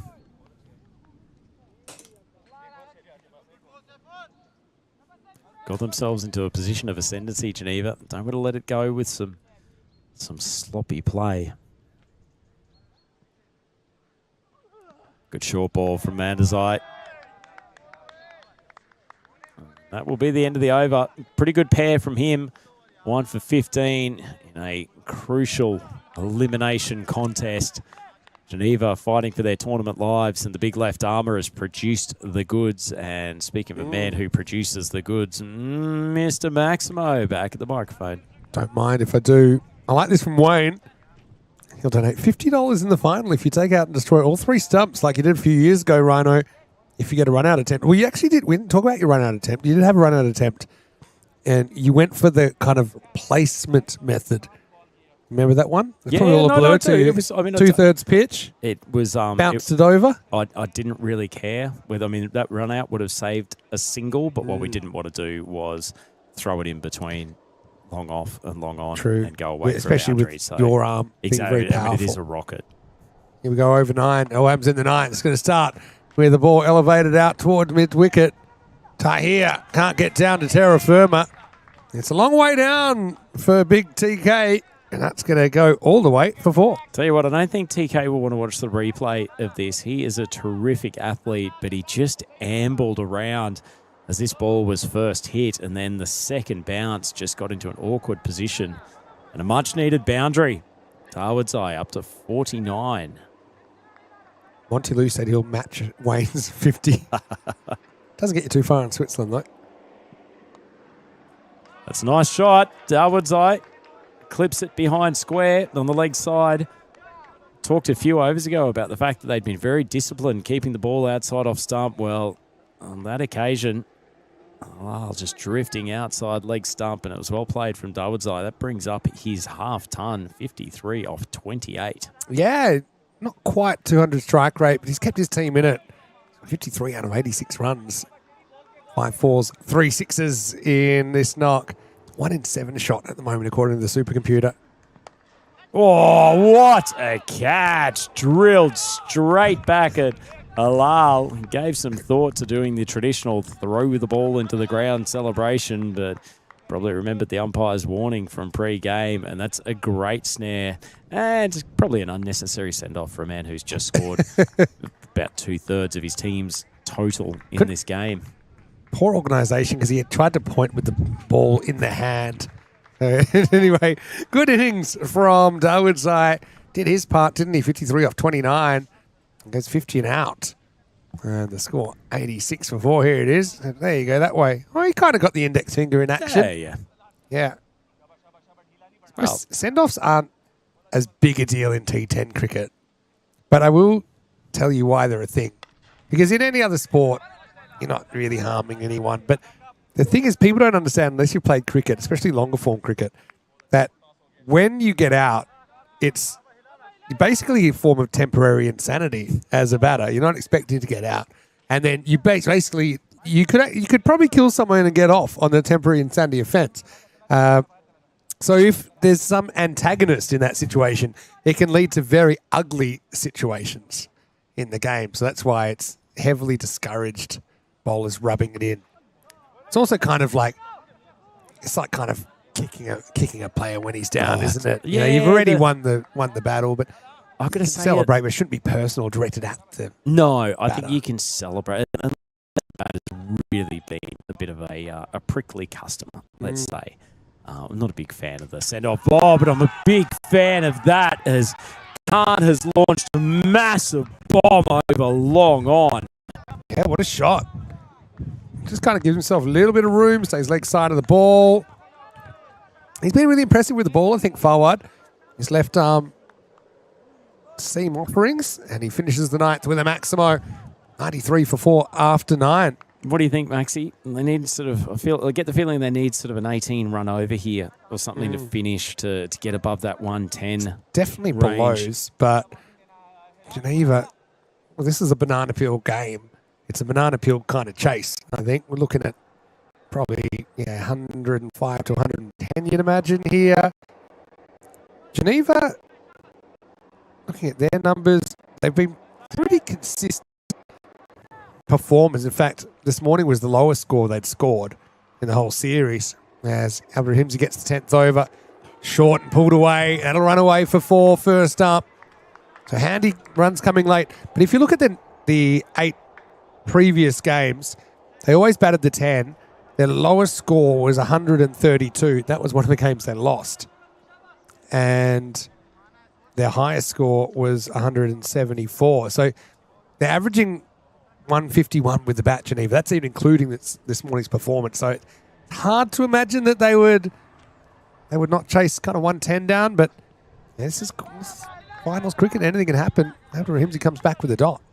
Yeah, certainly can. That was it shows the depth and the power of their batting lineup. The fact they made 1-2-4 after all of the early wicket losses. Hey, can I also just mention that the donations in the chat for you taking out all the stumps?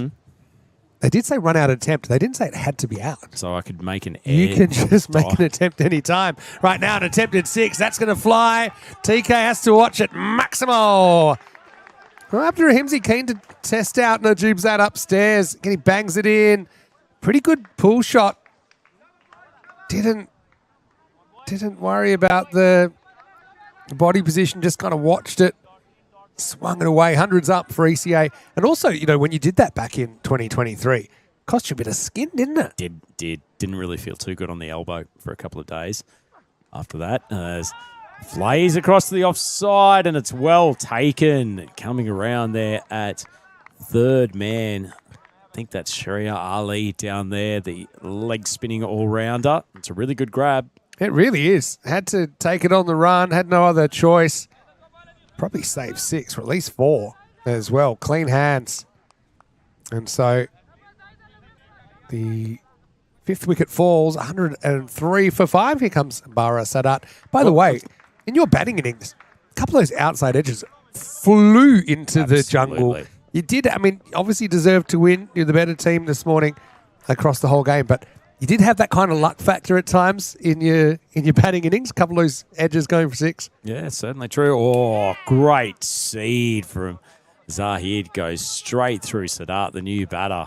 The bails go flying. So after a little bit of tap earlier in this 10th, come back with a vengeance. 2 wickets in 2 balls, and so he will be on a hat trick in the final ball. This T10 innings. Zula Shinwari comes out to bat. Yeah. Jeez, that bail did fly a mile, didn't it? It's a hat-trick opportunity. We did have a hat-trick during the week, and it was Dhruv Sangani, who was a squad player for Geneva during the week, ended up taking the hat-trick. Only the 7th hat-trick of the year. It was our first in over 2 months. Wow. And he took it. It's been some firsts here. The classic. First golden ball. What do you think is the most likely 3 balls to take a hat-trick in this form of the game? Oof. As in catches. As in like in the part innings. Of the innings. I'd say 9.2, 9.3, 9.4. Think later. 9.4, 9.5, 9.6. There you go. That almost just felt too obvious. All right, here we go. Hat-trick ball. Well, not adding to the hat-trick collection. It's nicely driven. Should try to at least scoot through for the 2, and that's an ordinary throw coming in from Rasuli, and they do make the double. Looks like he was very close to being run out there at the end, but anyway, it's all academic. Don't think they even appealed at the end, but there'll be 2 daylight robbery to get back for 2, but I suppose Fawad got a bit of a head start, didn't he? So 2 runs scored. The final score is 105 for 6 off the 10 overs. Looking at the innings, well, Dawodzai was a good performer at the top, 53 off 29, but nobody else able to reach 20 in the innings. 19 to Niyazai, the keeper, and 11 to Najibzad, reaching double figures. Bowling-wise, pretty complete effort, wasn't it? Qatar gave himself a bowl, 1 for 24. In fact, everyone took a wicket that got a bowl. Zahidullah picked up 2 for 22 and had the figures. So we'll take a break. 106, Geneva. Heavy favourites here, but this is finals day. Anything can happen. Vinny Sandy, Mr. Maximo. Rhino, you can join us for a little bit after the break. I'll try for a little bit, given we've got the late start for the grand final, Maxi. We've got golden ball energy together, you know, so let's just see if we can maybe force another one here. As we'll return in a few moments. Geneva, 106 for a spot in the final. Can ECA pull out another miracle defence? Vinny Sandy here, Mr. Maximo, with Andrew Ryan. Back shortly with more European Cricket Series.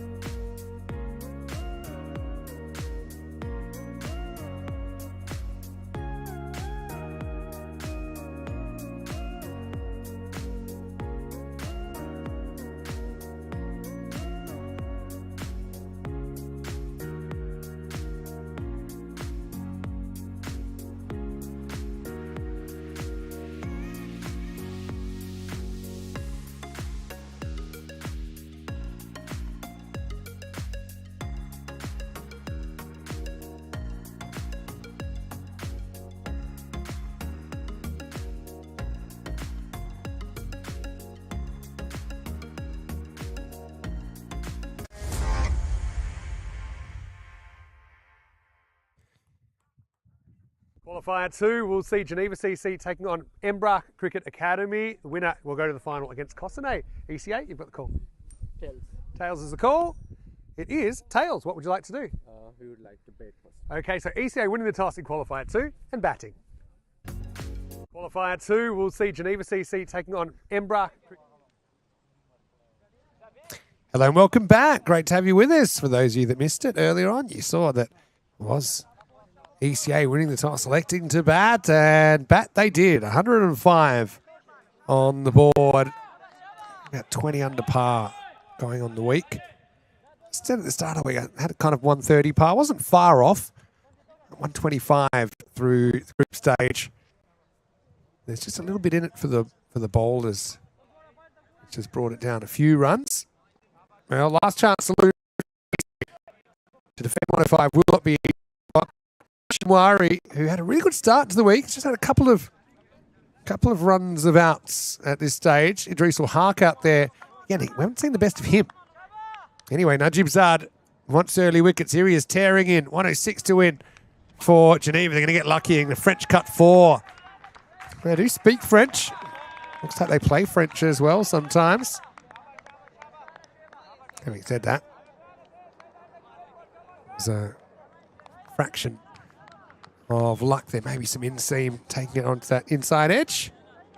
One man that's always living life on the edge is Andrew Ryan, and he joins me for the start, at least, of the second innings. Tell you what, that inside edge, if it went onto the stump spinny, would that have been Shinwari's 3rd consecutive duck? Yeah, I think so. After he'd been on an absolute tear throughout the tournament otherwise.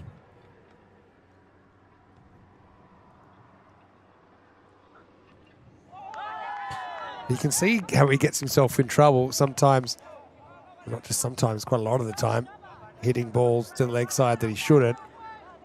I suppose. Beautiful striker when the ball's on, probably on the stumps, but particularly middle and leg. But yes, he's still got to develop some of those shots hitting through cover, and that's where he seems to have gotten in trouble. That in the latter stages of this tournament, a lot of the bowling attacks have now worked out where to place the ball. Down the ground. Going to run here. You can see it on that shot. Actually, Maximo, just evidence of the fact that the body is already rotating out towards the mid-wicket area, and so he's just coming through with a bit of a slap, trying to almost manufacture a shot through the offside. Not much power to it.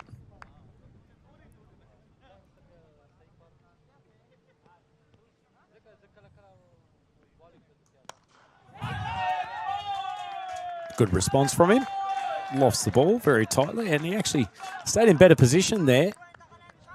Kind of sometimes has to be scared straight, and he hasn't had that opportunity in the last couple of innings. He's been out due to, I suppose, some tactical errors. And he's not the only player like this. And look at guys like Parvez Rahimse from Crickets is one. And some of the other Geneva batters are probably a bit like that too, where they're very capable of hitting offside, but they kind of go into slog mode where they're trying to take everything leg side. That's not a good shot. Popped it up to mid-off, and Shinwari's struggles continue. That's an innings of only 8 off 5, including the inside edge that went for 4. So his tournament is going downhill. Not a great shot at all, and an easy catch from Shahzad, and an excellent start from ECA, getting a much-needed early wicket. Shinwari goes for 8, and Geneva 8 for 1. Yeah, well, it's part of the puzzle, isn't it? Tahir Khan Ahmedzai comes out. I think he's earned that number 3 position. He's had a pretty good series. Hasn't been bowling too much, but when he has been bowling, they've been coming up pretty well. So maybe he's a bit of an ace in the deck for them. They could pull out if they make the final. Of course, a player you know very well, former Cossonay player. Yeah, no, absolutely. It was good to see him still rolling out the Cossonay pads. The blue shade as he walks out to the centre of the wicket. No, apparently just genuinely really focusing on his batting last season and this season, Tahir Khan, and played some beautiful shots and some really good innings throughout this tournament already. Early victim, game 1 today. Belted down the ground, full toss. Hits it straight, hits it true. Good start for TK. He's not a sloggy player in the form that you were talking about in the last over. Though Tahir Khan's got an excellent top hand, generally uses his wrists well. Still very, very powerful striker, but doesn't usually get caught up with the big body swings out to the leg side like some of his teammates do. He's a well-balanced individual and just very naturally talented cricketer, full stop. So still with the wicket lost. Not a bad over from Geneva. 12 runs off it. Abdullah Jan coming on to bowl the second. A couple of good stints during the win over the Zurich Crickets earlier this morning. Idris just hasn't been the kind of dominant force at the top that we'd have expected. This might help, though, because he gets a short ball and he puts it away. Might have gone all the way. Umpires have a look. Umpires say This is 6, I think. They're going to go to committee.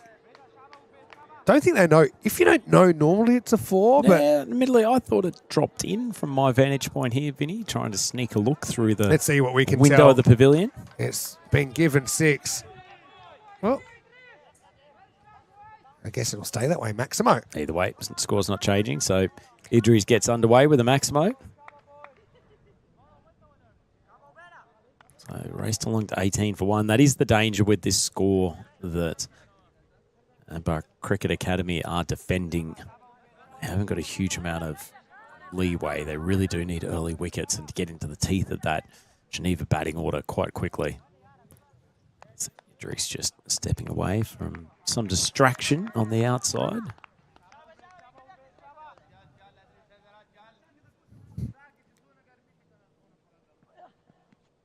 Just thinking though, with Idris, I've only really seen him play at St Gallen on the put-down wooden pitch and at Kartama, which is notoriously pretty batting friendly as well. So it's a little bit of pop. So it's probably the first time I've seen him play on a bit of a spicier deck. And I just think with his technique, obviously, yeah, I mean, he can hit both sides, but he is quite a leg side dominant player and does look to turn things. What do you think? No, not necessarily. I mean, he's certainly one. If you give him some width outside off stump, he'll hammer the ball. Well, that's probably a slightly different area than we normally expect him to see. He's very good at opening the bat face and hitting over point area or backward point. That occasion, picked it up very early, swung it wide of long on. And second boundary off this over. So Jan's dug in a couple of times and he's been taken for a Maximo and a 4. I think that second ball where he was full, a little bit of swing outside off stump, is definitely his play. Comeback ball for Obadullah. In the air. Should be caught. It is caught. So Idris is going to go. And would you believe it? He'll go 6.4 out. And an important catch. And sometimes the heroes come in an unlikely form. And there he was, lurking around the corner. Well, Zakir Khan holds on to the catch. He's a tremendous fielder, Zakir. That was a good piece of bowling from Jan. He still went for the slight short of a length, but it was definitely a bit fuller than the previous 2 balls. Caught Idris on the hop, didn't really move his feet at all, got into an awkward spot, and 2 wickets down. They'd have in the back of their mind the collapse from the game against Cossonay this morning. Still plenty of batting, and this man, Hamidullah, he's played some swashbuckling innings this tournament. I suppose this is the other thing with his batting. In St Gallen, you very rarely have to play balls that are chest high. You know, there is really next to no bouncing at all. It was bowler's graveyard. Go back to that series in a moment. Well, steps across, does Hamidullah, and he'll get a boundary first up. We got low and got under that one. Used the pace very well. And if we go back to 2023, the average run rate is kind of off the charts. But it was a lot to do with the surface and the fact that there are so many good hitters here. It was 13.3 and over. Actually, thought it was higher than that, to be honest. But yeah, 13.3 and over. Suppose we had some quite high-scoring games. Some ridiculously high-scoring games in that tournament. Well, that's unlucky for Jan. It was a decent ball again, but the hard-swinging Hamidullah, ball flies off the outside edge of his bat and somehow goes away for a Maximo. So, bit of rocks and diamonds over. They did get the wicket of Idris, which was important, but Geneva going at 16 runs and over. So you'd say they're in control of this chase, but it all comes down to some wickets. Looks like the left armour, forward Khan, agent 561, approaching the bowling crease to bowl this third. He looks a good bowler. I probably just needs to work on his tactics a little bit. It'll probably come with time. May not be the case, actually. No, the ball's been taken off for poor forward.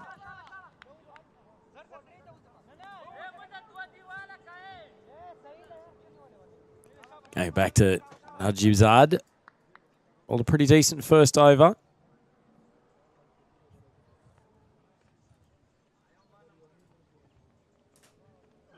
Full toss. And TK dispatches it straight up towards our scorers area. We snapped into protection mode, didn't we, there? I was just going to say, looking back in the archives, I know Cossonay had a 5-5 record last time.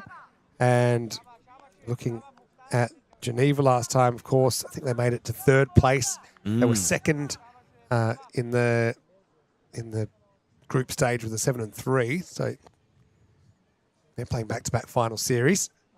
Good comeback.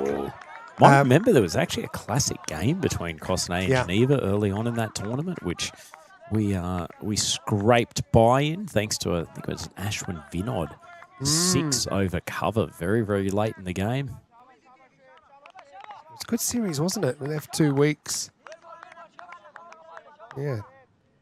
Cossonay 127 off 9.4, winning with 2 balls to spare.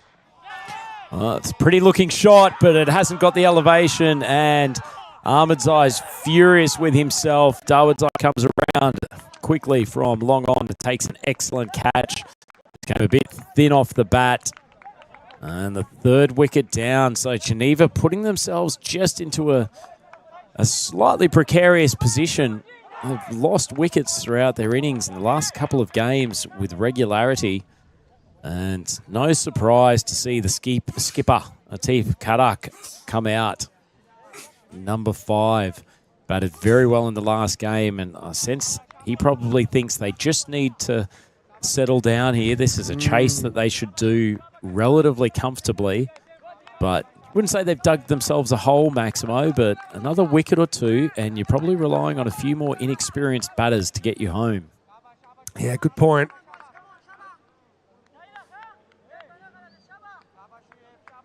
Interesting also, just going back to the archives, Cossonay did make the semi-finals back in 2020. It was our first series where we had the camera right behind the pitch, which was great.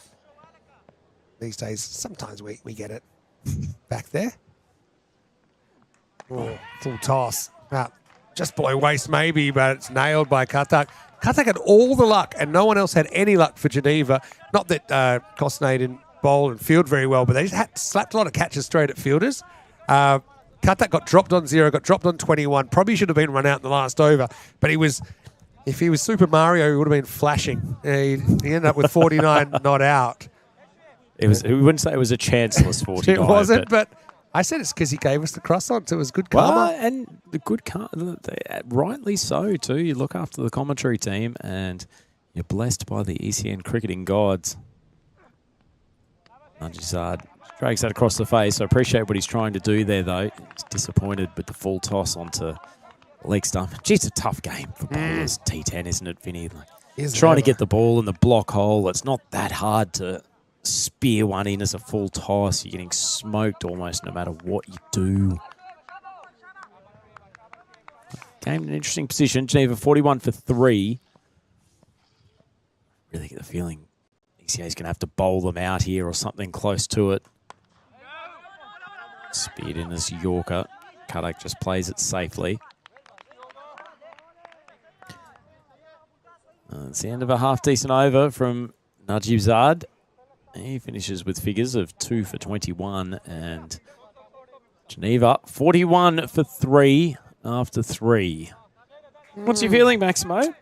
Feeling that it would have to be a pretty epic collapse for them to not chase this. Only 9 and over required. I mean, they've got a reasonably long batting lineup. We've got a lot of guys that have had batting during the series as well. So we've got guys like, Zakir to bat. I think he's a pretty good bat. Tariq Rasooli hit him well before. That's just going to help as well. Katak going to the leg side. Maximo as Geneva gets 6 closer. Yeah, it's a pretty well played shot. They don't have too many what I'd call passengers with the bat. I mean, they can all go play a similar role. Even most of the bowlers bat a bit for Geneva. So it would have to be an epic comeback. But it's been a day of epic comebacks, hasn't it? Certainly has. And there's still plenty to go in this game as well. Some good bowling still to come. Dawodzai hasn't bowled any overs so far. Very, very capable with the ball.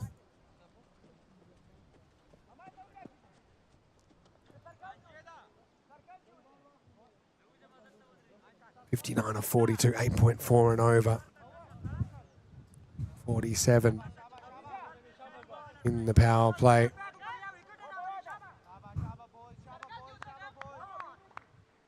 Just a bit of a lull in proceedings. Well, Hasn't been a day of many lulls. No, it hasn't. Been action-packed the whole way through. It is Darwood's Eye who's got the ball in his hands at the moment. He needs to take a couple of wickets here. He's had some experience on some big stages. Very capable. Right arm, medium, quick. Probably love to have a pill that's swinging a little bit more. Yeah, he's a good player. He's good with the bat.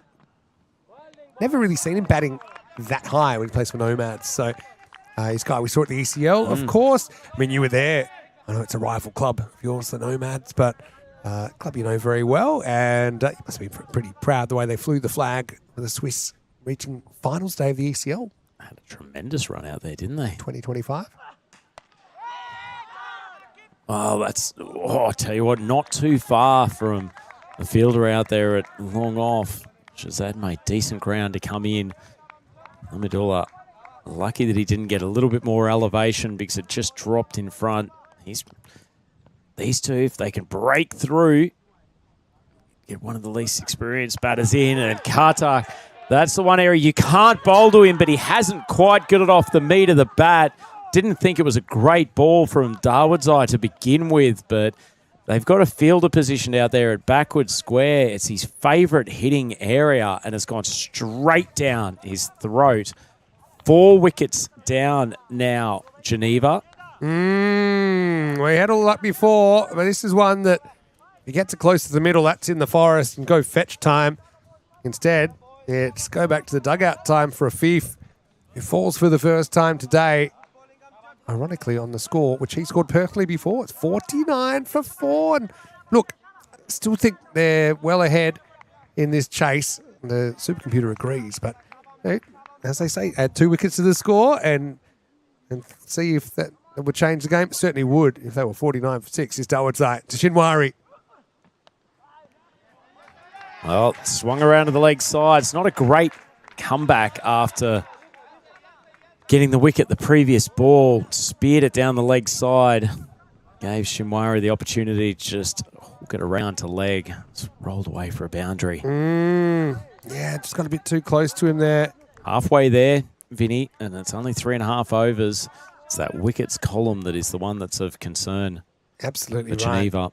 Absolutely right.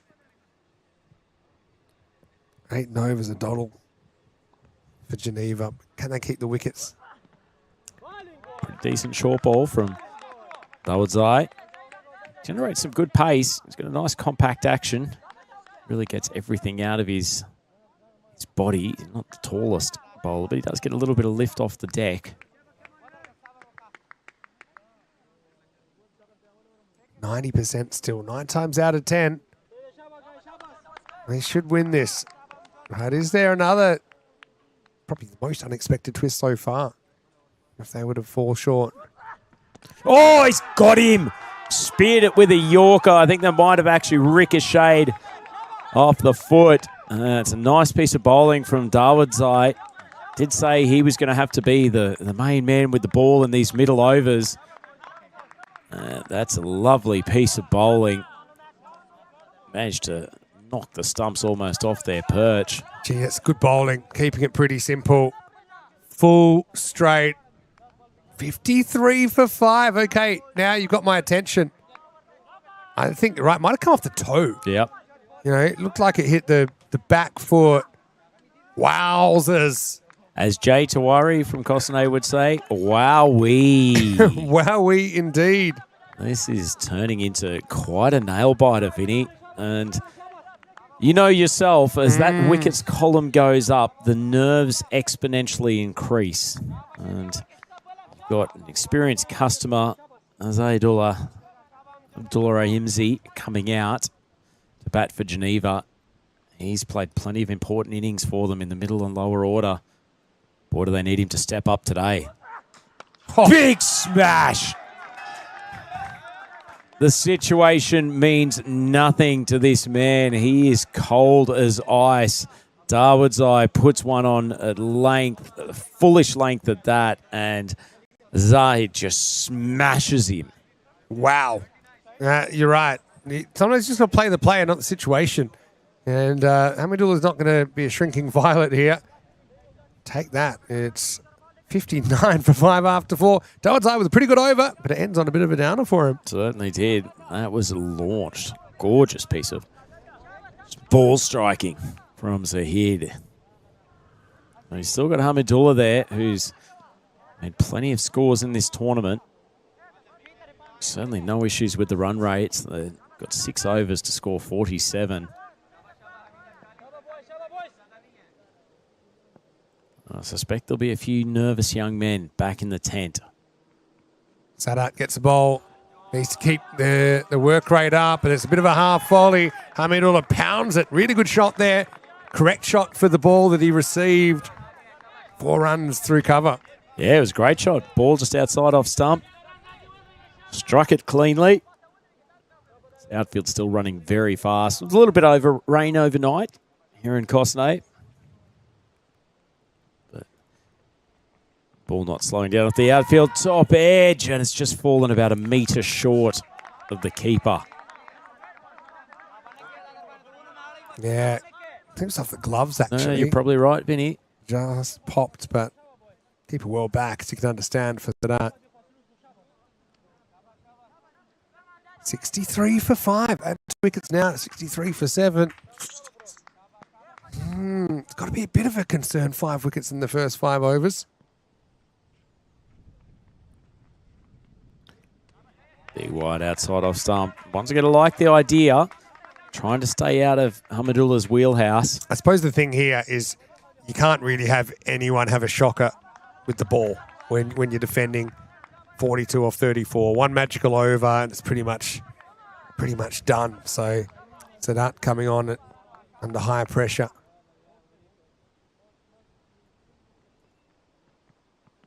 That's a good ball. Tell you where, it's a bit unlucky.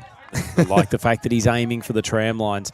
Well, he's bowling this line though, Vinny. It does concern me a touch that there's no third man on the boundary. Yeah, and I noticed that you guys, Cossonay, sometimes had the fielder up, maybe had a squarer one, but I think it's almost the number 1 position to have an outfielder.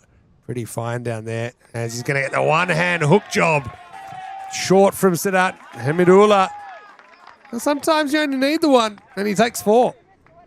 It's just eased the pressure. A couple of the boundaries this over. Didn't look particularly comfortable playing the strike, to be honest, but 4 runs in the book. So that needs to find a breakthrough.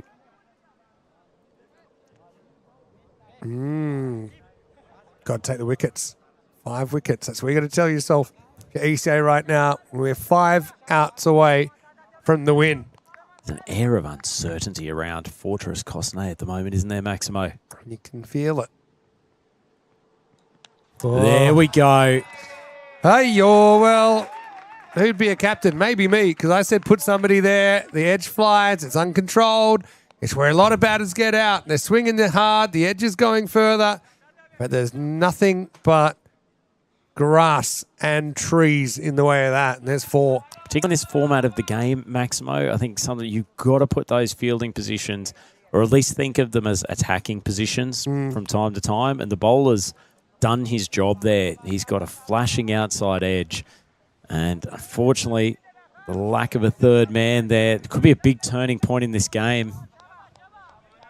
This over's gone for 14 so far. The run rate required almost a run a ball. I don't see Hamidullah doing this in singles, to be honest. Belt down the ground. That's straight. That's 4.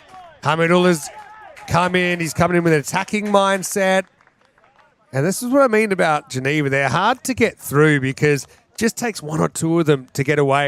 And they really bat all the way down the order. So 4 plus 4 plus 4 makes it walking 677. And now they get it down below a run a ball required. Yeah, this over has really turned the balance of probabilities in this contest. They'll have to turn back to Darwood's Eye for the next over. Could go magical here. Nice slight change of pace. It's a good finish, but it's an expensive over otherwise. And Geneva 77 for 5, halfway through their 10 over stint. So I also got to say congratulations. What I was getting to before all the drama in this innings, is that as Cossonay Cricket Club win their first final today. As in ECN first final? finals day final. Yes, in True. the ECN universe, because you did make the semis back in 2020. Although I suppose you did win the bronze final. Count Very that as the true. final. Wasn't it different times back then? Yeah. Just having a look at that scorecard. Yeah. The innings in the mid-80s. I remember that really well. In fact, I still remember what I was doing back then. I was following along from Australia, where I spent the most of 2020, as luck would have it. That was a terrific game, actually. A little bit of a rain delay in the middle of it, so conditions were quite tricky. It became a bit of a bowler's paradise out there. And Cossonay, I think we had Alton maybe 5 down or something at one stage. I would say sprays one down the leg side, and then a couple of their young batters came through with the goods at the end, hit a bunch of Maximos off sort of one of the later overs and ended up taking the game away from us. But great contest all round, and part of it was a terrific tournament. The final that day between Zurich and Alton was an absolute classic. It's a good ball from Darwood's Eye, but swung out to mid-wicket for the single. Have to fall over to lose now, but we've seen it happen before. Yeah, different times. It was a simpler time. The essence has always been there, though, the chaos of European cricket. Another one-handed shot over to the leg side, and this quick outfield that races away for another boundary. So it's been a really important innings under pressure from these two Geneva batters. Come in when there was some real concern with 5 wickets lost, and so hit smacking your Maximo first ball, and then Hamidullah 30. Tell you what, when you're only chasing just a tickle over 100, Maximo, getting 31 off 10. It's certainly the bedrock, the chase. That's an excellent Yorker. Right up in the block hole. Simpler times in a way. Much simpler times. I mean, you were just a young man making your way through Perth, just living a quiet week-to-week existence back that time, Maximo, from memory, and a couple of weekends punctuated by the excitement of European cricket finals from time to time. Oh, shot! Beautiful strike. So Darwood's Eye drops it on a length, and glorious straight drive from Hamidullah. Yeah, what a shot. He's really stepped forward. Hamidullah, he's had an interesting week. Sometimes hasn't made the best choices with the bat, but right now he's dialed in, isn't he? You know who he reminds me a little bit of, Vinny, who you might remember from Alton's trips to the ECL? Yeah. Yasso through to Bukarasu. Yeah. Very much. He's almost got the same bat swing to almost every shot, but tell you what, when it's in his slot, it gets deposited. There we go again, and this is not far from taking the game completely out of the hands of the boys from ECA. This is some magnificent hitting from Hamidullah. Well, Geneva getting fired up, Rhino. I think you can have your hands full with those 11 men when we come back for the final. It should start in 35 minutes' time. We should be back on time, I believe. 4 o'clock start local. But it's the end of the over as Hamidullah is 43 and motoring. Just 11 required for victory now. It's 95 for 5. Well, Rhino, speaking of that, maybe I'll let you go and get involved in the very intense warm-up. Wish you luck for the final. May the best team win, Rhino. Win or lose, though, we love you.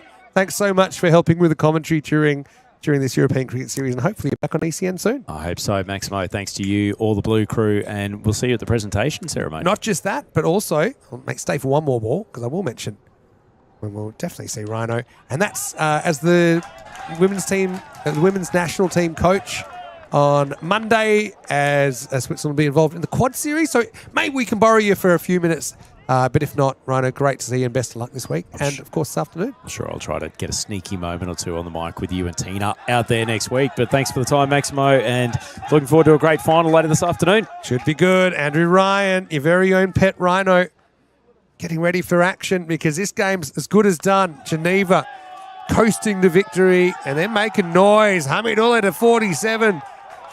All he needs is to bring up the 50 now to top off what's been a very good rearguard action from Geneva. Lost their 5th wicket at 53. But now, for the 6th wicket, they put on 47 in just 2.5 overs. Hamidullah wants the 50. He's going to get the 50. What a way to do it. It's one of the quicker ones this week as well. 15 balls for Hamidullah to bring up the half century. I don't think they've won yet. Have they? They have won. Oh, well, there you go. I've got to keep my eye on the scoreboard, but he brings up his 50 of 15 balls, 7 fours and 4 sixes. Yep, there it is, 106. The target has been achieved. We lost the Rhino, and now we've lost ECA, but geez, that gave us an ECN moment we will remember for years to come in that golden ball win earlier today against the Zurich Crickets, but just no match for Geneva, who clicked at the right time, didn't they, despite losing Shinwari early. Tahikana Ahmedzai looked good, but he was out early as well. Idris didn't fire again. But Hamidullah batting 4, 53 off 15. He's the one that gets them home. Despite the efforts of Najib Zab with 2 wickets. Dawood Zai, I thought, bowled well in patches, 2 wickets as well. Abdullah Jan, another wicket to his tally. But the 105 doesn't stand up in the end. And Geneva, well, if it was a regular game, they would have actually taken all 4 points. So we'll take a break. We'll be back in about half an hour's time. The lineups will be on the website shortly. The toss will take place in just a few minutes, so keep an eye on that. And I think, Geneva, they'll want to bat first. I think they've batted first every time against Cossonay. They're familiar with it. They probably weren't happy that they didn't fire earlier on today. Cossonay, I don't know what they want to do. So it'll be an interesting coin toss. We'll take a break, though. We'll be back with the final. It's the top 2 teams from the qualifying that do occupy the 2 spots in the final. Just 1 game to go after 6 days of heart-pumping action in Switzerland. The decider is just around the corner. Vinny Sandu here, Mr. Maximo. Big thanks to Andrew Ryan. You'll see him on the field. You'll see me back in the box when we return in half an hour for the final of this European Cricket Series.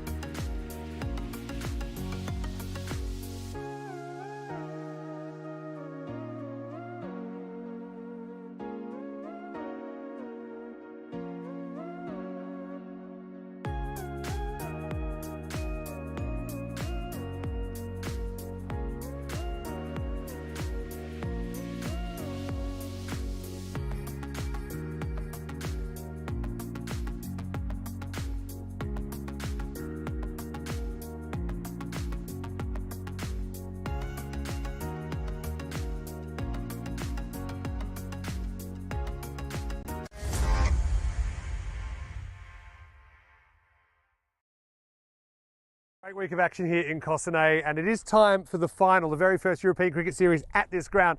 The hosts, Cossonay Cricket Club, taking on Geneva Cricket Club, over 150 years of history, and more history coming right now, because here's the toss. A fee for the call. Heads. Heads is the call. And it is tails. What would you like to do? We're going to have a bat. Okay, so Cossonay finally have won a toss. They'll bat first in the final.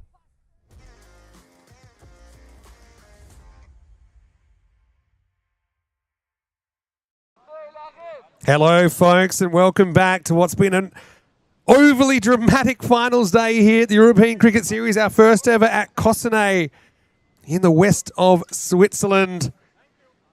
Well, they do speak French in this area. If you'll pardon my French, it's been a good game. One after another. The Prabhu is going to get us going here with the bat. Out there with Wasim Javed. Interesting. Jasing drops out of the opening spot, goes to 3. They basically have 3 openers that they could go to. You saw at the toss, Cossonay winning the toss and batting. First time they've batted first in this contest. And as predicted yesterday, these two do play a 4-match series.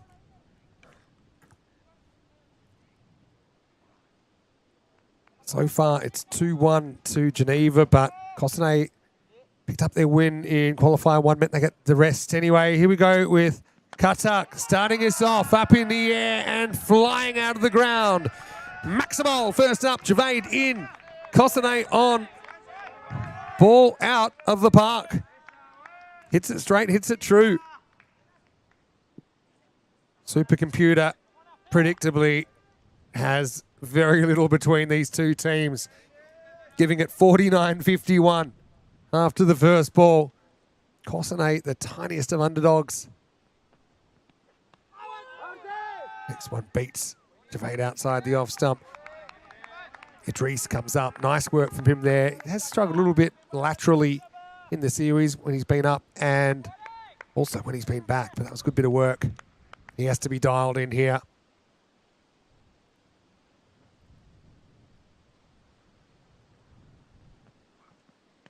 That one's probably a wide. It is called. When they met yesterday in match 17, Geneva 157 defeated Cossonay 112. When they met in the last game yesterday, Geneva 169 defeated Cossonay 94. But this morning in qualifier 1, with the fast pass to the final on the line. Well struck. That's going to be 1 bounce for Javed, 6 and 4, and he's hungry for plenty more here in the biggest game of the week. Again, just kind of shapes to hit the sight screen, keeps the odds in his favour. Yeah, this morning, Geneva batting first, vaulted 124, their lowest score of the series. And Cossonay chased it down with 6 balls to spare, but it wasn't plain sailing either in the chase.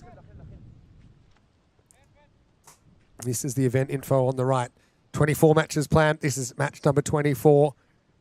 Thankfully, haven't lost a ball to weather or anything like that. It's been wonderful weather this week. Comeback ball for Afif. Turn around the corner, fumbled. Shouldn't have been any, but it will just be 1. Kishinwari round the corner. Looks like the same side for Geneva. Cossonay make 1 change with Aditya Vare coming in for Milan Kanabar. Gives them another bowling option.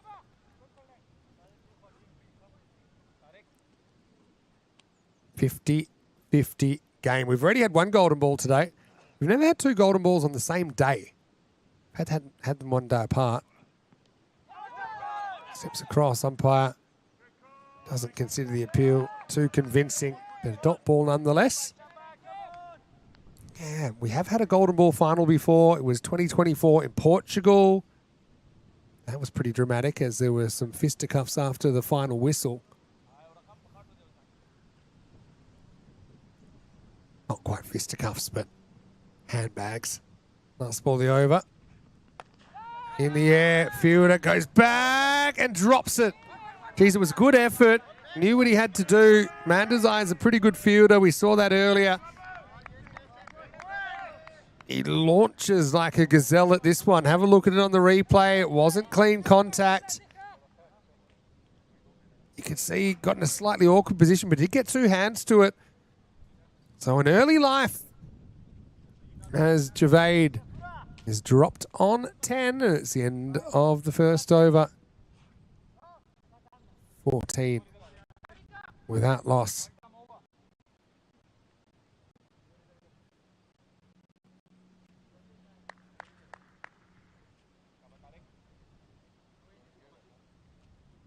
Pardon me, it was Prabhu who was dropped there. He's dropped on 0. They didn't realize he got 2. It's good running. This time, Zakir Shimwari fields it cleanly. Yeah, so Prabhu dropped on 0. He held together that chase earlier on in the day.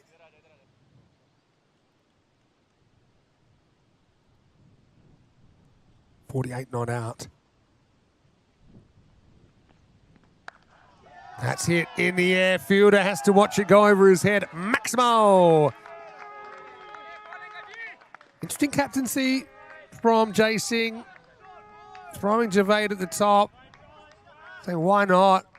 Jay always looks very good at times. Just can't get an extended run in the opening spot. So he's hoping to have a bit of a platform to work from.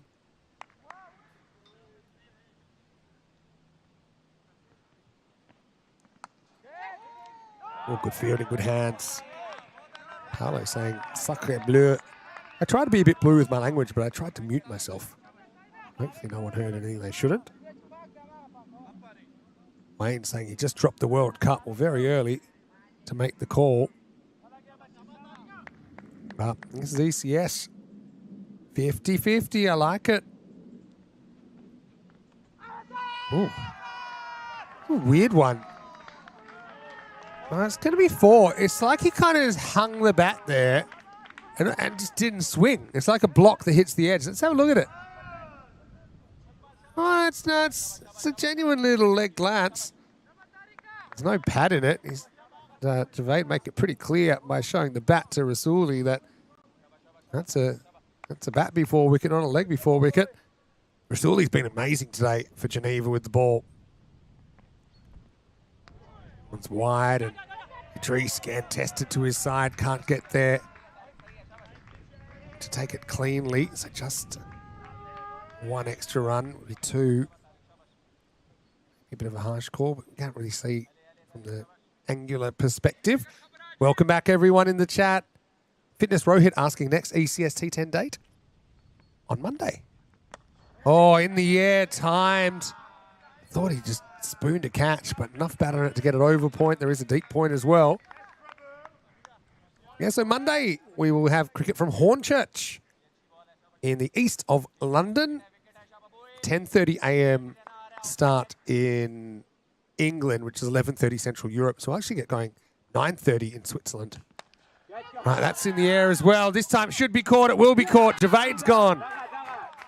Started the brighter of the two openers. And once again, it's Tariq Rasuli that gets an important breakthrough. You can see he just lost the shot. One hand came off. He meant to hit that over cover, but he was beaten for pace. So he hits it later. He hits it straight to the fielder. Easy as you like. Hamidullah has had a good hour or so. Brilliant with the bat. Now takes an important catch. Javade out the way for 21 off 9, but does get him off to a flyer. It's 27 for 1 after 2. Here comes Jay Singh.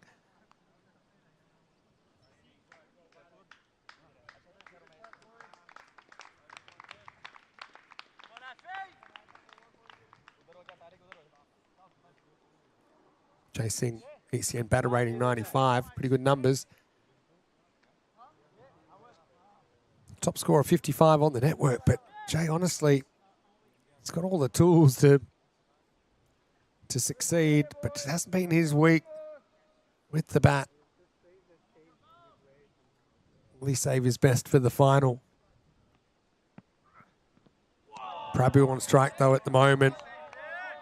As Kata comes back. Second over.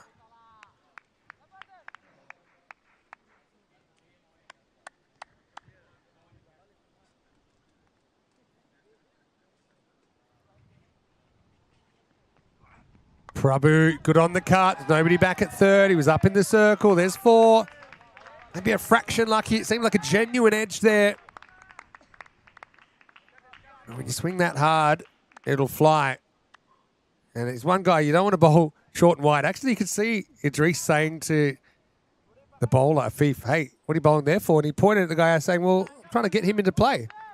But I think if you're going to have that tactic, which is probably a valid tactic to Prabhu, you got to have two fielders back. I don't think the long on's doing much. Have your deep backward point, but have your slip on the boundary. Or have him 80 metres away, because that's gone a long way. Maximo! Prabhu, so strong, elevating on the offside. Katak said, yeah, well, there's the fielder. The fielder does get it, but not before it goes miles past the line. Some of the top batters there. And you can see Pangaluri breaking into that list. Full toss, nobody out the leg side, square. That's going to be 4. Bad ball from Katak.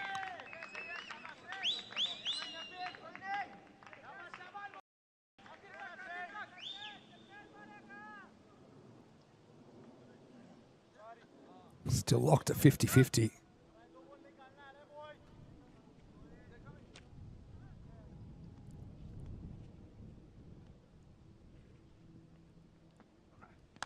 Oh, hit well. More of a half volley this time. He's onto the front foot in a flash.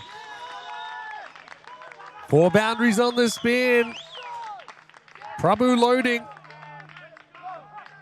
Stays on that shot nice. Pretty good technical shot as well.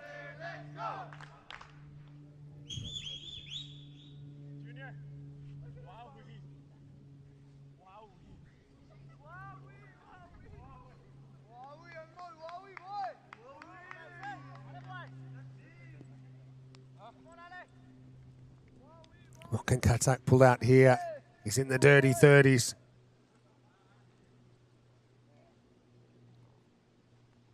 Should mention Azmat Shinwari and Pangaluru both on 249 runs this week. There's the slower ball, not a bad idea, but waits and finds another gap. Long chase and an unsuccessful chase. 50 up for Cossonay in pretty quick time. Prabhu reels off 5 in a row.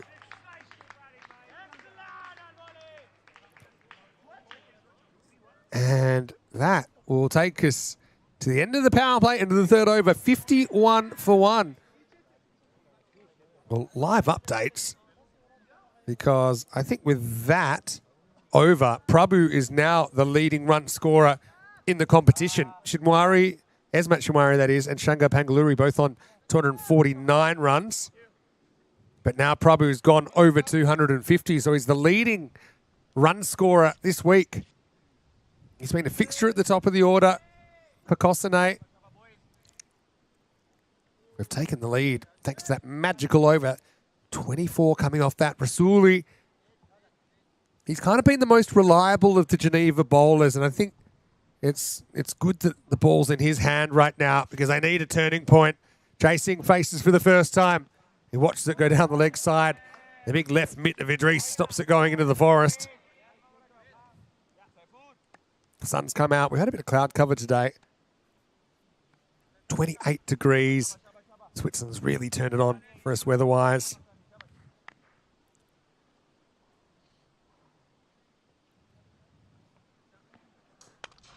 No full toss. Jay might have cracked his bat there. He's right down towards the toe.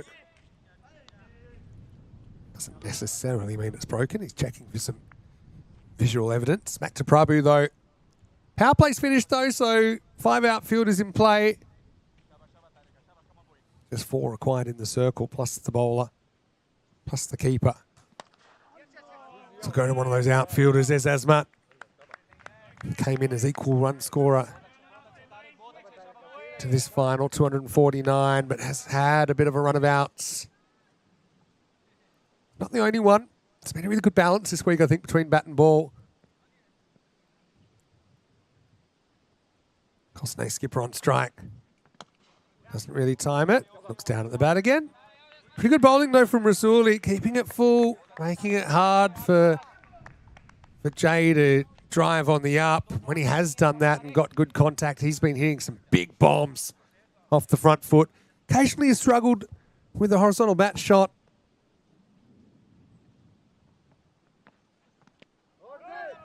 Gets across, doesn't get it away this time, Prabhu. So what's the good score? Hard to say, really.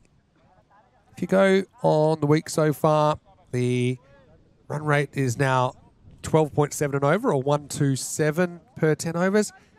Well, your old mate, Mr. Maximo, said 130 on day one, so it wasn't far off.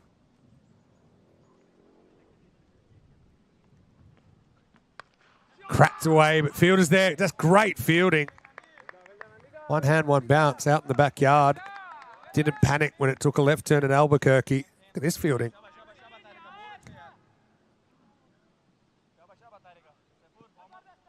Hamidullah continues his good run. Back to 50-50. Jay Singh, 2 off 2. Short. Misses out. End of the over. Rasuli. Brilliant series from him. He's been a real find, I think. He'll take 1 for 18 in the final, but time for him to step aside. And after 4 overs, Cossonay 56 for 1. 14 and over through the first 4.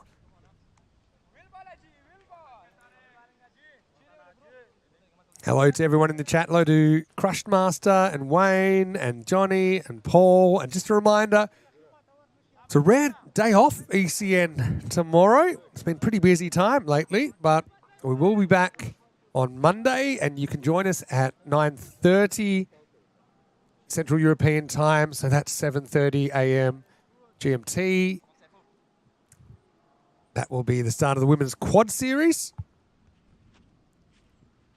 Mandazai has had a good day as well. Gone up a notch, but so's the batter as Prabhu launches him over cover for a maximal first up. Geez, another really good shot. Yeah, so Monday to Friday. This week we've got both the T20RW Quad Series and also Hornchurch. So you can do some double screen action if you like.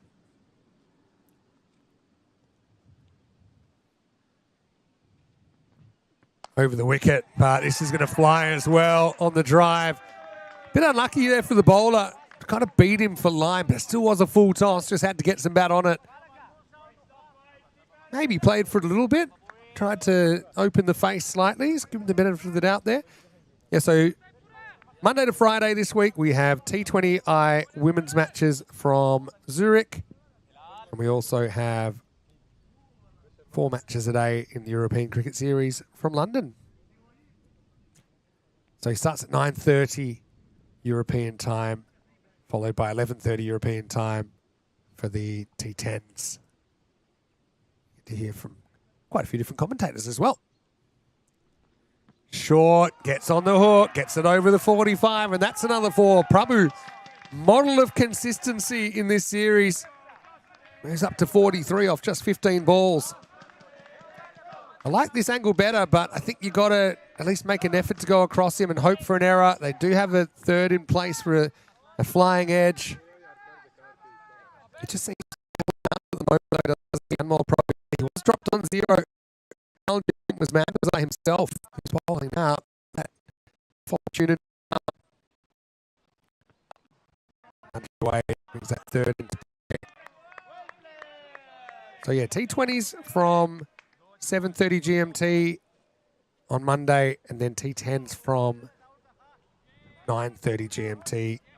You'll hear from me in Switzerland. Tina will be with me. Rico will be in Hornchurch, and Phil will be joining Wednesday or Thursday. And then I'll be in Hornchurch by the end of the week, so we'll be shuffling around. Oh, that's going to fly. Going. Come on. Decides it's worth taking this on. A little bit of risk in there. A little bit more pace, and he knew the fielder was back there, but he thinks, look, if I get enough of this, it's going to go all the way, and he was right. Walking stick 77 as Cossonay retake the lead. Shout out to the Forest as well, which has had a good week. They found that ball. Well done. They were telling me that when it gets to winter and all the leaves fall off the trees, as long as there's no snow, that you can harvest all the cricket balls. Maybe weren't so obvious to find during the summer or the autumn. And Design's gone magical now in the fifth. 21 plus this. Got him. Full and once again. Chasing, trying to drive a ball on the stumps. Plays down the wrong line and the ultimate comeback. And you know what? If you're Geneva, would you trade 21 runs in an over to get Chasing out? You probably would at this stage. Because he's a guy that can really hurt you. Just maybe losing his shape a touch.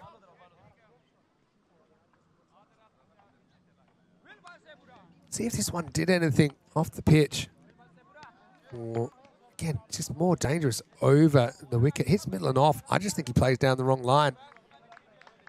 It's probably the third time that he's got out that way, Jay. Don't be disappointed. It's a tough game, though. No second chances for the captain. He's the second to go. Halfway through, a very entertaining final so far. Halfway through the first innings anyway. It's 77 for 2.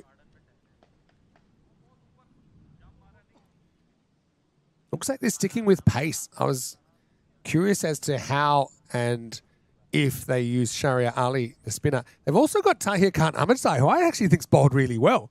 I know he's kind of converted to more of a top order batter, but he's still a very good leg spinner. And they're going to go to Halal. We were talking earlier that Halal has been a model of consistency for Geneva. In fact, 12 wickets for Sadat in 6 matches.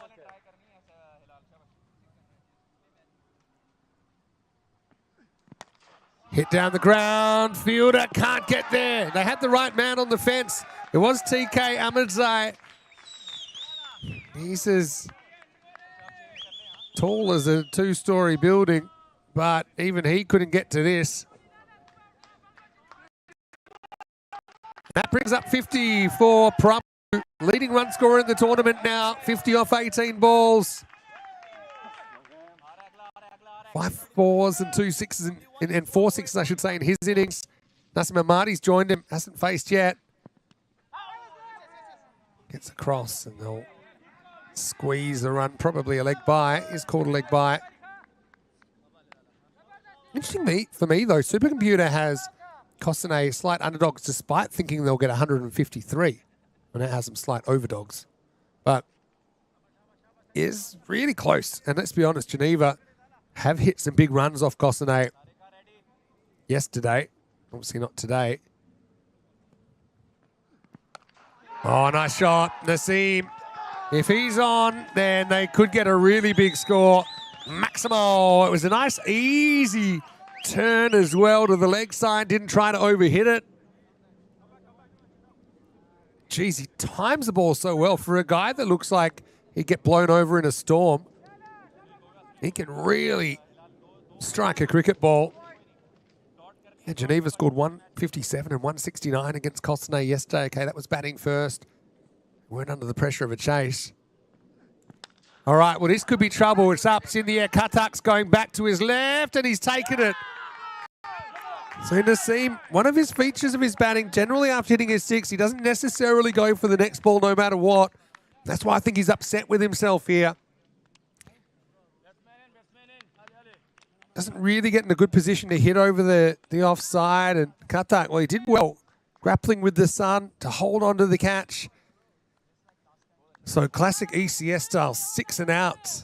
As Amadi, here's the third to fall, 90 for 3, but they do have a good base, don't they? Jay Tawari had a really important role earlier in qualifying number 1, 24 off 9. And it was him and Prabhu that got Cossonay over the line. Can they be industrious here through the second half of this innings? Halal, 13th wicket for the series, leads the league. Don't run here. I think To be honest, I think Afif would have attacked it if they were running a little bit more, but I think it's all about just trying to get Prabhu on strike. I don't mind it because Prabhu's so hot right now. End of the 6th. It's 90 for 3.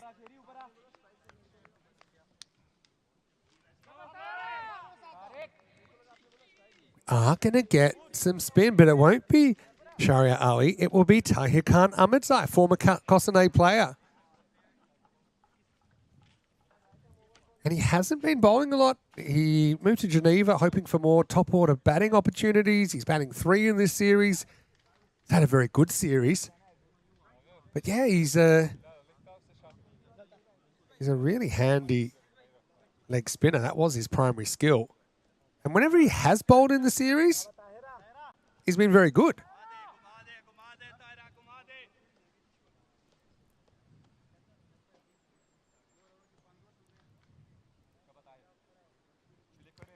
He bowled 2 overs in the series, 3 for 10. Not bad. First one's right on the money. Fielder fumbles but recovers. Yeah, 3 for 10 in 2 overs. Not bad.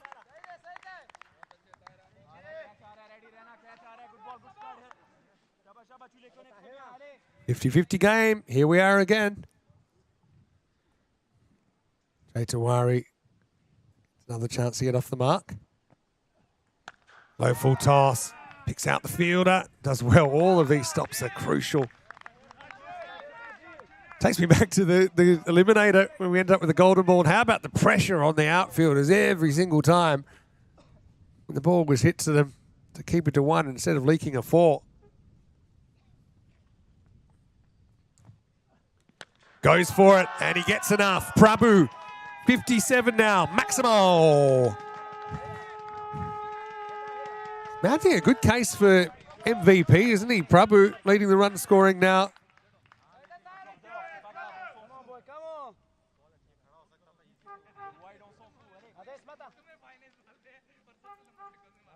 His highest score is 61 this week. But he's made a 61, he's made 48 not out. Now he's made 57 not out and counting. Oh, yeah. Well, that will be his highest score now of the week. Maximo makes TK pay. It wasn't a bad ball. Maybe a fraction over pitch, but I'm splitting hairs. It was just a challenge kind of length. And Prabhu up to the challenge. He keeps his shape. Hits it very correctly. Hundreds up for Cossonay as well now. 1/3 of the innings remains. They're on 156 pace at the moment.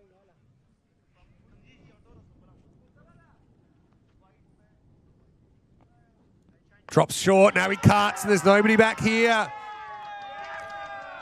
Just pitches inside, but 4 more good shot selection. You can see Tahir got sick of being driven down the ground, so he drops it short. But just shows that Prabhu is kind of open to all possibilities. He's not premeditating. He spotted that was short, and he played the right shot. You rarely have too much coverage in that quarter on the outfield as well to a spinner. So this over's gone for 18 now. 60-40 Cossonay. Biggest lead of the game so far. Last ball of the over. And he's in a slog sweep. Now it could be gone. Fielder goes back and it's probably 6. It is 6. Well, this is... Oh, well. And he's claimed it. Oh, no, there's another flag that I didn't see, so it's out. There's another flag in the weight. So, yeah, it is out. You can see from my vantage point, he was behind the rope, but he definitely was inside the flag. So, end of a brilliant innings. Really good innings in the end. Prabhu gone for 67 in the final. Just 24 balls, 6-4, 6-6. Yeah, I was sure when I saw it that it was 6, but yeah, there was an extra flag. So he was just in front of it, got covered up with his body. But anyway, Tahir Khan goes 1 for 18 in his over, does remove the form player. Huge 3 overs coming up. They're on 154 pace, but now they've lost all of their top 4. We talked about the importance of the top 4. Jay Tawari did come good this morning.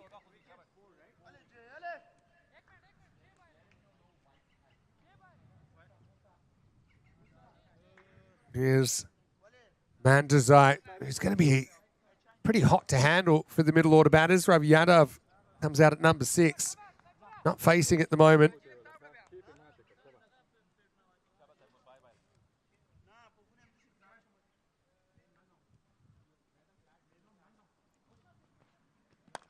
She's pretty well struck. Mid-on's up, and that's going to be 4. Well, that's a really good shot from Tawari. Just clicked today, hasn't he? They've wanted him to fire. This wasn't happening for him earlier in the week. They actually opened him to try and get him going last night. Maybe that's paid off now. Seems clear-minded. That's a very good shot. See him practicing as well, just trying to play with that straight bat. Mandazai's speedy. He's gone up a notch today, as Andrew Ryan mentioned in commentary earlier.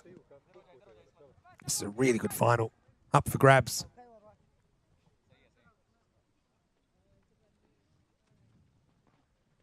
Edged and 4. Luck factor, you can't underestimate it. Got a feel for the bowler. But he is continuing around the wicket, which I'm not so sure about as a tactic. I think might get a few swings and misses. Go across the right-hander. As it is. He did beat the batter morally, but it's the batting team that will walk away with the 4 runs.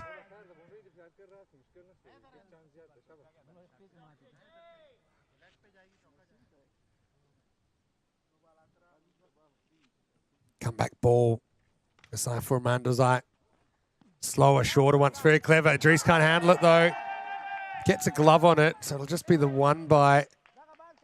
Awkward second bounce on the slower ball. Cricket's funny. It's the only game where the keeper has no idea what's going on. In baseball, they're very coordinated, and so if you knew it was a slower ball, you'd be ready for it. So in the cricketing sense, you'd probably take a couple of steps forward.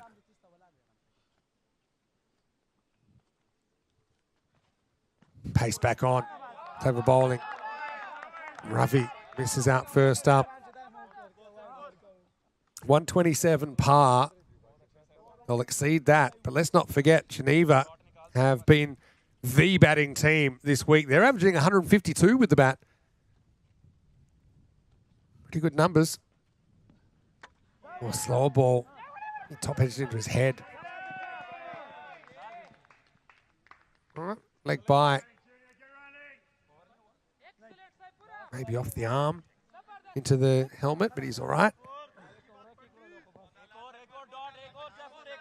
Geneva have a pretty long, strong batting lineup of their own. Last ball of the 8th over. 10 off this one so far.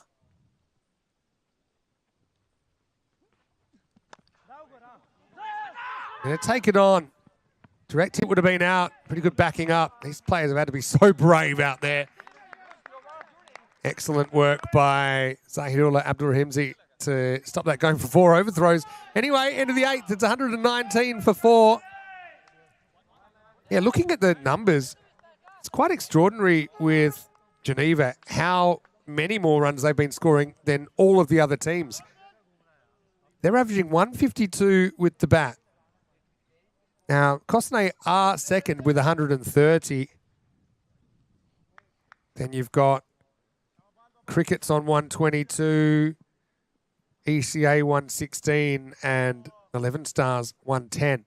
But to think that they're scoring on average 2 runs more and over than anyone else in the competition. So I think that 130 par, for them, it's 150. They feel confident, 50% of the time they're going to get 150. Sadat Halal ready to bowl the 9th. All happens in the 9th. 2 big overs coming up. In the air and 6. Wow, Tawari, pace in, pace out. Maximo. Correct shot. Look at the follow through. Then just waits and double checks he's got enough, and he does. Outfielder thought he was in the game for a second, but then realized it was over his head. Tahir Khan Ahmadzai. Slow ball, hit hard. No one's going to catch that either. Cuatro más. He just seems very organized at the moment. Tawari timed his run perfectly. Looked out of sorts earlier in the week, but he's clear-minded now. Fifth spoke in the wheel for Cossonay. 20 off 8. 129, so we're dealing with a 130s chase at the moment.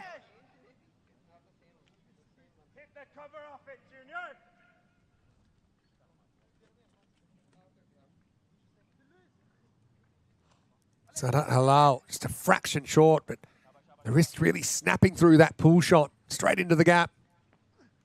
Now glanced away, that's 4 more, using the pace. 3 boundaries on the spin. They might have lost 4 important wickets, but Cossonay continue to produce.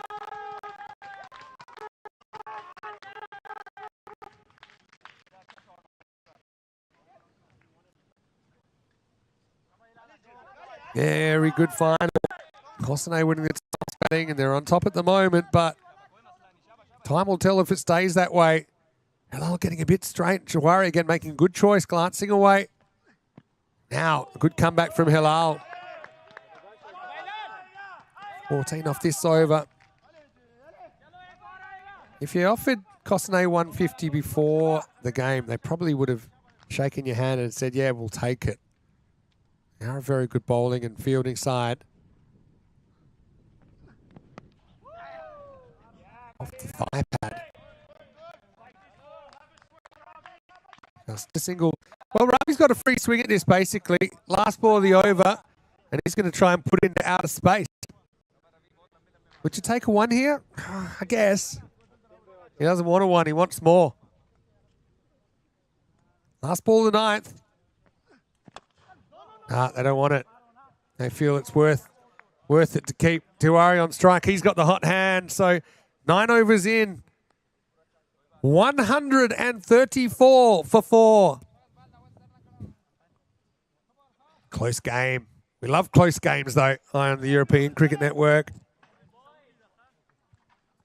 And I know we got lots of viewers hanging on every ball of this final.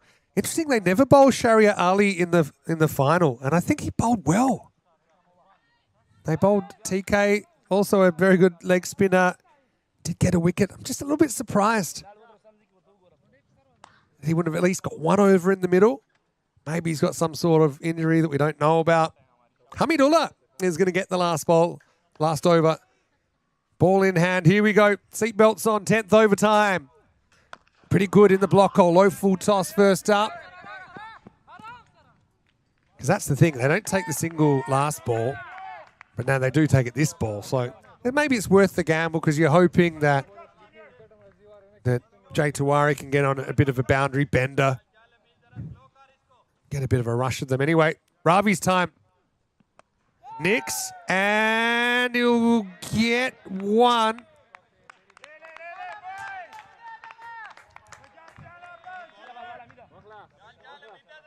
Certainly has found it tough going since he's been out there. She did well.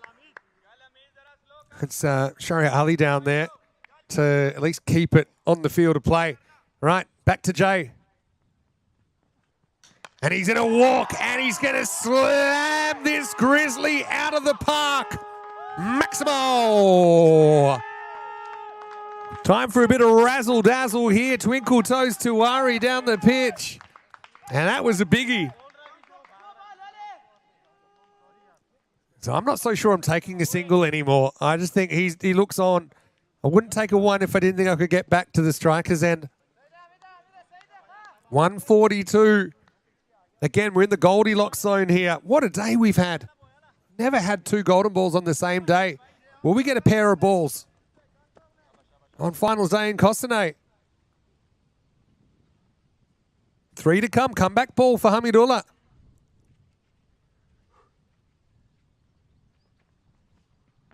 Shorter, pulled away, good option. 1 bounce 4. 146 now. Tiwari to 35. What a finals day he's had. He screamed to 35 off just 14 balls. Has to go with his 24 off 9 earlier. So on finals day, he's 59 off 23 without being dismissed.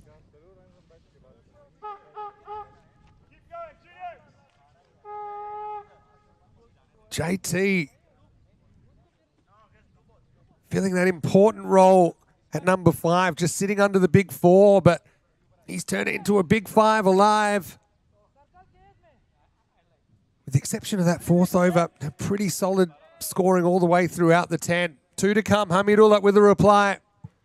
Slower ball. Oh, they're going to take the one. It was Ravi's idea. It'd probably be run out. He will be. So, yeah, tactically maybe not the right move.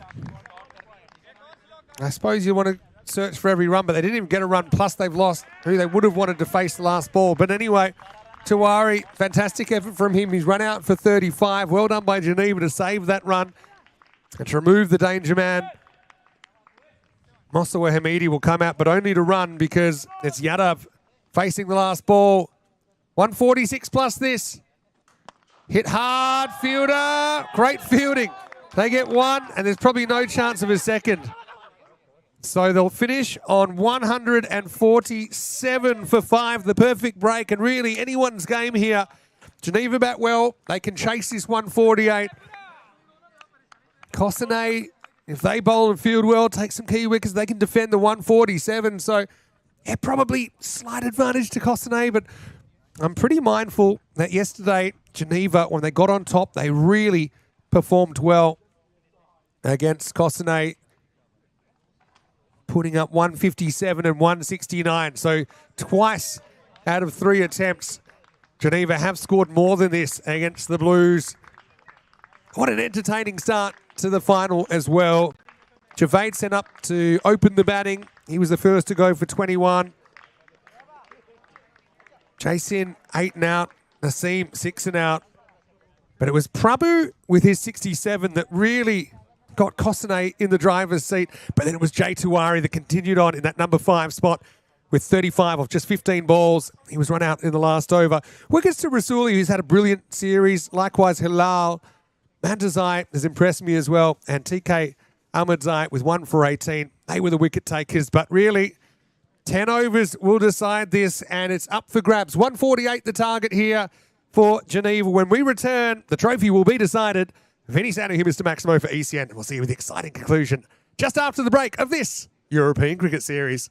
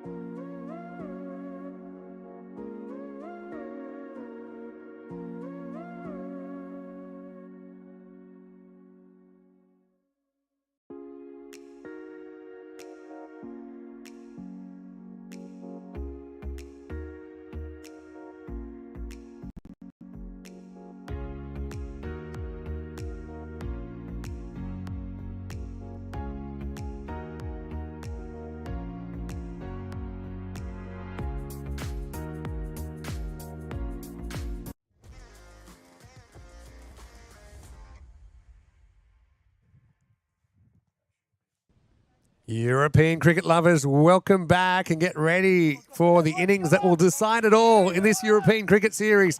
We're in the final, 148 for Geneva to win. It's Jason coming in to Esmat Shinwari. Here we go. Shinwari has been a little bit off since a good start to the series. He's made 249 runs, but pretty early in the week he peaked. Can he find one last big innings here?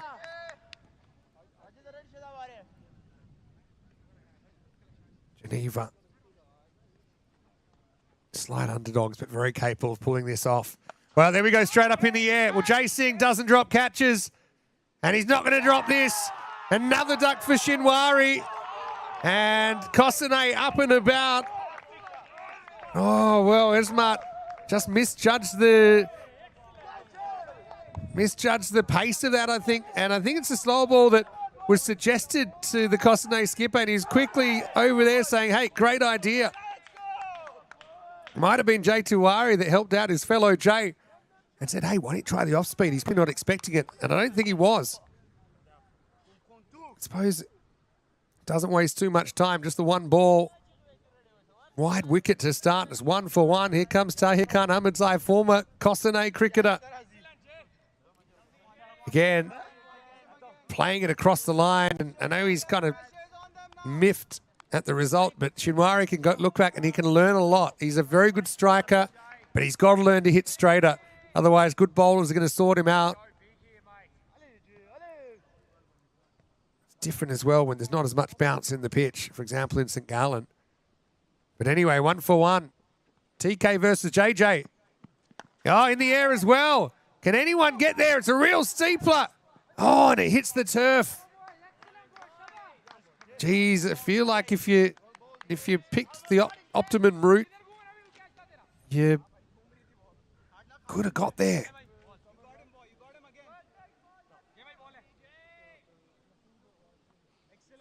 High drama. Here's Idris. Still to see the best of him this week.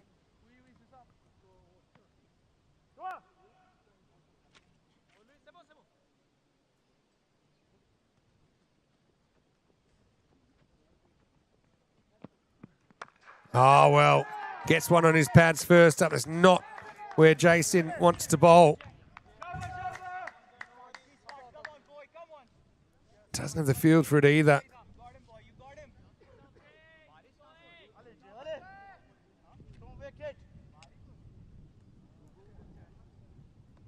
Eight for 1 then, early days. They're a 1 in 3 shot after that early wicket, Geneva.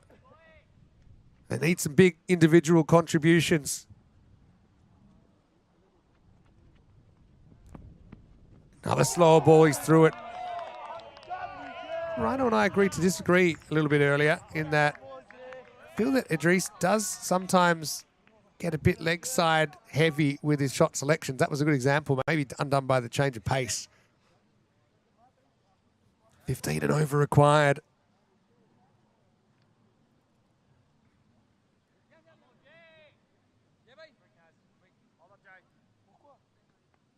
Third comes up. Is that a sign that's another slower ball? You only get 2 outfielders. They've got deep point. They've got deep long on. Another slower ball, and he diddles him again.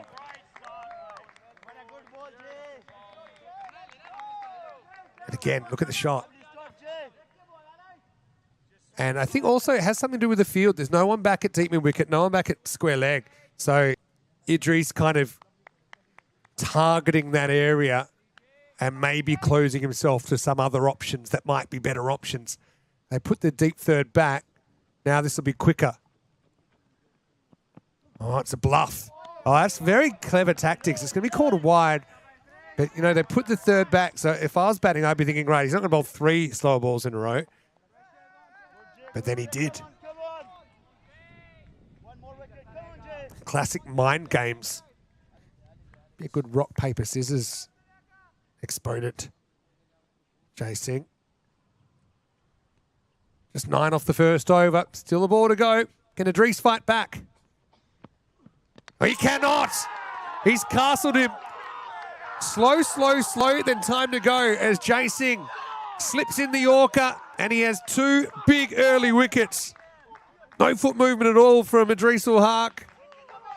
And he just got outthought, and he got outplayed there in that first over. No other way to say it, really. Very clever tactics, chasing back and fit to bowl. Making a big difference for Cossonay. As Geneva lose 2 in the first, it's 9 for 2. Here comes Hamidullah, who was outstanding in the qualifier 2 match just moments ago. He scored 53 off 15 balls, but they'd love some of that right now. I suppose the only positive spin you can put on this, if you're a Geneva supporter, is that at least you still have 9 overs to go. You've got 2 very capable batters, good strikers of the ball at the crease, but they need a partnership. They need one soon. Venu Agrawal bowling the second over. He's been excellent today as well. Gets this one to jump off a length and a dot ball. First time Geneva have chased against Cossonay as well. They've liked batting first. I think they've certainly elected to do that whenever possible.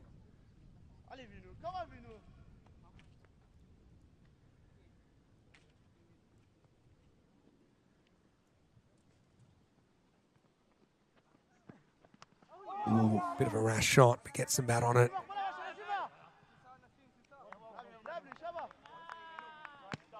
I'm just looking through the figures. Geneva, except for that last game, the qualifier 2, pretty sure they've batted first in every game. Oh, but one when they went down to Zurich Crickets by 7 runs. Straight up in the air, it's the Rhino, and he's taken the catch. And Hamidullah, the half-centurion from qualifier 2, he goes for a golden duck here. Geneva's innings is in tatters. It's 10 for 3. Again, he searches for that leg side. It's well outside off stump. It's in the Rhino's orbit. And he takes it. The big man's fired up. Hasn't dropped one in the series, Rhino. Wasn't going to start now. How quick your day can change as Hamidullah has got to go. Chaired off in qualifier 2. And now trudging off half an hour later. Thought for a second it might be Javed's catch, but to be honest, the Rhino was not going to move. It was straight down his gullet. They still have the ability to fight back from here, Geneva. It's just they've lost 3 of their key batters, but they've got 2 very, very good batters. And one thing about their lineup, they can all hit. So as long as they don't waste time, they might as well stay in it. If they lose wickets, so be it. But they got to try and stay at the rate. Agrawal strikes with his 3rd ball. In the air, and Noyth dropped it. He had it. When he hit the ground, it popped out, and it's only the exception to the rule today. Momand, he had this until the moment he hit the turf. Watch it. There is when it falls out. Really should have been 2 and 2. He got 2 hands to it. Katak dropped first ball for the 2nd time today. Last time he made them pay with 49 not out. He's been the kryptonite, hasn't he, for Cossonay in the field. Now this is in the air, but he should be gone. Surely, straight down his throat. He's caught it. Oh, you wouldn't read about it. 2 catches hit to Momand. This time he takes it. And unfortunately, Afif, who had some luck during the day, also played some brilliant shots, but he goes 2nd ball. They never ran on that previous dropped opportunity. And in the shadows, Sajid is going to hold on to it. So incredible drama. 10 for 4 after 11 balls.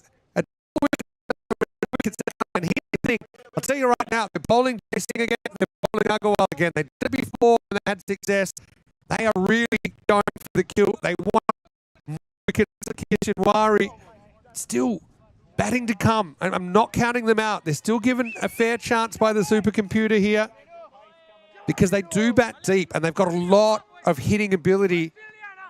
But I suppose the issue with these wickets, these are all balls that are flying by it. There's only been one run off this over so far. Zakir Shinwari faces up. Agarwal, 2 for 1. And they run short. They won't get a run here. What an over. Not just the 2 wickets, but just the 1 run. And Geneva backed into the corner. Still 8 overs to go. We've seen twists. We've seen turns today. Something tells me this will be no exception. 10 for 4 after 2. Even with the drop catch there, the fact that it literally cost them nothing. Didn't cost them a run. They get Katak the very next ball. Only 2 outfielders in play. They seem to have a good knack of where to put. This is last power play over. Deep third in play. Long on in play. Tahir Khan Ahmedzai on strike. That's the thing. You need to... Oh, well. That was misfield and it shouldn't have been. Cost them 1.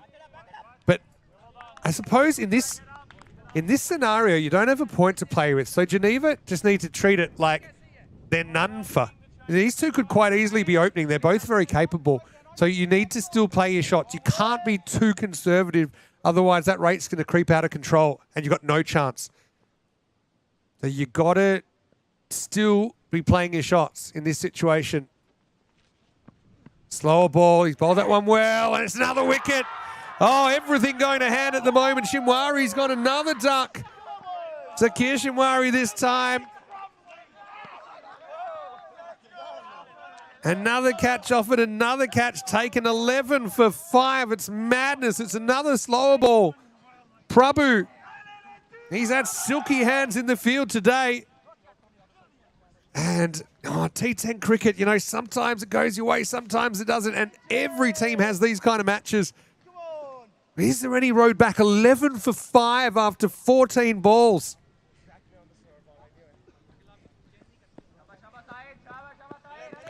Madre mia. I think it was the second baller technically, but still.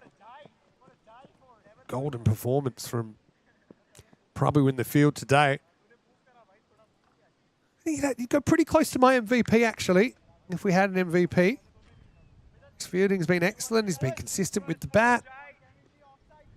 Right, again, 11 for 5. Might as well be 11 for none if you're batting right now. Just, you know, play shots and hope it's your day. Hope it's your afternoon. Jay Singh goes pace on. Zeroing in at the stumps. Kung Fu style stop, just the one.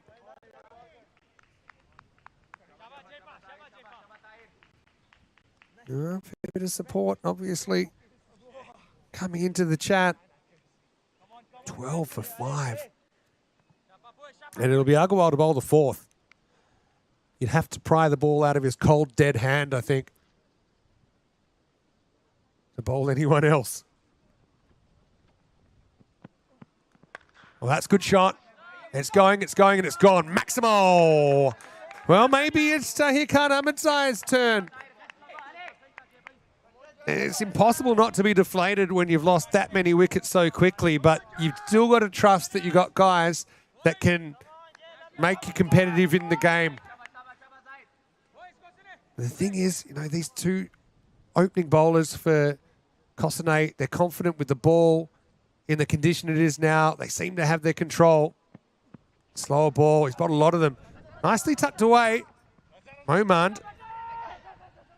He'll jump on it. But good running from the Geneva bats. They'll get 2.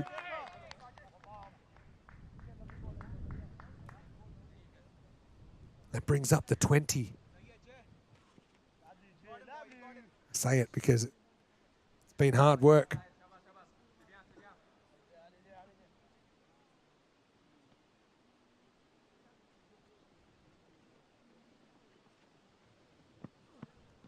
That's a good strike as well. Going, gone. Well taken. That's Mandazai.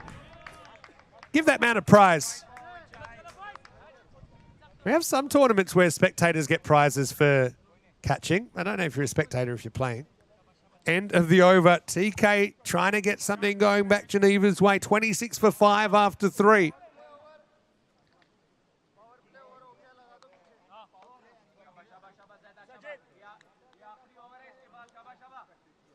Yeah, what was a kind of maybe slight advantage Cossonay at the beginning is now a huge advantage in that power play, 26 for 5.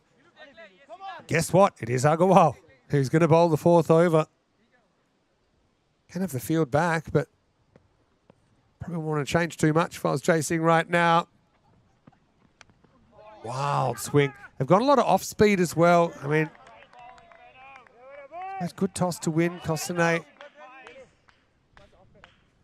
They won chasing earlier on. Looking to win batting first here. First time Geneva have had to chase in this fixture.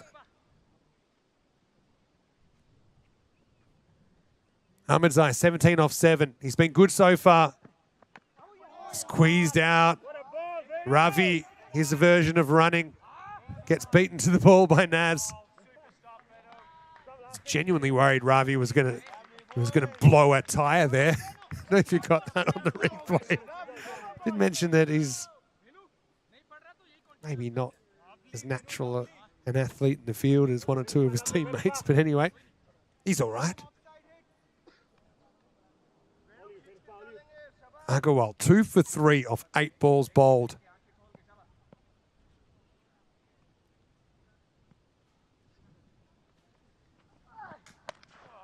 Hit straight, but they've got more coverage in the outfield now. Jason keeps it to 1. Cossonay have Geneva right where they want them at the moment. But can Geneva find a way to wriggle free and make a game of this? Still 6.5 overs to go. That's the thing. Nice shot, 6. Tahir Khan, well, he's battling. The longest journey starts with the smallest step. He steps across. He's timing the ball well. He's the one guy right now who is keeping Geneva in this game. 24 off 9 balls. They basically need 17, 18 and over. But you can do that in an over. You just need to string a few together. You know you're going to get 2 new bowlers as well after this over's finished. Agarwal goes the journey for the first time in the final. Oh, it's high. It's out of the ground. Maximo. Nazim goes back to his spiritual home, the forest, to find this grizzly. Swings hard, bat speed. And to be fair, Cossonay got a couple of those earlier on in the chase. The cricket gods with Tahir Khan Ahmedzai moves to 30 off 10 balls. Can he make some ECN history? Maybe come up with a big 100 or something like that. You never, ever know. Last ball for Agarwal. That'll go as well. Slower ball tried. Came out wrong. Line drive, 6 over long off. Maximo, and the game changes again. Tahir Khan Ahmedzai against his old side. He's 36 off 11. The over ends up going magical, and suddenly there's a bit of life in this Geneva innings. 47 for 5 after 4. So he only went for 4 runs off his first 9 balls, Agarwal, and then he got hit for 6, 6, 6. The Devil's number. Moman's going to come on. To be honest, he didn't bowl that well earlier either. Didn't quite have his control. This is a huge over, because especially if Abdul Rahimzi can get going as well, you might have a double click, and then suddenly, hey, score's climbing. When it's climbing at 20 and over, fielding side's got to take notice. They go pretty heavy in the leg side corner. They've got long on, deep mid wicket, deep forward square leg, and a mid wicket in the circle. No fine leg. I think they feel that Abdul Rahimzi is going to try and get across and target the leg side. They've blocked that area. Here's Momand. Half track of 6. Can't bowl there. 50's up. Maximo. 4 sixes in a row now. Dare to dream. This is a final. It was never going to be one way. And here comes the U-turn. To be honest, it was way too short. Good shot selection, though, showing he's not just a cheap puller. Abdul Rahimzi, he pounded that over cover. Nice shot.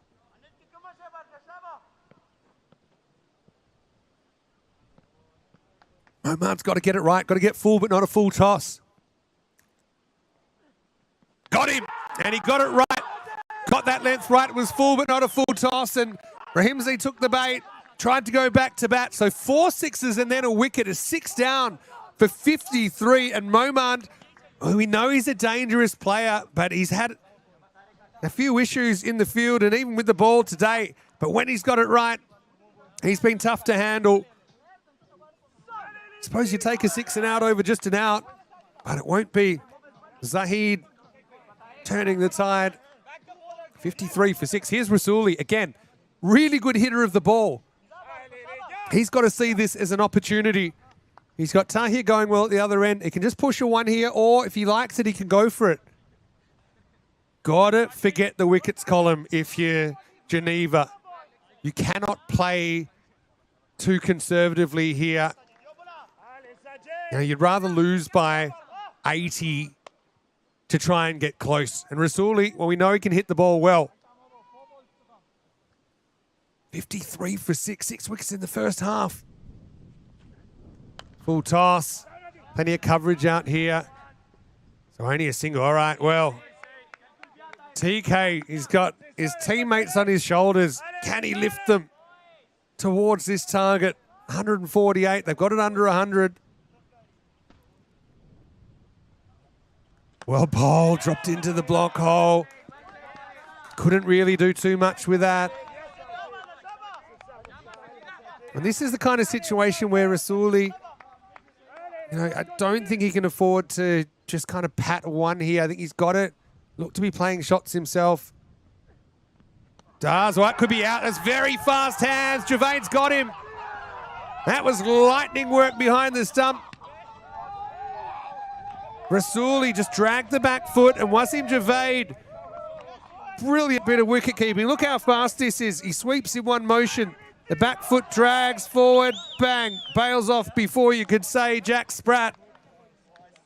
And Rasuli is the 7th to go. Double strike for Momand in an over that saw him get pounded for his 6th first ball, and is 55 for 7.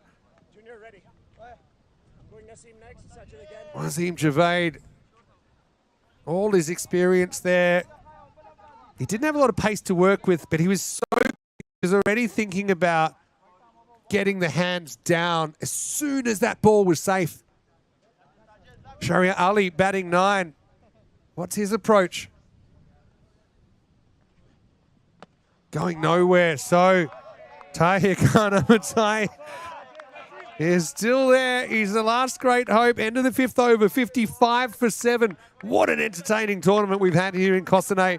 I know I've been having lots of messages, a lot of comments in the chat saying that it's so good to have ECS back, and I know everyone's been really entertained this week. So I just got to say, big thanks to all of the players. Big thanks to everyone for looking after us here in Switzerland, from Cricket Switzerland as well. I know our Swiss adventures only just beginning, as we'll be off to the Embrach cricket ground just outside Zurich tomorrow. But Momand, what a return for him. And Rasuli, he'll be frustrated. He wasn't really even charging the ball, you see. He just kind of lost track of where his back foot was. Anyway, back to live action as the Nazlord, Naseem Ahmadi, is going to come on. Over number 6, 93 required. Basically 18 and over, so you've got to look to get 18 every over. Tahir Khan's there. He's been good. He's been hitting the ball well. He has 37 out of the 55 runs. Now he's facing Ahmadi. Got to be looking for 2 here as well. It's going to be a tough stop out there. Does make the stop. They do get 2. Better than nothing. So I suppose if you're Cossonay here, you don't have to be ultra fancy, but you just don't want to give Tahir anything that he can get under. He's been so good at driving on the up. He's been good at clipping over the leg side. So you've got to be looking to hit that block hole. Maybe change your pace now and again. There's the change of pace, and it works. Probably not the right shot selection there. Big gap at cover on the boundary. He tried to turn on it. Geneva, still hopeful of a miracle. Tahir Khan, Ahmadzai trying to bring that miracle. Hits it straight. Has he got enough? He has. Maximo! Chasing, got a good leap at it, but just enough to get it out of the ballpark. Hasn't missed many. Wasn't going to miss 2 in a row there, TK. Takes the first half for the over for 8. Basically, it's kind of like 9 every half an over. Sometimes I break it down like that. And you say, you know, we can do that. It's just hard to keep doing it, but it gets easier once a batter's on a roll. 45 now for Tahir Khan Ahmedzai. What a knock under the circumstances. In the air, could be trouble, and it's taken. What a catch, Mosawa Hamidi now. Cossonay have been taking flight in the field. You know, they put a lot of effort in, as do a lot of teams around Europe now, but they want to turn these into catches. And it's so nice to see an outfielder getting off his feet and really got a feel for Tahir Khan Ahmedzai. He batted so well. Gave them that glimmer of hope, didn't he? But he misses out on the half century. He's out for 45 in the end of just 16 balls. 6 sixes in his innings. But a slight miss hit is his undoing. Once again, outfielder in the right spot. And it's 63 for 8. And really, I think with Tahir Khan walking off, you feel there's any chance. But who knows? I mean, like I said, they've got 11 guys that can all clear the boundary. Imagine you get your 9 and 10 whacking 60 each and going home with the trophy. But once again, Cossonay pulling the right strings. Here's Halal with bat in hand. Oh, he should be out as well. It's Vare to his right. Oh, he's dropped it. Just misjudged and went through the hand. So I suppose if you are going to drop one when it's 8 out, probably not going to cost you too much. You wouldn't think so. The only other drop catch we had in the innings, we had another drop catch. We had another catch taken straight after by the same field. It was Momand out in the leg side boundary. Miss. Right over 20 and over, really. I think the car is being brought around. 64 for 8 after 6. 84 required, 4 overs. Treat every over like it's the last. You need 21 and over here. Get 3 out of the middle. That's what you got to be thinking. 1% chance. Well, better chance than winning the lottery. Moman coming back after his double strike in his first over.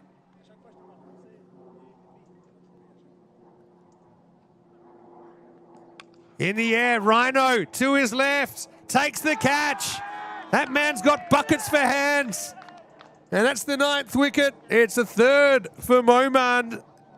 And Cossonay have systematically dismantled this Geneva batting lineup in just a few overs. The Rhino moves to his left, pouches another one. And it's 64 for 9, but yeah, in particular, the fielding. Got to mention the fielding, I think. Knew it was going to be a big difference.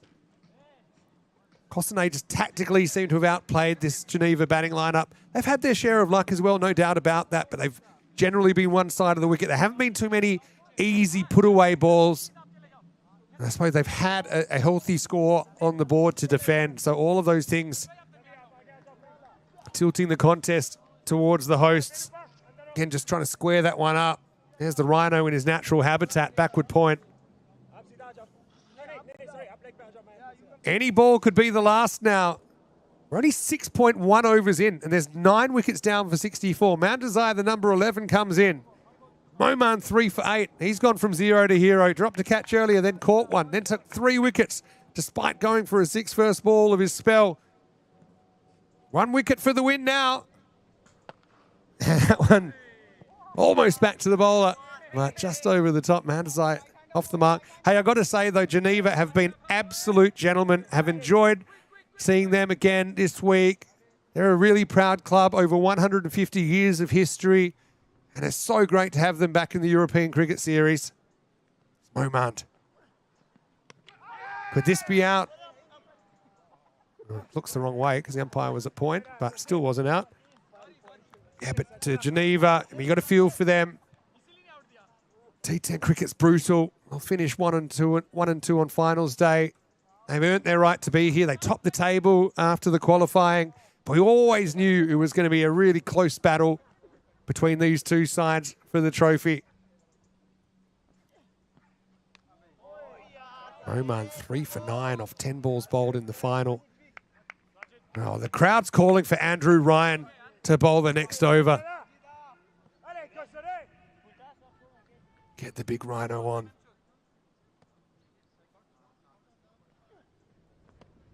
Might have got a little bit on that down the leg side. Partially blocked by Javade. All right, got nothing on it, so it'll be a wide plus another one. Finally, time to breathe. What a finals day we've had. If you haven't already, go back and watch the last moments of the Eliminator this morning. You won't regret it. Day of twists and turns. Well done to all the teams, though. Some have had to travel a long way to be here.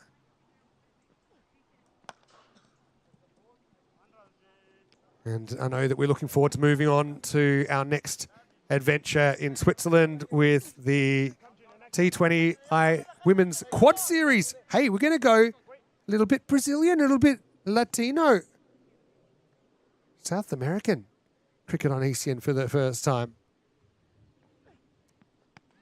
This could be it. Umpire says this tournament is still alive. Azim spits the dummy. Not the first time we've seen that today from the players. As a keeper, you generally have a better look than the umpire because you are watching the feet. And if you see line, I reckon freeze frame would have been really close. Moman took a bit of convincing. End of the 7th over, 68 for 9.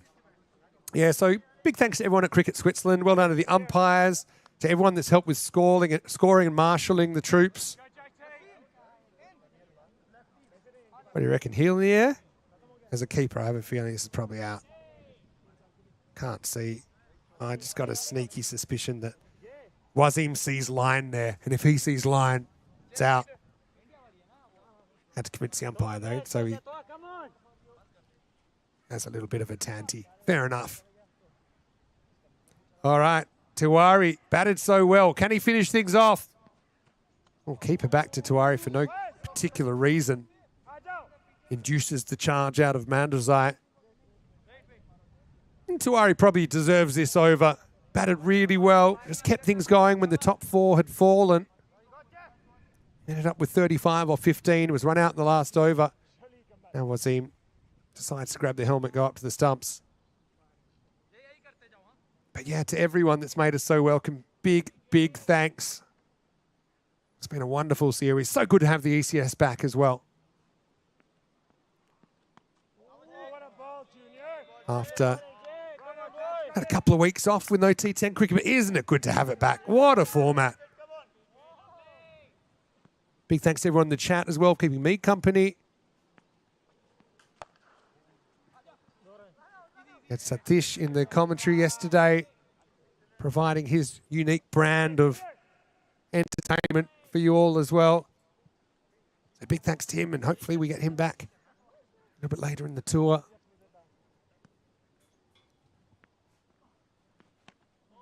Wasim really wants to finish this with a stumping. If you're Cossonay now, obviously you're happy to win no matter what, but you'd love to win it by taking the 10th wicket. That'll be it. And Cossonay are champions on home soil. Their first ECN trophy. They win the European Cricket Series here. After 6 days of heart-thumping action. Might have even been a wide last ball. Maybe not called, but regardless, it is Javade that finishes things off. Whips off the bails.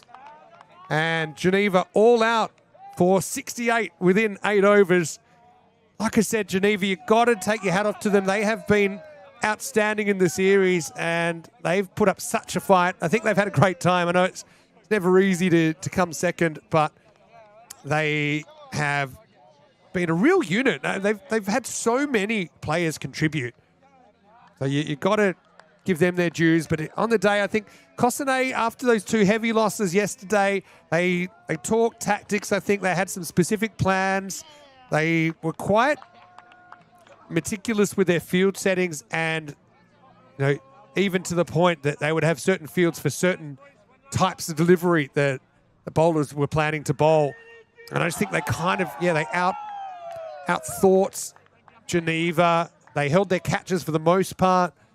They created a lot of opportunities and really wrecked that innings. If it wasn't for Tahir Khan, then who knows where they would have finished with.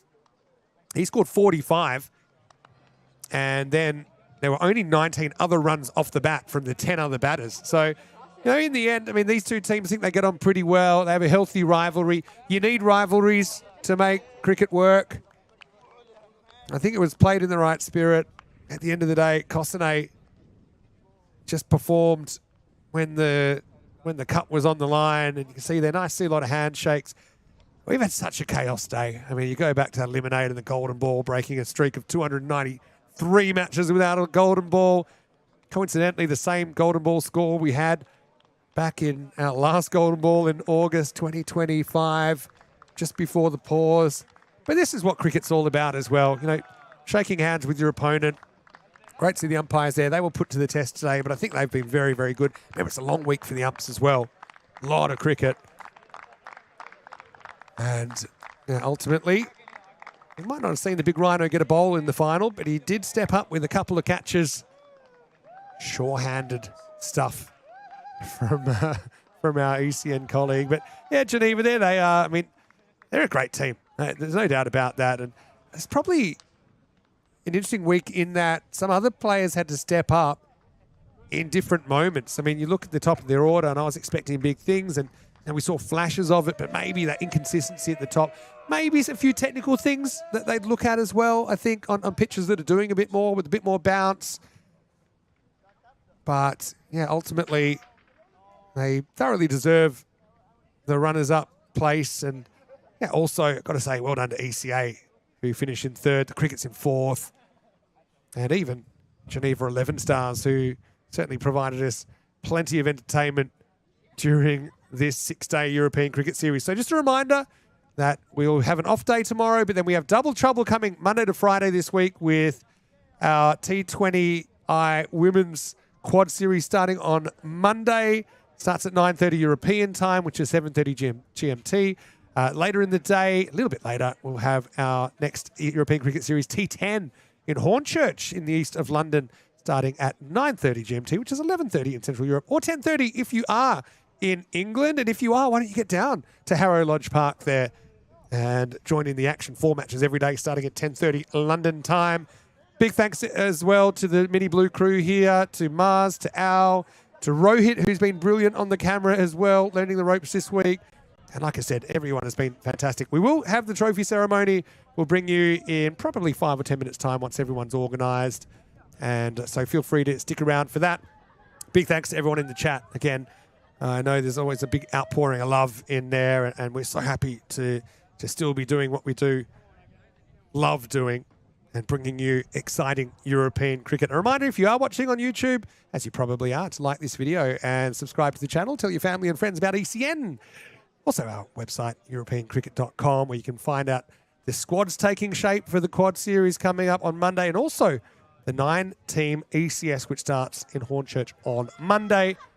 And our social media at European Cricket. There's always a few tidbits there to watch as well. But for me, I'm going to make my way and get ready for the trophy ceremony. Thanks so much for your company. Enjoy the off day tomorrow. You'll see me back on air with Tina Goff, actually, on Monday morning, as we'll see Team Switzerland in action against Spain, Jersey and Brazil in that Quad Series. And, of course, side by side with ECS England Hornchurch. For now, see you at the trophy ceremony or Monday morning. It's Vinny Sandu signing off for ECN. I'll see you soon. Goodbye for now. Hasta mañana.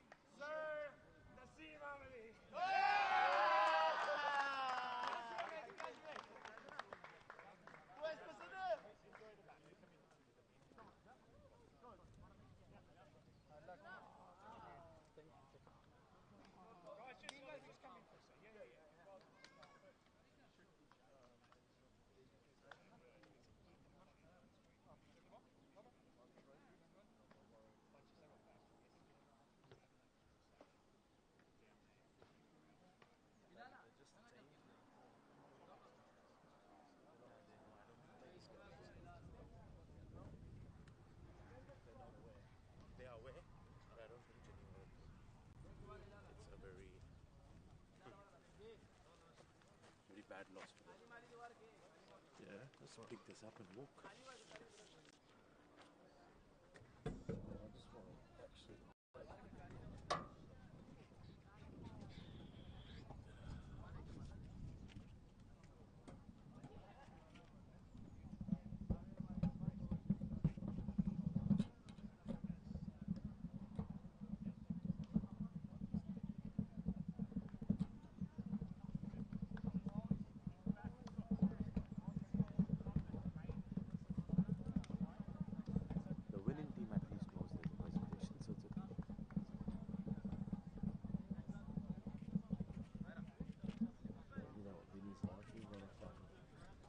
If the other guys, because they'll probably even about to do just not on the fucking day, have a fine. No, they didn't have the day to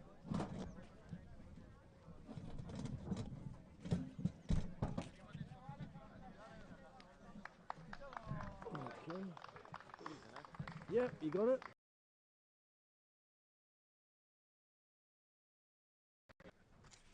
Oh,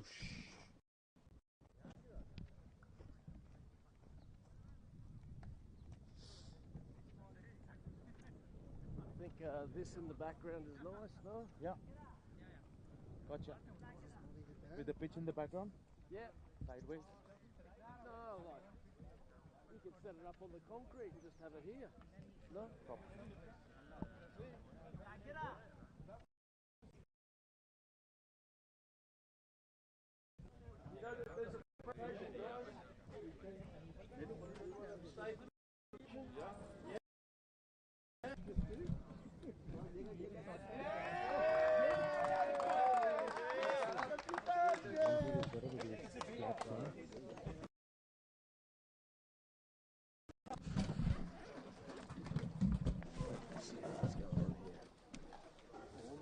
मेरा medal मैंने अपना नहीं लेना तुम्हारा काम अबे मेहनत तो की है साली खेला तो है आ जाओ यार कौन है I'll get the mic.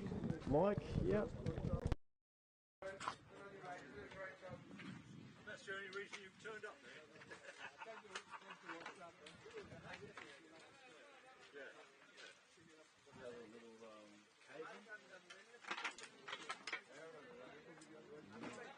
Big one, yeah. No, you don't have staff.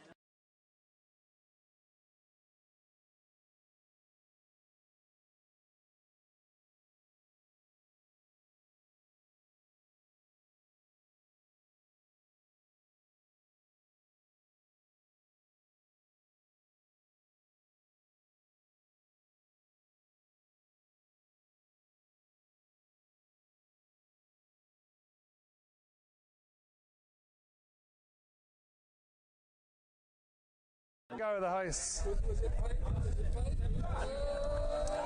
I'm good luck.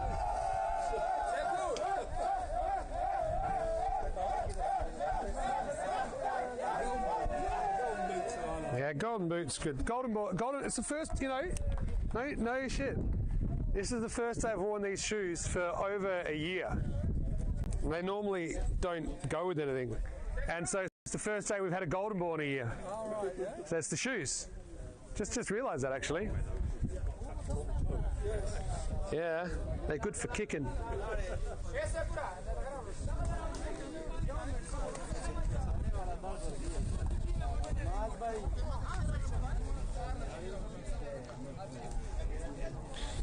So you want this one?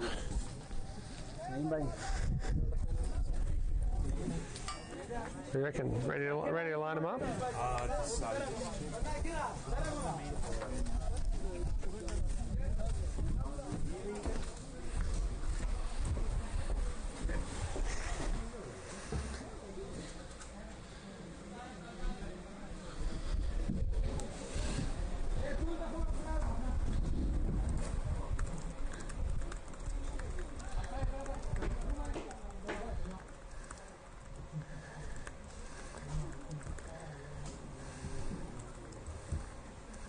No worries. We're going to get people in position.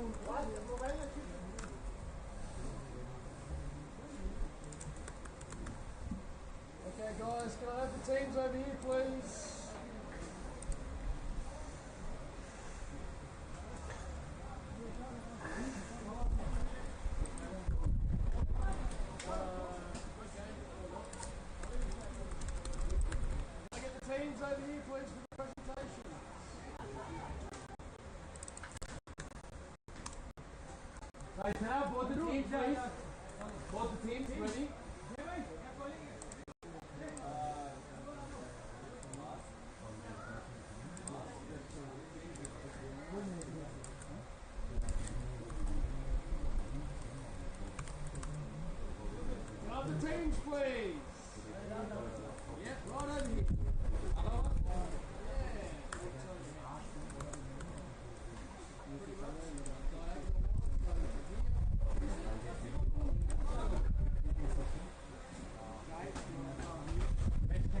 I'm here, don't worry.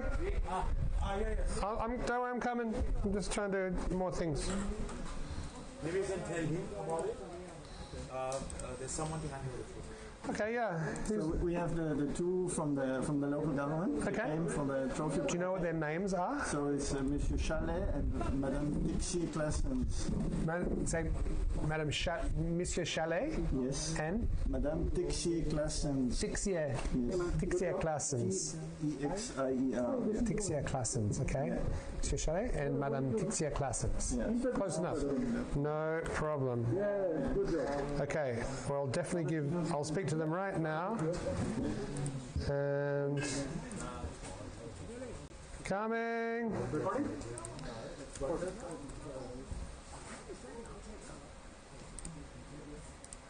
Just a little bit of space between the teams so Vinny can be in the middle. Cheers, guys. Not too much.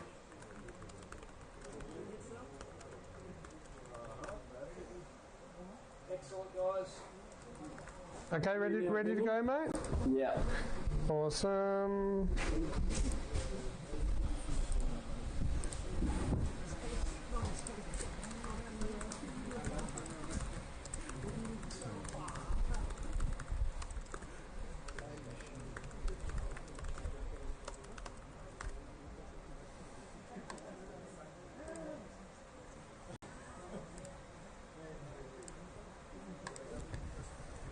Cool. All right.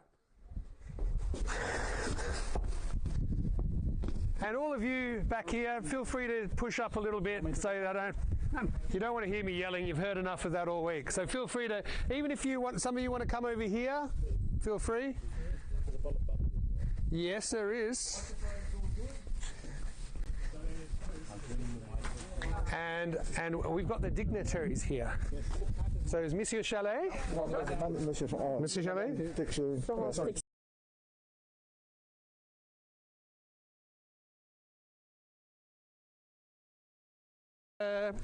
Would you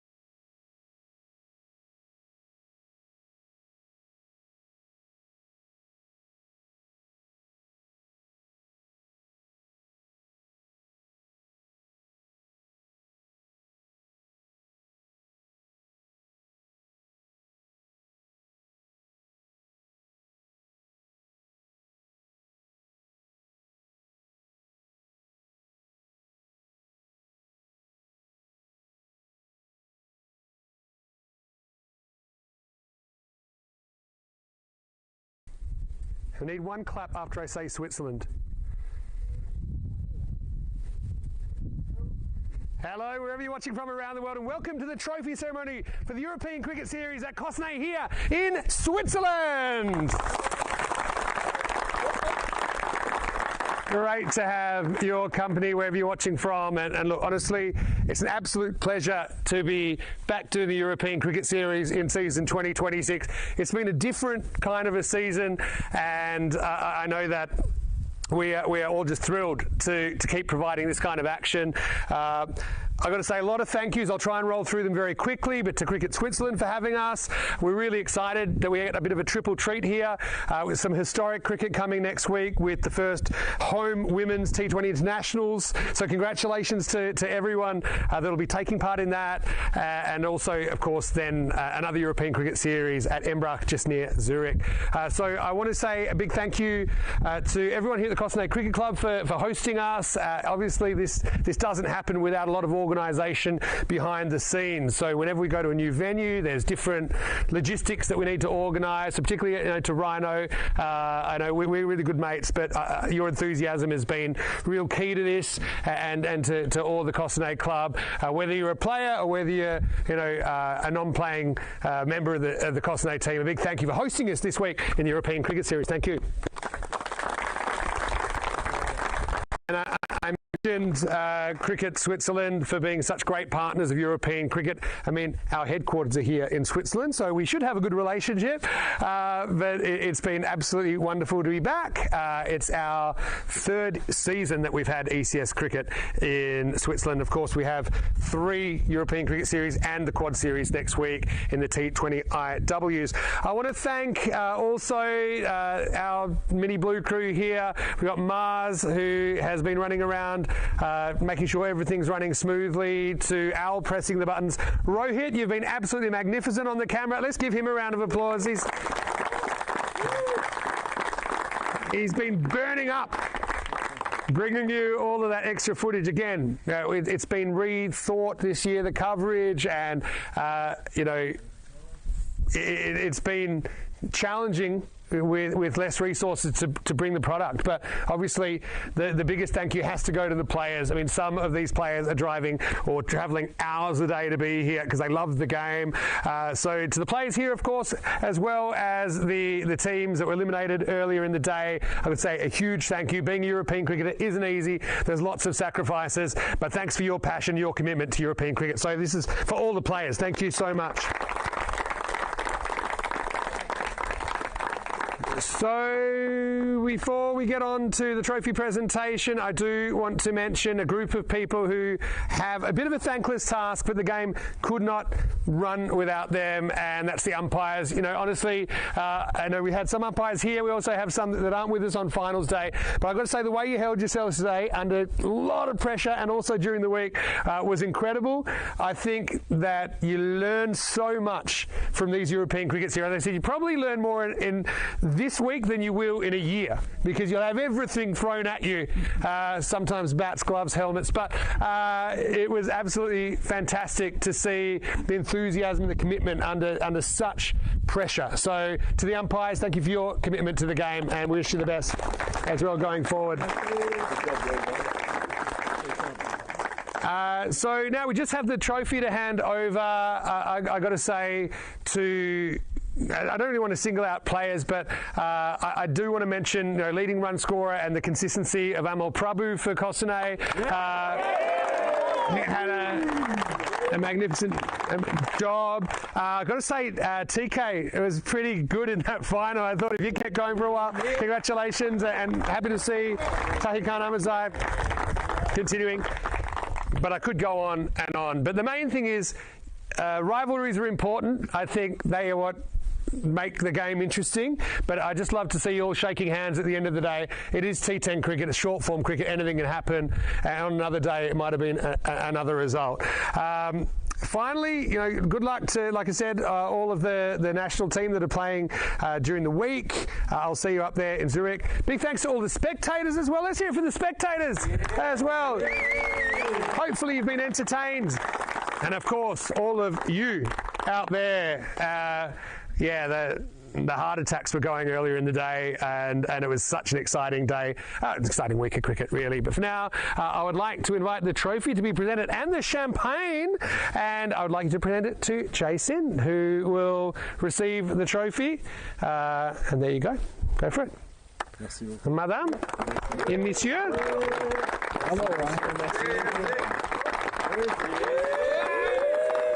And everyone get out the way. Oh, Jay, watch out. Why don't we'll get Cossonay to come up the front here. Come up here, right front and centre.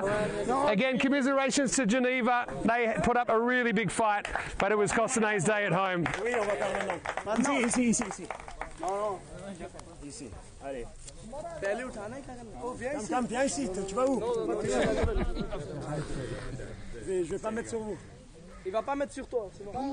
We'll stay at the back and you'll be okay. All right, you'll go forward.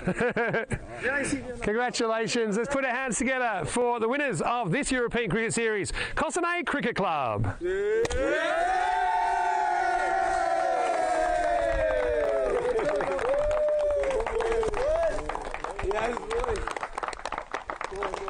Thank you to everyone. Safe travels, and we'll see you soon in the wonderful world of European cricket. Good night.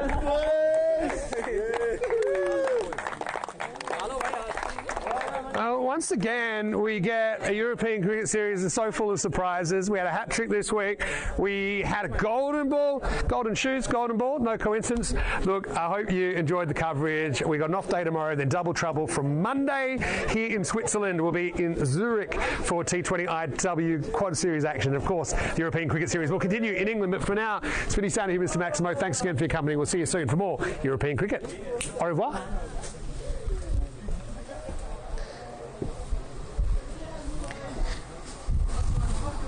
And we're off.